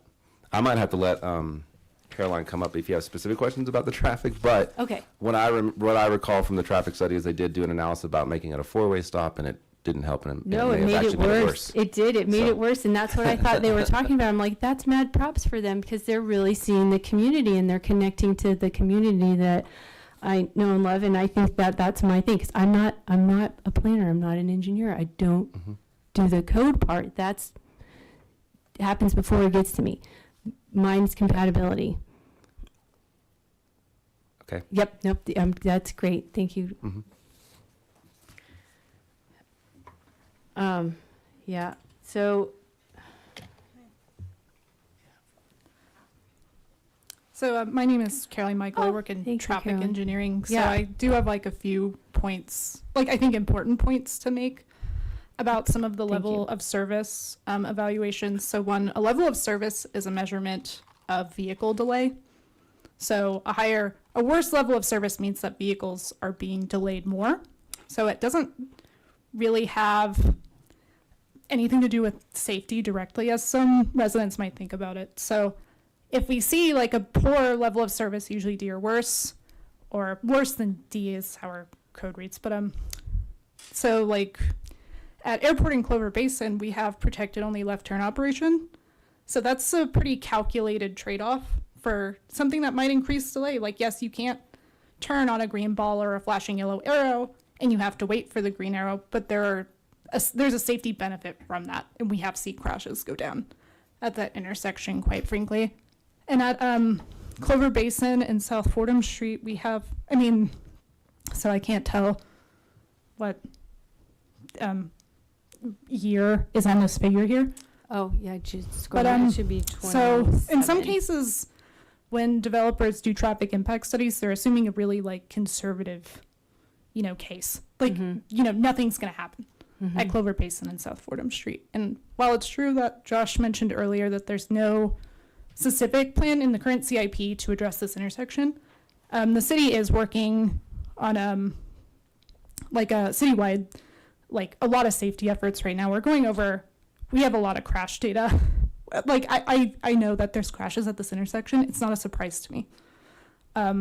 So right now, do I have everything I can tell you? Like, oh, we're gonna make this a 4-way stop, No, or we're gonna yeah. make this a roundabout in the next 10 years? No, but I just wanted to point that out. That sometimes, unless we have a very specific planned improvement that we're putting at an intersection, they're going to make a very like conservative assumption that there's going to be no change. I appreciate that assessment and feedback. And I just want to note that intersection that you're talking about where that lag time is, there is that signalized crosswalk for pedestrians versus at the 2-way stop at Fordham and Clover Basin. Yeah, like Clover Basin in South Fordham Street does not have any like enhanced pedestrian crossing treatments. The signal at Clover Basin and Airport does have a pedestrian operation, so you can press the button and get the walk signal in. Yeah, that and for pedestrian part of the multimodal pie, the pedestrian bit of that. I'm just because the applicant is talking about walkability and how you can go over to Whole Foods and well, yeah, if you're only going Clover Basin, right? Because they're going to stop for you. They're not going to stop for you if you're going the other way, if you're trying to cross, right? So it concerns me, the walkability there, and some of the citizens who live there, and they're experts at living there. So I want to listen to them because they know the site and they are living with this. That's really just rhetorical. I'm not asking you a question. I'm sorry, I'm kind of thinking out loud. Okay. I appreciate that. Thank you. I don't have any more questions about Thank you. the traffic. Commissioner Popkin. Thank you, Chair. I just have one more question for Tyler and the development team. And thank you again for your patience and clarity throughout this evening. There's one thing we really haven't talked about, and it's relevant if this is going to be more of a rental property. And I understand that's market's decision. I heard comments from, let me think, who did, I heard comments from Peter and Jen and a few others about kind of like what the market availability is. Look, you're the one taking the financial risk at the end of the day, and the community is taking the availability risk, right? And so there are two things. I think at this stage, I'm going to hope that you're running your numbers really well and making the best decision for your property and what you think is going to make sense there in context with what the community housing needs are, and factor in the balance of for sale and for rent. And I'm reassured that you're already exploring those conversations. I know they're not finalized and formalized yet, but with Habitat for Humanity. So if right now, assuming that this is going to be a majority rental, the one thing that I didn't see in the transportation was, and maybe it's not required at this stage, but I'd love to at least understand how you think about it with some other properties, which is, we've talked about the bike connections, we've talked about the bike lanes that you're connecting into. For rental properties, are you thinking of having more, like, are these going to include garages? Or are these going to, and if not, I want to understand, or maybe regardless, how do you think about bike parking in a development that is more intended for multimodal access, for use, and that connectivity, and you need a safe place and secure place to store bikes, especially in Colorado where we're getting all these e-bikes now?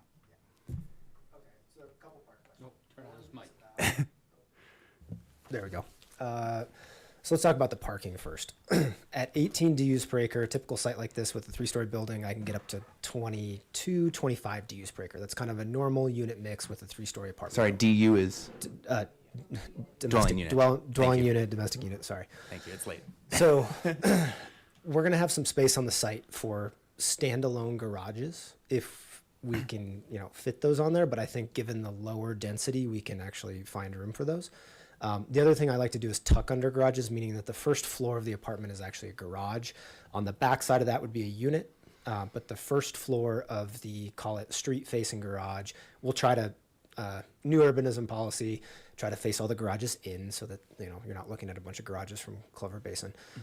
So I like to provide those because I find that people move here from out of state and they think, great, I'm just going to park on the street, and then they go through winter.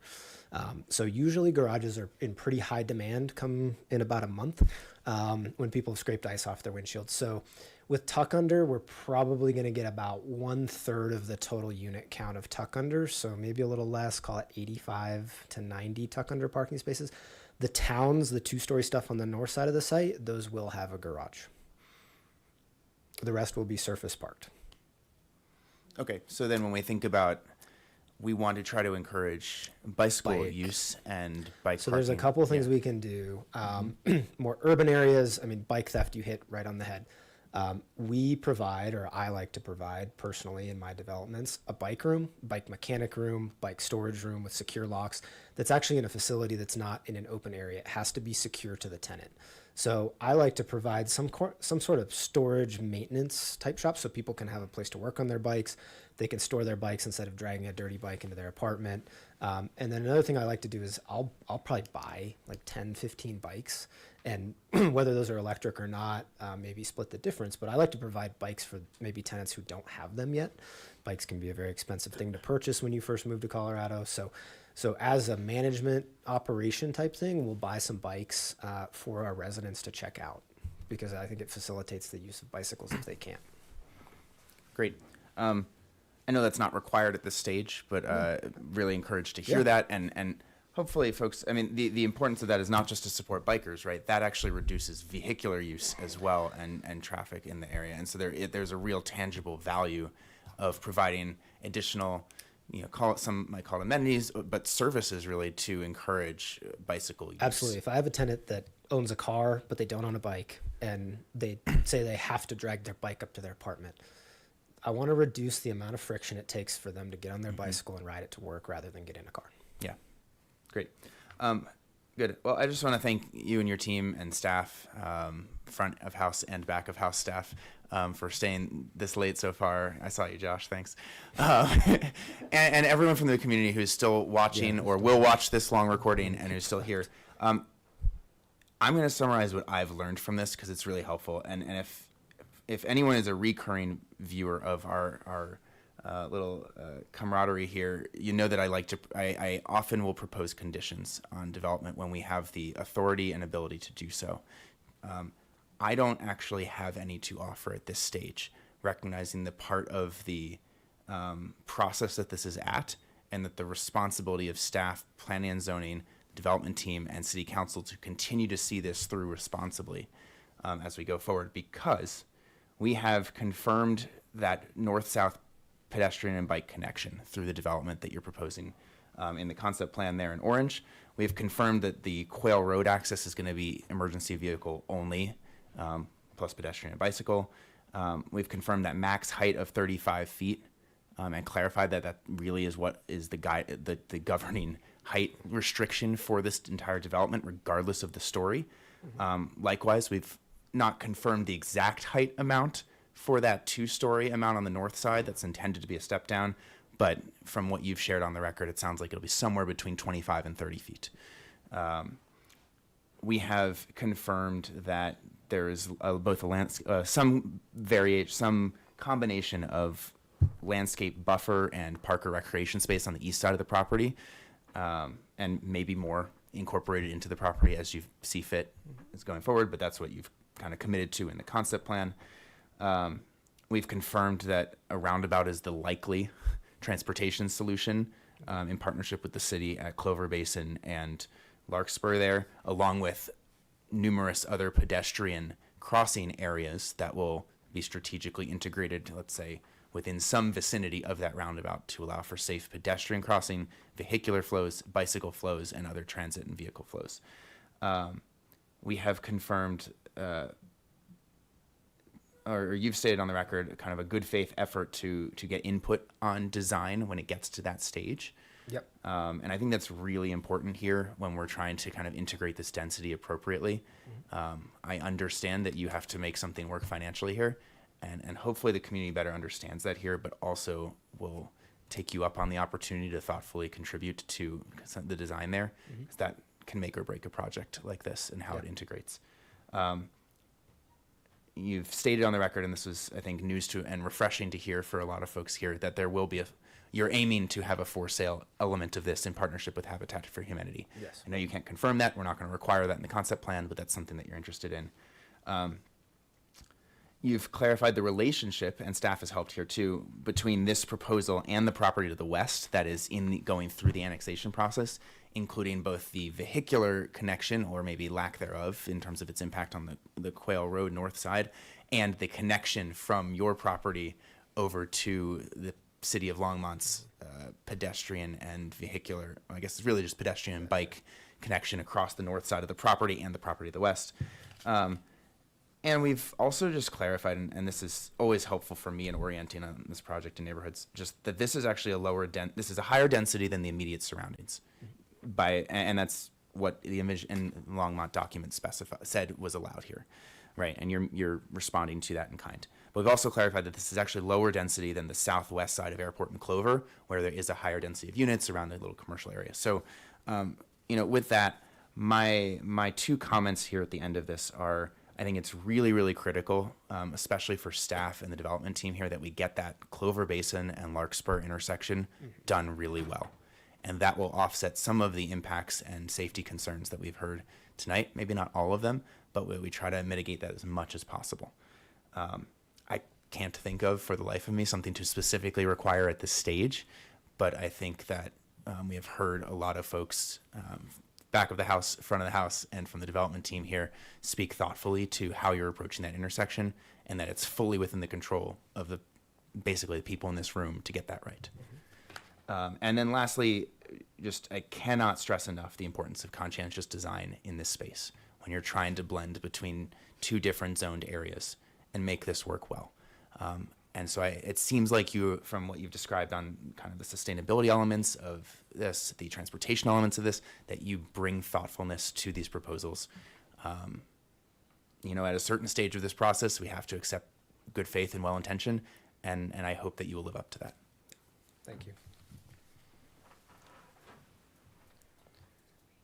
Okay, Commissioner Saunders.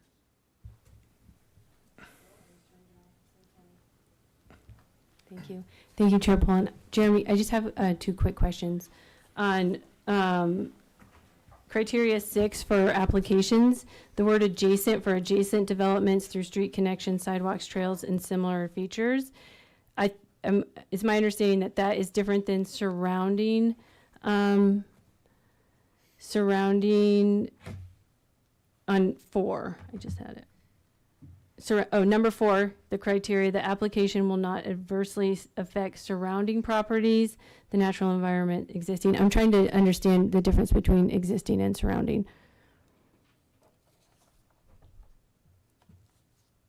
Because I do like the annexation. I think the density is too high at 18, and the applicant has said maybe 17, or I think maybe even as low as 16, but I appreciate how it pencils out at a certain number. I really do. The proposal part of the criteria that we're looking at, I have some issues with that I hopefully spoke about more eloquently than it sounded in my brain, that it doesn't quite fit the applicant part of the criteria for me, and that's where I might want to consider putting conditions.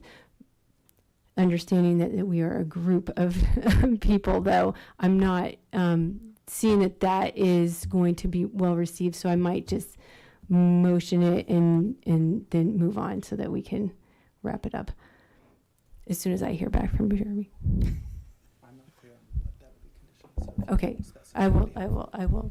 Oh, specificity. I can't give you an answer to your question, Okay. but I can give you kind of my thoughts, and I believe it's up to the commission as commissioners to make that decision Thank you. for what that criteria and how it applies to this application. Looking at 4 and 6, I will note that 4 is mostly looking at the surrounding properties. I, in my opinion, surrounding means very close by, pretty much adjacent. I think that's actually the language they were using somewhere in your question, Commissioner Saunders, and I forget the point. Or the For or 6? adjacency. Yeah, 6 is adjacent and 4 is surrounding. In 55?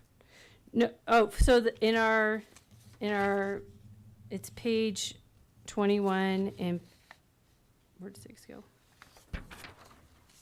Criteria evaluation for the applicant. There's 6 criteria per section 1502.055. Is it actually in the code or is it?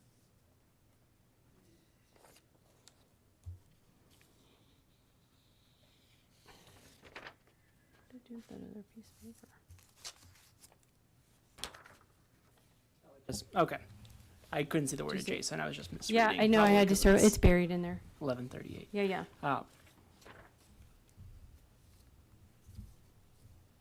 So I think looking at 6, I think it's up to the commission's discretion on what adjacency means in that context. Okay. I will note there's a qualifier before that of where appropriate. And so I think it's important for the commission to consider, what's within the control of the developer. Yep. And the applicant, applicant is better than developer. Yep. But also consider where we are with a concept plan. And I wanted to jump in earlier and just mention this point.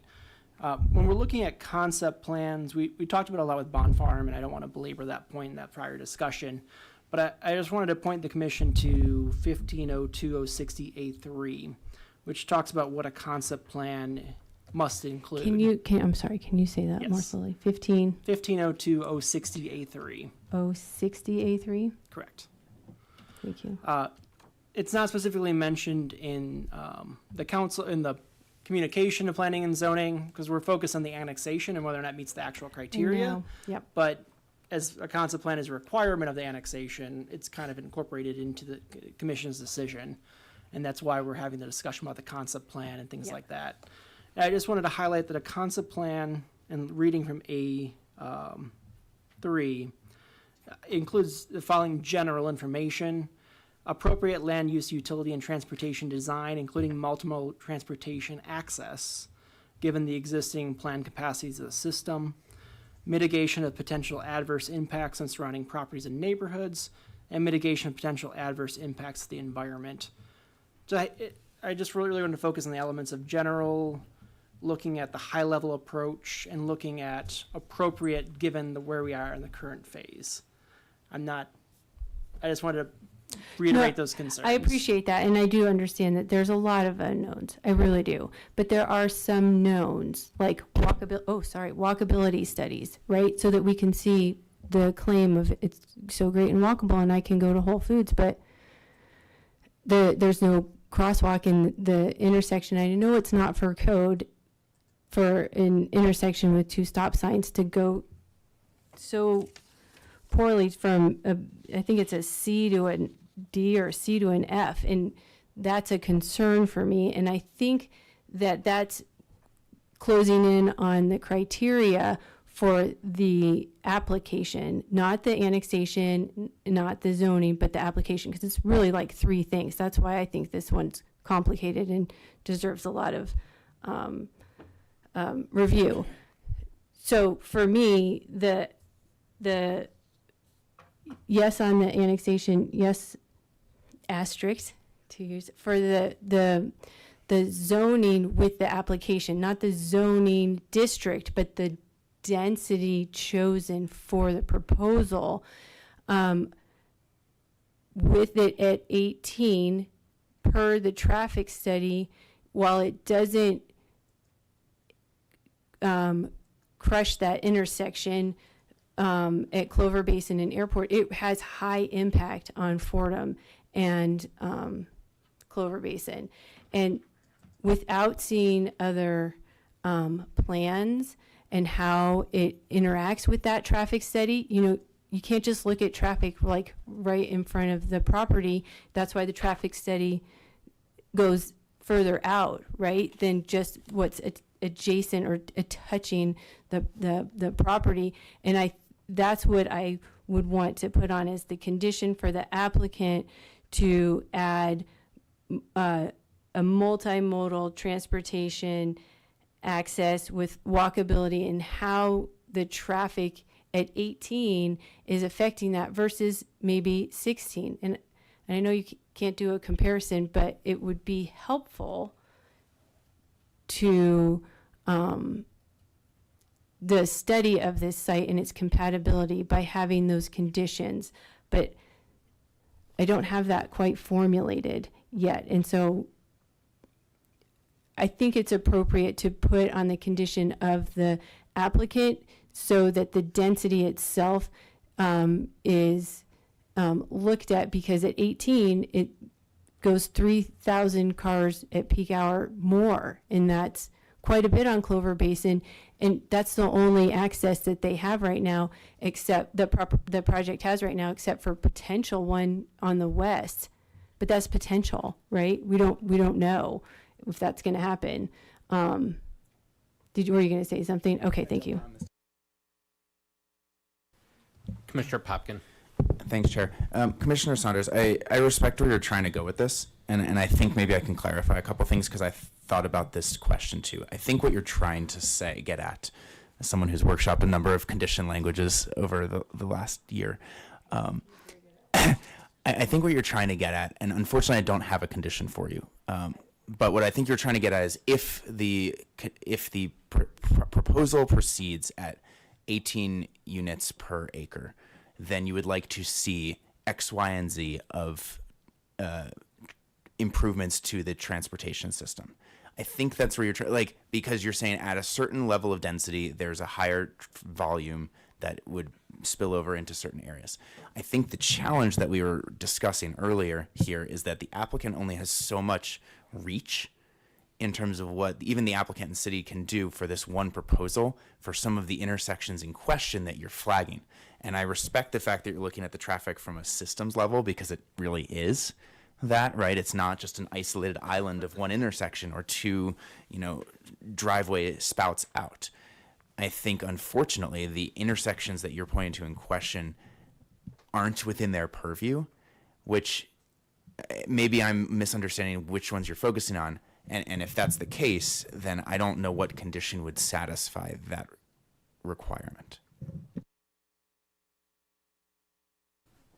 That was a great compilation of what I'm trying to say. Absolutely, and I agree that the conditions are outside the purview of fixing that intersection. That's not what I'm asking. I'm asking for a better study. So when it gets to the conversation about 18 density, 18 dwelling units per acre density, that there's more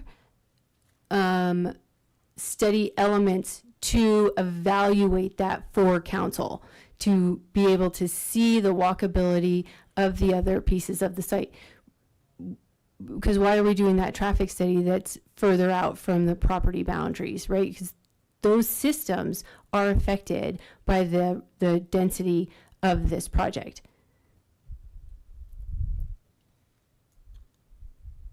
Right? It's tricky. So are you looking for a way to measure the walkability and not the traffic? Or in essence, we're measuring the traffic, but you want to measure the walkability. I don't see that the application for 6 included appropriate transportation plan, including the multi-transportation access, and that it is integrated and connected where appropriate with adjacent development through street connections, sidewalks, trails, and similar features.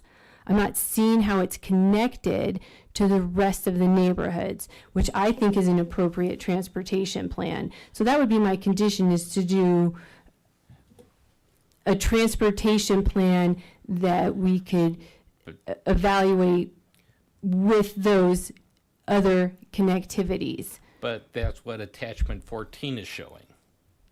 This one right here, this is the concept plan. That is, yes. See, I do not agree that, but that's that not the concept plan. That's the multimodal. No, that's what they said is the concept plan. I can't. It can't be both. No, That's what I'm saying. It can't be both. No, attachment 7 and attachment 14 are very close, but there are slight differences. And I don't want to belabor it, and I don't want to put anybody through any pain. That is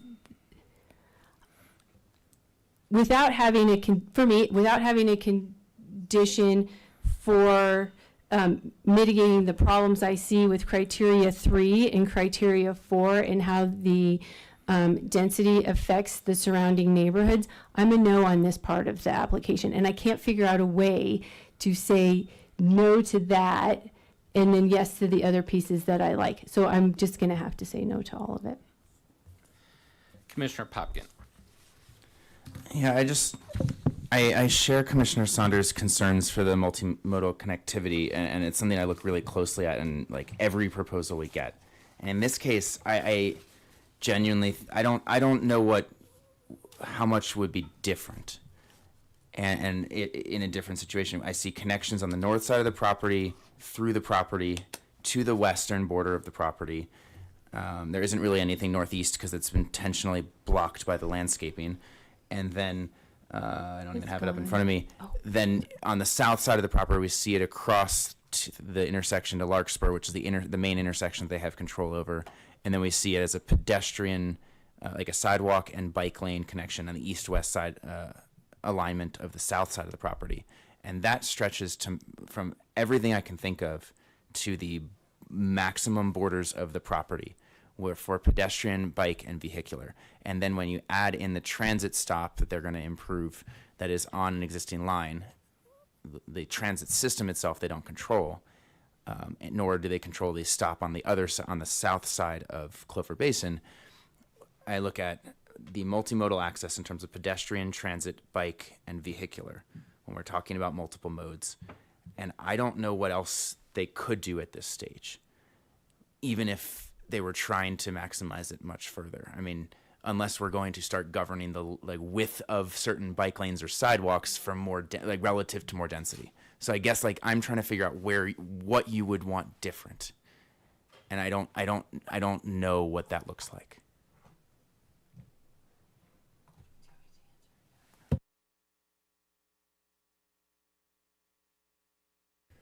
Okay, so visually, when you're looking at the transportation plan, you're seeing other intersections that are not directly connected to the site.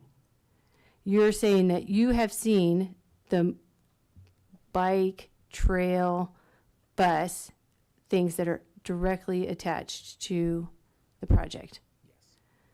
Except for traffic. Traffic has the outliers of other intersections that are not directly touching the property. Why are there not trails, bus, other systems expanded out from the property? That's what I think is part of an effective evaluation system, and why the applicant is asked to show a multimodal plan, how it connects to other systems within the city of Longmont. Because the systems, to your point, are systems, and so you have to see where it goes through. And to your point about the RTD bus station, it's my understanding that RTD decides that. It's an RTD stop. Yeah. So they're just noting it because it's on the property, is my understanding. So, yeah. Yeah, I'm not trying to punish. No, what I appreciate about your point, and I now I understand your point very clearly, I think. So let me see if I can articulate that and then respond.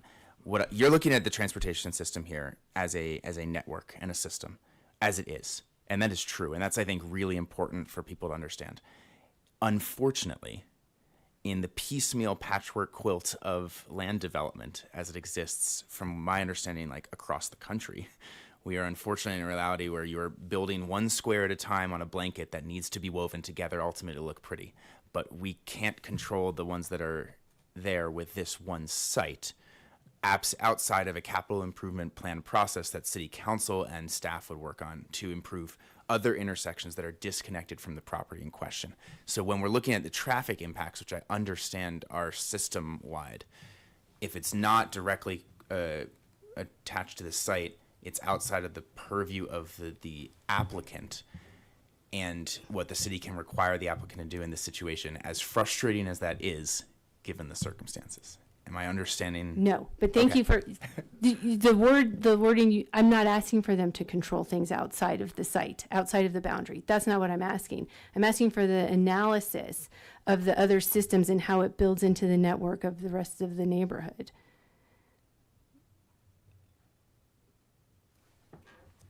So no, I understand that's outside of their control. I totally understand that. But part it's of the an analysis that is not is not provided.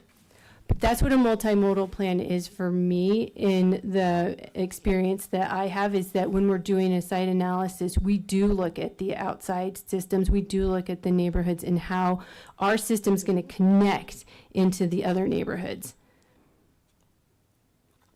So we just have different experiences. I get, for and part of it the is plan. because I know this area and I know where these are connecting. Yeah. And so when they show the bike and footpath going up past Quail Road, I Right. know that's how how it gets to the bike path from there. And that's your experience, for Yeah. sure. But that's not my experience. I don't live on this part of town. And so relying on the citizens in their experience, because they're the experts that live there, saying that there's not a crosswalk. I can't, now with all of the cars, it's already so challenging. And when we're looking at transportation studies and seeing the boost, why are we not looking at the other systems and the not connection of sidewalks? We look at connection of sidewalks too, and what the developer's going to do on their site. But how do we know that that's part of that process if we don't know the missing connections? So I know it's late, and I know that I'm the outlier on this, and I appreciate the conversation, and I think it's really important for city council as they go through it. I appreciate their endurance watching this for 4 hours or whatever it's going to be. But I think my comments have been well vetted, and I don't want to belabor it. This is, I think I'm good. Okay, thank you. I'm just going to put my 2 cents forward. Looking at this and looking what the developer has done already to help mitigate some of the issues that were brought up by the local residents. I appreciate the work that they've done. I appreciate the connections that are there. I appreciate the fact that they were willing to do what they're doing with Habitat for Humanity and working with them to try to get some for sale. I also appreciate the fact that part of this is done because the city chose to make this a mixed neighborhood. The city said, we want 6 to 18. Unfortunately, there's not a 6 to 12. There's a 6 to 18, and the city says that's good for that piece of land. So the applicant is agreeing, is reaching all the requirements that the city has put forward for that piece of land. So I am for this annexation and plan.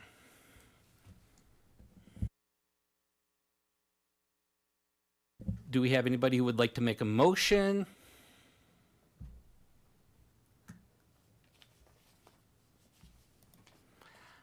Okay, I'll go ahead and move that we approve attachment 1, which is Quail Road annexation PZR 2024-10A.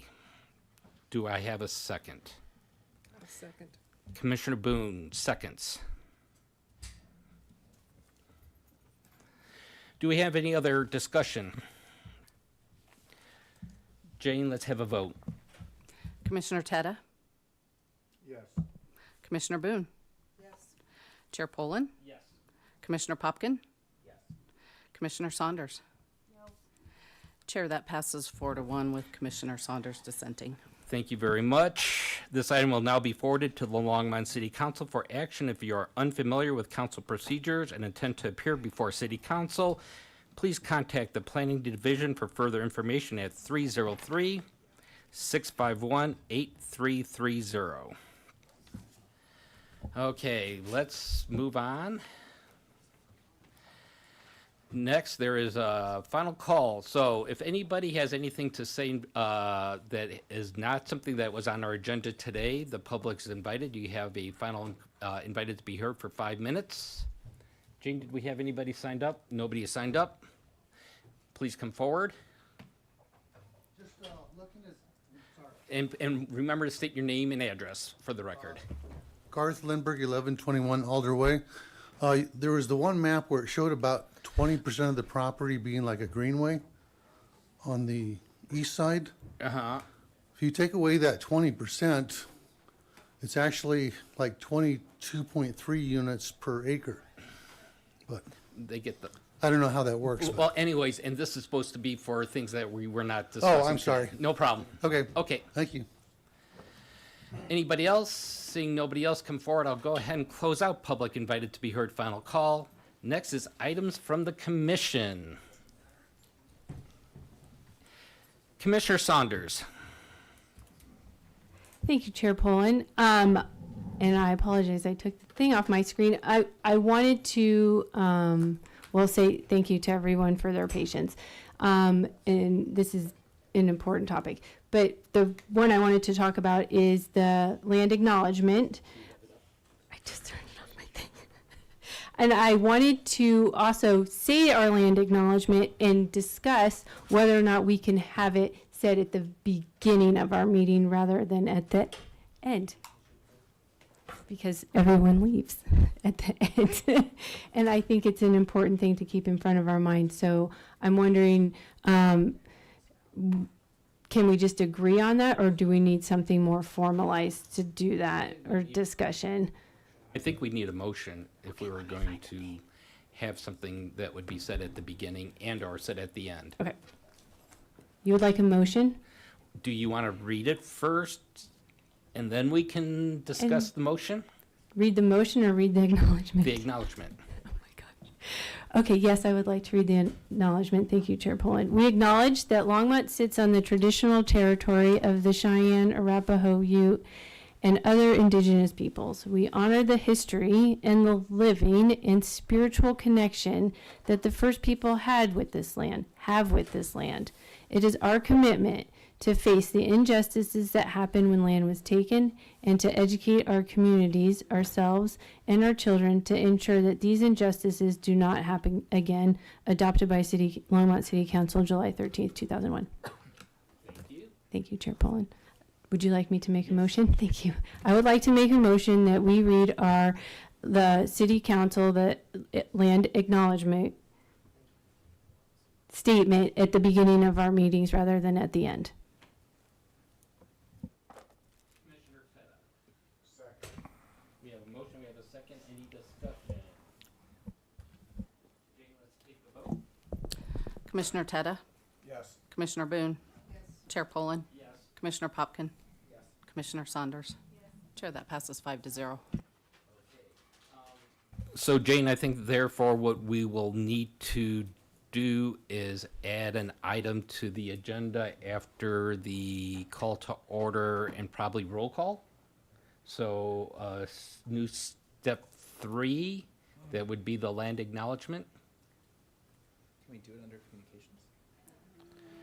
Well, Change our agenda to bylaws. It is bylaws. That is bylaws. that is, Bylaw, our agenda is set in bylaws, right? Second. Why don't we just throw it under communications? That's what I think too. That's staff communications. Staff can read it.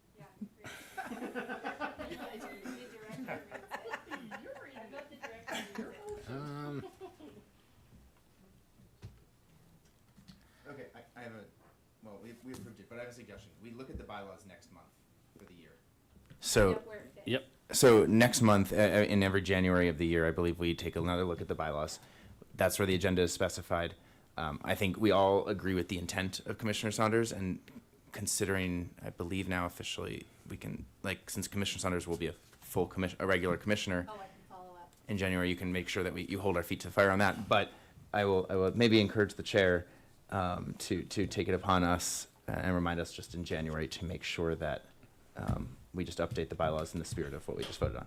We can do that. That would be my suggestion for the sake of time. Commissioner Saunders. Thank you, Chair Poland. Jeremy, this is my official written and verbal notice that I'm making a change to the bylaw because I have to do it within 5 days before the next meeting. Okay. You're welcome. Thank you. Well, because when you read through it, you're going to be like, oh, wait, we can't do it until we have notice, and we already moved on it. So, Next year. okay. Yeah, Dennis, like, I'm out. Commissioner Popkin. Very briefly, just want to thank staff and anyone else who's still watching, for whatever reason you might be, for sticking with us tonight. And most importantly, all the staff back of house and front of house who stuck with us, and just wish everyone a happy and restful end of the year. I believe this is our officially last meeting of the year, and thanks for all the support and work and responsiveness to my emails and other questions and conditions throughout the year. Really appreciate it. Commissioner Saunders. So sorry. Thank you. I just wanted to say thank you to all the commissioners that will be retiring at the end of the year. We appreciate your service. Thank you. Commissioner Boone. That's what I was going to say, Amy. So thank you, Chris, for all of your years. Thank you. Is this officially your last one? Yes, this was officially Chris's last meeting. Thank you, Chris. Wow, it was a pleasure working with you for. Quickly. Yeah. 12 years. At 12. You're welcome. We made it into the next day. Do we have any other items from the commission? We do not have Council Representative Rodriguez with us today. Items from Planning and Development Services Director Grant Penland. Happy Thursday. And I'll apologize. I'll echo Commissioner Saunders. I would like to at least give you a preview of what we are trying to put together for upcoming items, including some training and topics that were raised. So this is not set in stone. I won't quote the Burns poem, but something about best laid plans.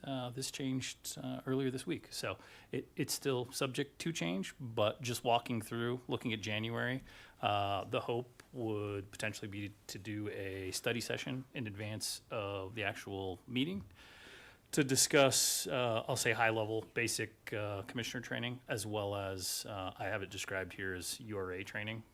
And one of the impetus for that is we're actually going to have a URA item, Urban Renewal Authority item, for the commission's review. And the intent is to actually get that done in January. So looking again at the formal meeting, we may, still yet to be determined, have a conditional use site plan for a quick trip. And then, as I mentioned, there would be that URA item on the same evening.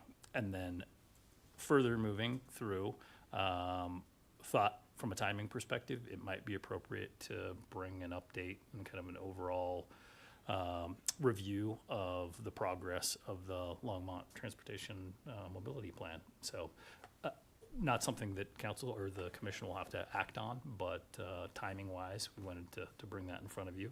And then looking into February, I know we had talked some specific topics after having some further dialogue with staff.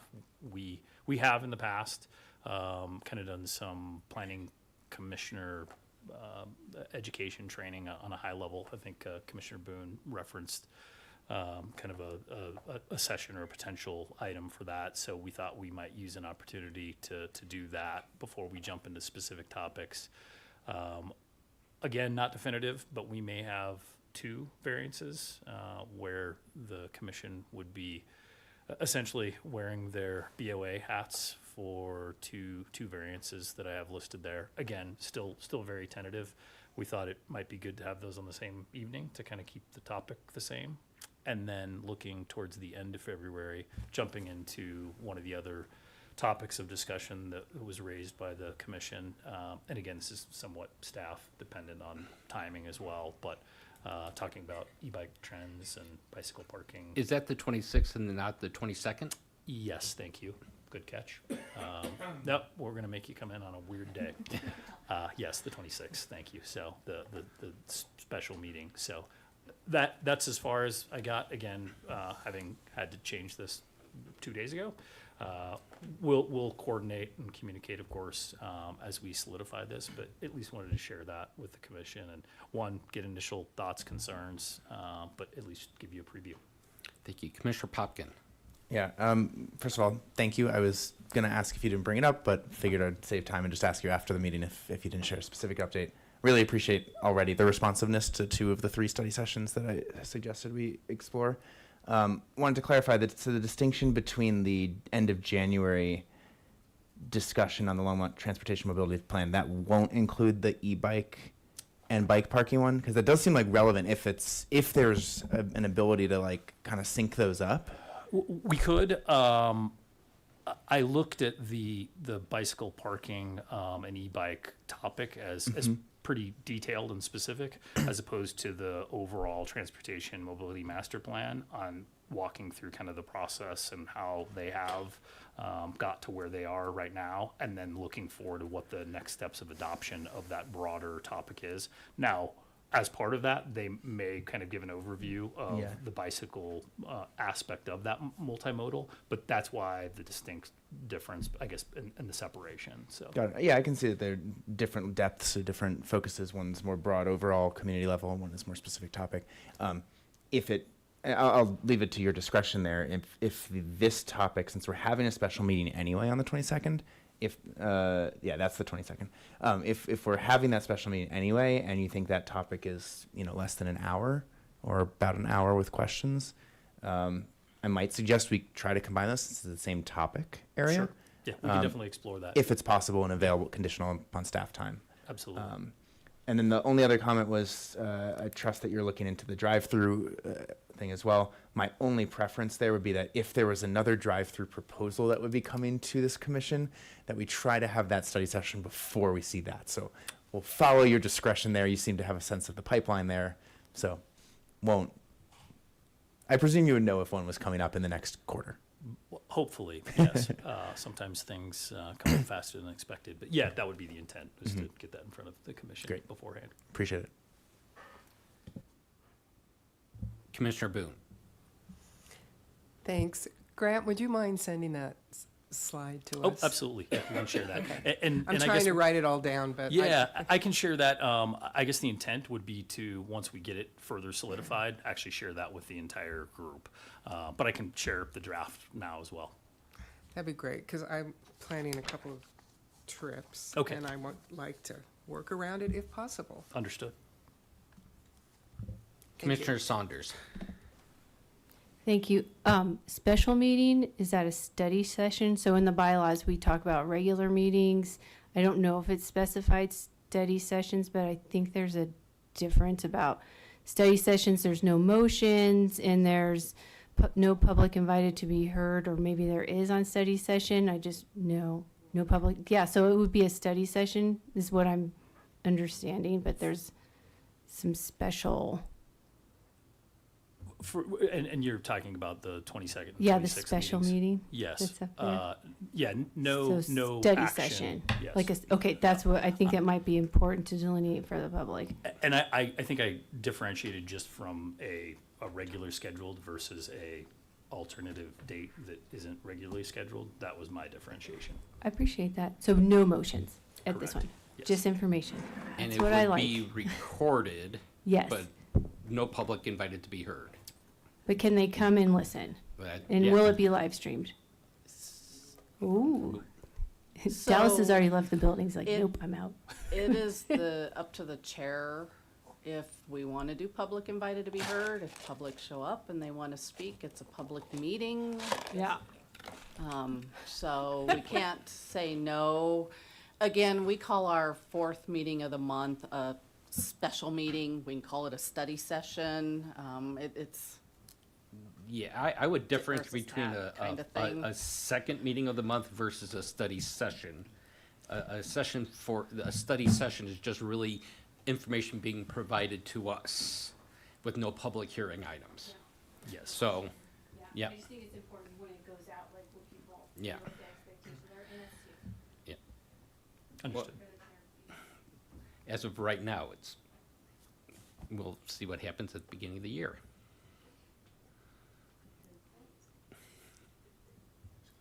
Oh, Commissioner Popkin.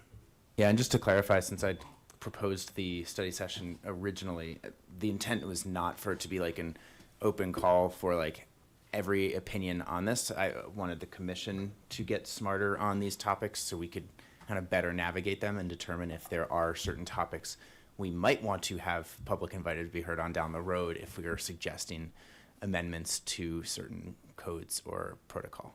So I think that was intended to be informational and discussional for staff and commissioners. You weren't at the last meeting when I proposed this, so just. I watched it. I know what's going I was just clarifying the intention. Well, Commissioner Saunders, you're welcome.